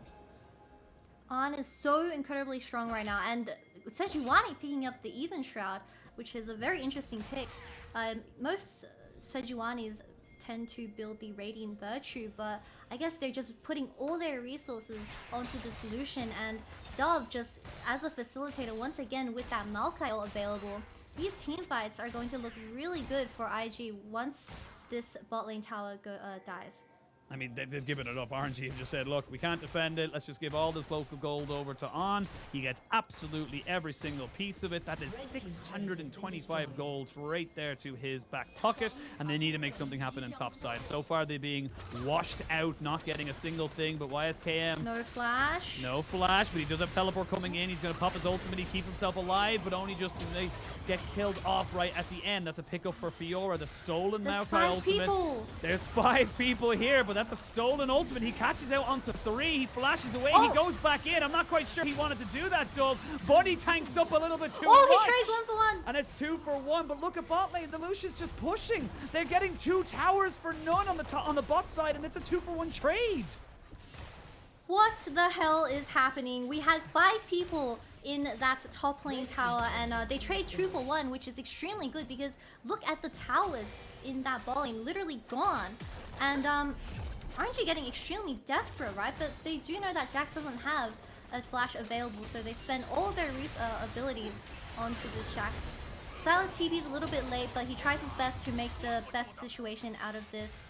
And Bunny tanking the entire time, but eventually falls down at the very end because I don't know why he didn't switch aggro. Could have been cleaner. Yeah, I mean, right there is the moment where I think he maybe thought the shield was going to be enough, but the ramping terror damage, it does ramp up quite a bit now with the dragon spawning in 2 minutes, but Rift Herald on the Rift. That means that IG are going to be able to pick up that one. It won't be a complete perfect game for them, but 3,000 gold up. They've got 2 items onto their Lucian. YSKM getting that very satisfying TUD onto towers now with the Jax in this game. I mean, for RNG, even when they go for the dive up top side, it's still not really coming out in their favor. So it's just not quite going their way. Bunny is dead. On is too big. And there's only a little bit of an ult there to try and keep them there. Way on the backside, it's not going to be able to have anything. And this is looking pretty much dead and done. Bunny is being an ATM for this Lucian in this current game, but with the ball lane, oh, morph action. More action indeed. That's an Imperial Mandate finished off. Wei is dead. They can't do anything about it. Gala is trying to run away as fast as his little legs will carry him. A double kill again for this Lucian, who forces the flash out of Gala. And there's going to be Shelly coming in on the top side as well. Breed trying so desperately to get something going. There is the grand challenge. All 3 procs. Oh, the flash! Oh, flash for flash. One Not quite kill. able to get it. Oh! Kim! You should know me, and we will not forget. He is just owning Breed in the top side. Giga Chad YSKM comes in once again and solos Breathe in this Jax vs Fiora matchup. So very close. It was an autos difference, but he comes out on top once again. Jesus Christ. I definitely know him after this week. Absolutely. Everyone shall remember his name, and this is we don't even know his name. We just know him under the synonym that we should know him. That's how meta we're getting into this one right now, Kitty. But again, look at the map state. Look at the gold. This game is just falling apart for RNG, but IG are just going from strength to strength. They're building bigger and better leads. They're looking more and more composed. The more minutes they spend on the Rift, the more excited I become. We get a replay of how Bunny died in this river. So he was spotted on a ward, unfortunately, and there's just so much gap close from this illusion, even burning the flash. But once you've been attached by the Nami E, you will fall down. I would like to get a replay in that top 1v1. That was very close. But yeah, this Lucian has 7 out of the 9 kills in total. Yeah, I would say, oh, then all you have to do is kill them and all their damage goes away. But then you still have You a know that's Silas. Yeah, it's a little bit of copium. Hang on, let me just refill my tank as an RNG faithful for many, many years. This is a rough one to say, but IG coming in swinging and looking fantastic. They're going to give all their resources over. Breathe. I think he might die here. I'm almost certain he will die here if he's not careful. Oh, but Doesn't get the Lucian sees a riposte cleanup. off. Yeah, the Lucian sees a cleanup, but they don't want to fully commit just yet. They don't have full eyes on where the Maokai was. Hide away from Wink is very questionable, to say the least. But it ends up doing what they want to do anyway, which is getting ultimates and cooldowns out of RNG. These 2 towers being down for the side of RNG in that bot side is so bad because they lost their entire blue side jungle, where Wei is just going to fall so much more behind because he has no access to this. Oh, he does not, and even now just losing waves. They're kind of happy to let this one go. You can see they're just saying, look, we've got pressure in all the other lanes. We know we can get Dragon pretty much where we want. They're at in 4 minutes time or just under it. That's a soul. That's a Cloud soul available to IG, which this early in the game is so significant. Those extra stats, those extra boosts of movement is going to be so key for them. And Gala, he needs to be very careful. He's backing himself away. He has the Gale Force, but honestly, I just don't think it's going to be worth it at the moment because Gale Force is used for assassinating people, and he's just not going to have anything to assassinate. Look, it's either you go in first or you die to the Lucian, and the Gale Force can be used quite well to create space from the initial Lucian engage, but with RC coming in second once again, he doesn't have a lot of damage compared to the Lucian, but the Lucian built a Hex Drinker, sorry. And with the Syndra and Maokai having that damage negated, it's all up to Gala for these teamfights to kill the Lucian. Yeah, I mean, that's a great point you make, is that, yes, you have a Syndra, but, I mean, similar to Game 1, I feel like the Syndra has just not been in the game. I honestly, I don't think we looked mid once during the entire first 15, 16 minutes of the game because it wasn't relevant. There was nothing that this Syndra was doing. There was nothing available to them there. Gideon just saying, I can hit him, and that's all you need to know. We're not going to engage on you. We're just going to hit you with it. But Tongan saves this? Maybe. He does have to flash away. They're going to use the Maokai ult from a distance, but that means it's going to not really do exactly what they want. And while that's happening, Breed's still pushing up into that mid lane. 2 minutes till Dragon spawns. The Baron is now live on the map. And this map belongs to IG. RNG are going to need a hell of a turnaround if they want to try and come back into this game, because even just from item breakpoints, they haven't got a leg to stand on. RNG believers, hands together, please. We need to pray that RNG is able to come back into such a disastrous game with On being on a $700 700 gold bounty, sorry. But yeah, the Syndra has a stopwatch just because of the pure burst that this Lucian has, picking up his 3rd item, which is the IE at 20 minutes, and the Dragon with being soul point in 1 minute. This is insane. It's disgusting as well when you think about what you just mentioned, that not only does he have 3 items, he also has a Hex Drinker for defense. So he's not even just pure glass cannon. It's going to take so much to kill him.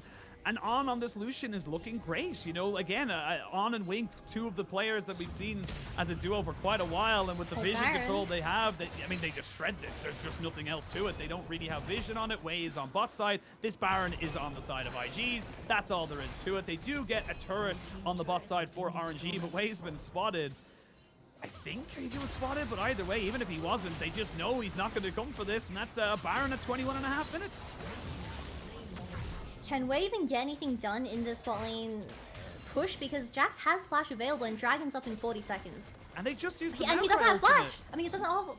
They have to doesn't run. ult, The sorry. rest of IG are coming. The British are coming right now, and that's what they're saying. Everyone on horseback just running, saying, leave. You have to go. We're not safe here. And everyone backs away. You've also used the Maokai ultimate, which is not going to be available for its potential soul. But IG are just pushing forward and saying, look, you don't have a map. You don't have a turret. You have no defense. They have nothing! both towers being down in both mid lane and bottom. Oh, engage. Oh, here we go. There's going to be the Fuel River Post, which does very well to stop everyone here. There's going to be a TP coming in from YSKM, and there's just nothing you can do. There's going to be so much damage. Culling comes out, and they're going to have to take turns from tanking it because the turret has been taken, the inhibitor will fall, the dragon is live, and the soul is available for them on a play. IG are looking crisp in this game and looking like they're going to send themselves into the Chinese New Year with a 4-0 lead into the LPL. Double TP is still available for both Breed and Tangyuan, and they do have some amazing vision in the dragon side, but not looking quite likely for them to contest this soul point, and I guess it just goes to IG once again. Yep, again, just more and more advantages for IG. It's an 8,000 gold lead, it's a soul, it's a mid lane inhibitor down. They can pick and choose whatever they want. They could even pick a bad fight, and I don't think it would matter because they just have so much more available to them. And this is just so refreshing to see, really reminiscent of 2018 IG. Feels like it's been an eternity since then, but this team is coming through the ranks. And yes, look, it is super early days, but I defy you to not get excited about this team after these two performances. 7k gold lead in the second game. IG has to lose 2 fights in a row for RNG to potentially turn the game around, but IG hasn't been that team to give RNG chances, and I don't think that's very likely. No, it isn't, and with the minions on bot side, the traps are not set perfectly so they can get themselves out. Here we go. You feel like this is going to be one of many last fights here if IG Oh, but want to YSKM! YSKM on the backside. Oh! Flash kill! You should know him, and you most certainly do now. IG just walk the floor with RNG. They say thank you very much. 24 minutes. They will take a 2-0. They will go into the break 2-0 into the season, and they are looking damn good, Kitty. They are looking so solid after these 2 games as we go into week 2, and Bree fighting for his life, but unfortunately there was a tough gap in this game. Congrats to IG for being defeatless, and very strong gameplay coming out of them once again. I'ma say it, I'm a fan. YSKM don't need a brain, just need mechanics, and he's proven that twice today against Breed. 2 solo kills, 1 under his own tower and 1 into the enemy tower. He played it on both sides and just made it known to the rest of the LPL that you cannot let this man have Jax. He will just do so much, and they're so happy. Started off with the introductions and ends with a 2-0. They are looking mighty fine coming into the Spring Gala break, and this is just an insane turnaround for this team and this roster, and I just want to see more, Kitty. I just want to see them pushing for more in this league.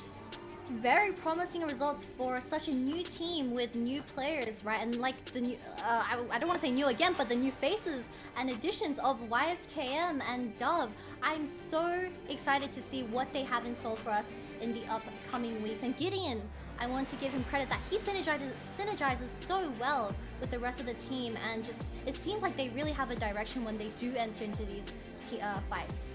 Oh, absolutely. And I think the big thing that we got to talk about as well for IG is that this is just the beginning. They have so many matches to play, but it's all up from here. You can only imagine 2-0 on the day, 4-0 in the season so far.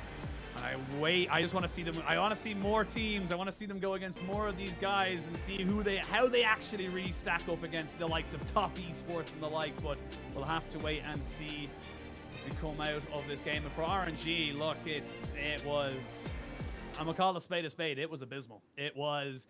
They are feeling the hole that has been left by Xiaohu and Ming, and they are not ready to fill it just yet. I know they're not a full strength roster just yet. They are still waiting on Angel until after the Chinese New Year, but a lot of other issues there apart from mid lane. Fair enough, it was muted, but that wasn't the only problem with this team, and there's a lot to be answered for. Most definitely, and that was probably one of the biggest upsets we've had so far since the start of LPL, where RNG has always been this solid unit of an organization, and they've always had a very strong roster. Like, Angel did extremely well. Not Angel, sorry, but Tang Yuan and with Wei, I wasn't expecting the dynamic being changed up for week 2, where Wei was on those carry junglers and he had to switch to, I believe it was the Poppy and Maokai for this week, and it didn't do quite well for them. And the results obviously speak louder. But yeah, hopefully we get to see some changes for RNG and they go back to their original plan, which gave them the wins. Yeah, absolutely. I think the best way to kind of put it is that didn't look as coordinated. They tried something new. Maybe they thought, maybe I'm putting words in their mouth, so I probably won't say it in a particular way, but perhaps they underestimated IG. IG came out swinging and said, nope, do not underestimate us. We will come out and get you. And strength for strength for them. And for RNG, you know, you're looking towards the future right now. They come back, they face LNG, big game for them there. They face EDG. Again, another monster game for them to try and go for. And this is where we start to see who this team is. When we start to get to, all of a sudden, you're in week 3. That's 4 games down out of 16. You're a quarter away through the split. That's all of a sudden games that you need to start thinking about where this team's finishing up. And it's always the way with LPL. As soon as it starts, it feels like it finishes. And you really can't be letting these wins go by. But for the moment, it's all about IG. They are feeling absolutely fantastic about this. And it really does feel like this team is... I'm excited. Again, I've said it a million times and I'll say it a million times more. I am excited for this team. If they continue to get these compositions and the meta stays where it is, I feel like their top side is one of the best in the league. Make that the both of us, because IG has come in swinging for the first 2 weeks of LPL, and I'm looking forward to see what YSKM has to offer even more. I know there's a lot of fanboys and his like awesome intros when he walks onto stage, so they're not just a creative team but a very strong team when it comes to their gameplay. And of course RNG, it's only the first 2 weeks of the split, and of course you have a lot of time to adjust those mistakes and fix those problems, but hopefully we get to see more from the boys, and it's definitely not their weakness going into no, next absolutely. splits. Yeah, absolutely. And I think we're, you know, like we said many times, we're seeing a turn in the page at the starting of a new chapter for this organization.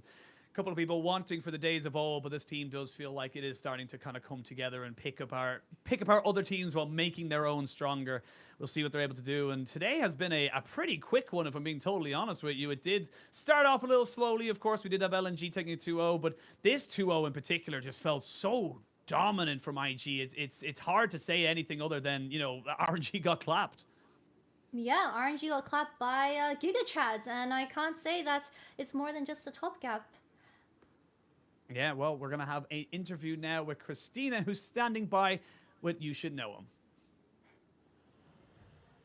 Hello there, welcome to the post-game interview. I'm Christina. Now we are joined by YSKM, the top laner for Inventus Gaming. Congratulations on your very clean 2-0 victory. I have to start with your ID. We know that maybe that is means you should know me. So how would you evaluate your play style, or what kind of player do you think you are?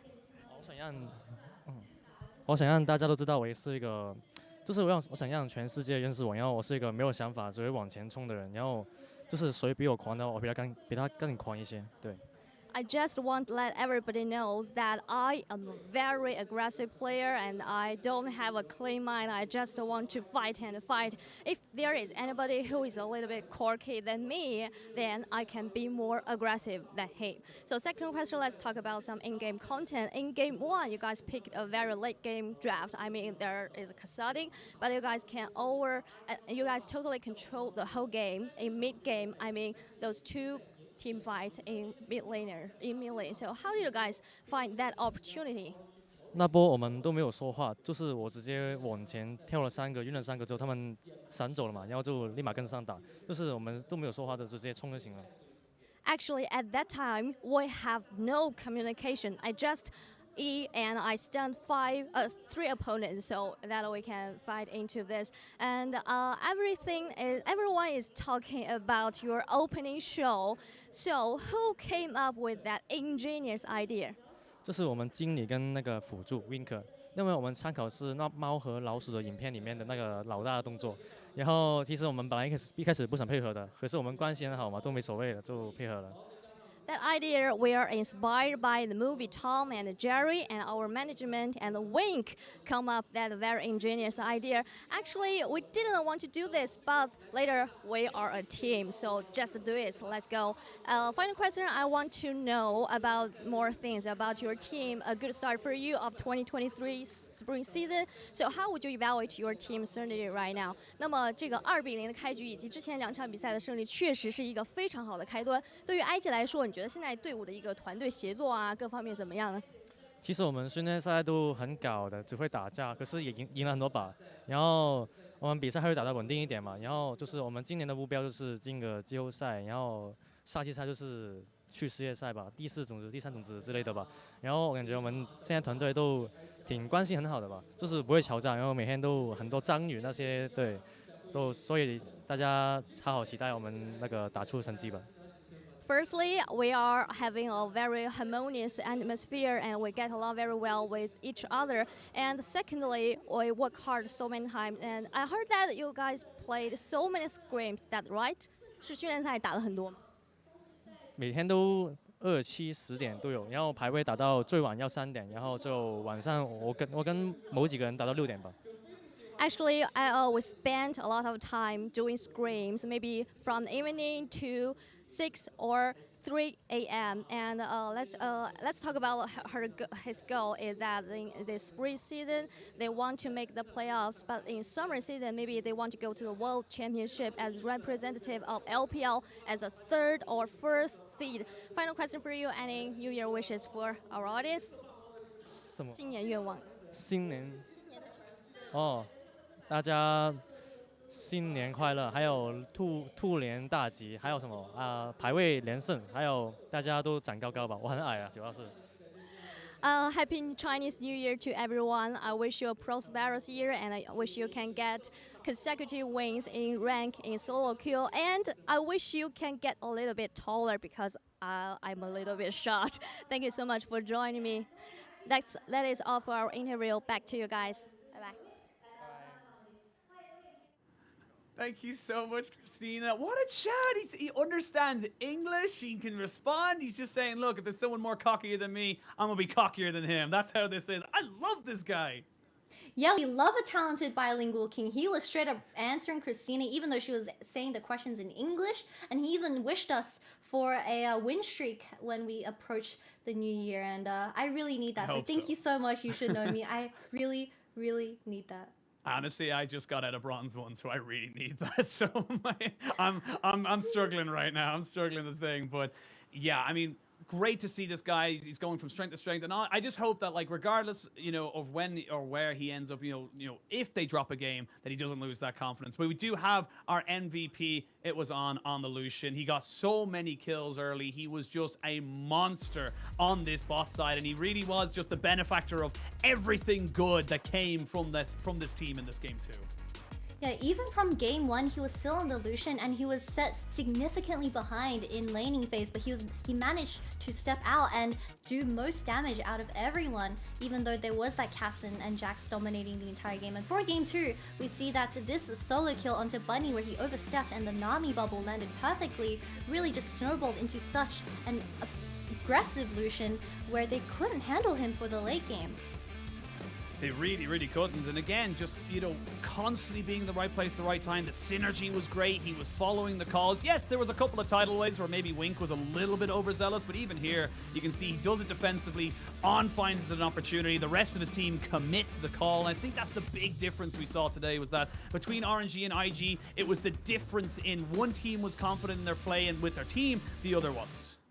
Yeah, most definitely proactiveness was a big play to IG's victory. You saw how the Sejuani just pulled the trigger with her ultimate and 2 people flashed up and followed the call. So really huge respects to this team synergy that IG has produced over the off-season.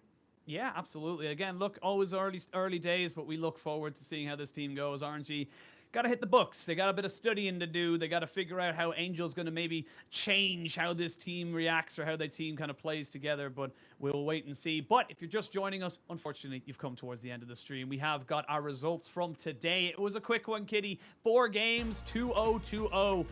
And it was just in kind of dominant fashion. I feel like LNG hit the ground running, as did IG.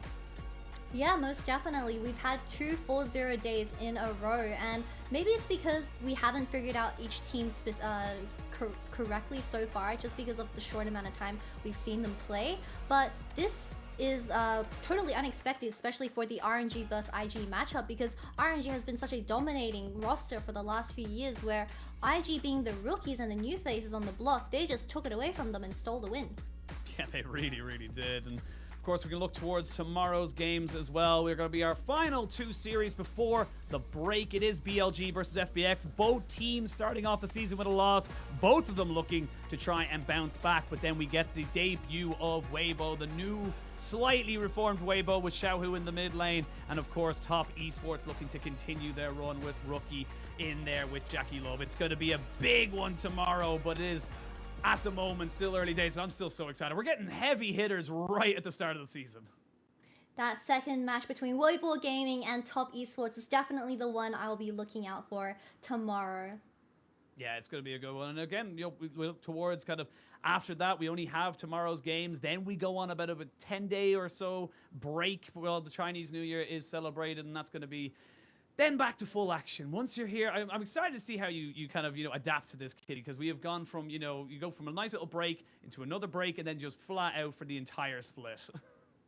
I'm sure most teams will definitely utilize this break to improve their play and perfect their craft. But of course, we will be entering the Chinese New Year very, very soon. I believe it is the 22nd, which is in the upcoming Saturday. So everyone, LPL will be going on a break, and 我想给大家拜一个早年，所以新年快乐，恭喜发财，拜拜 from me and Oshin.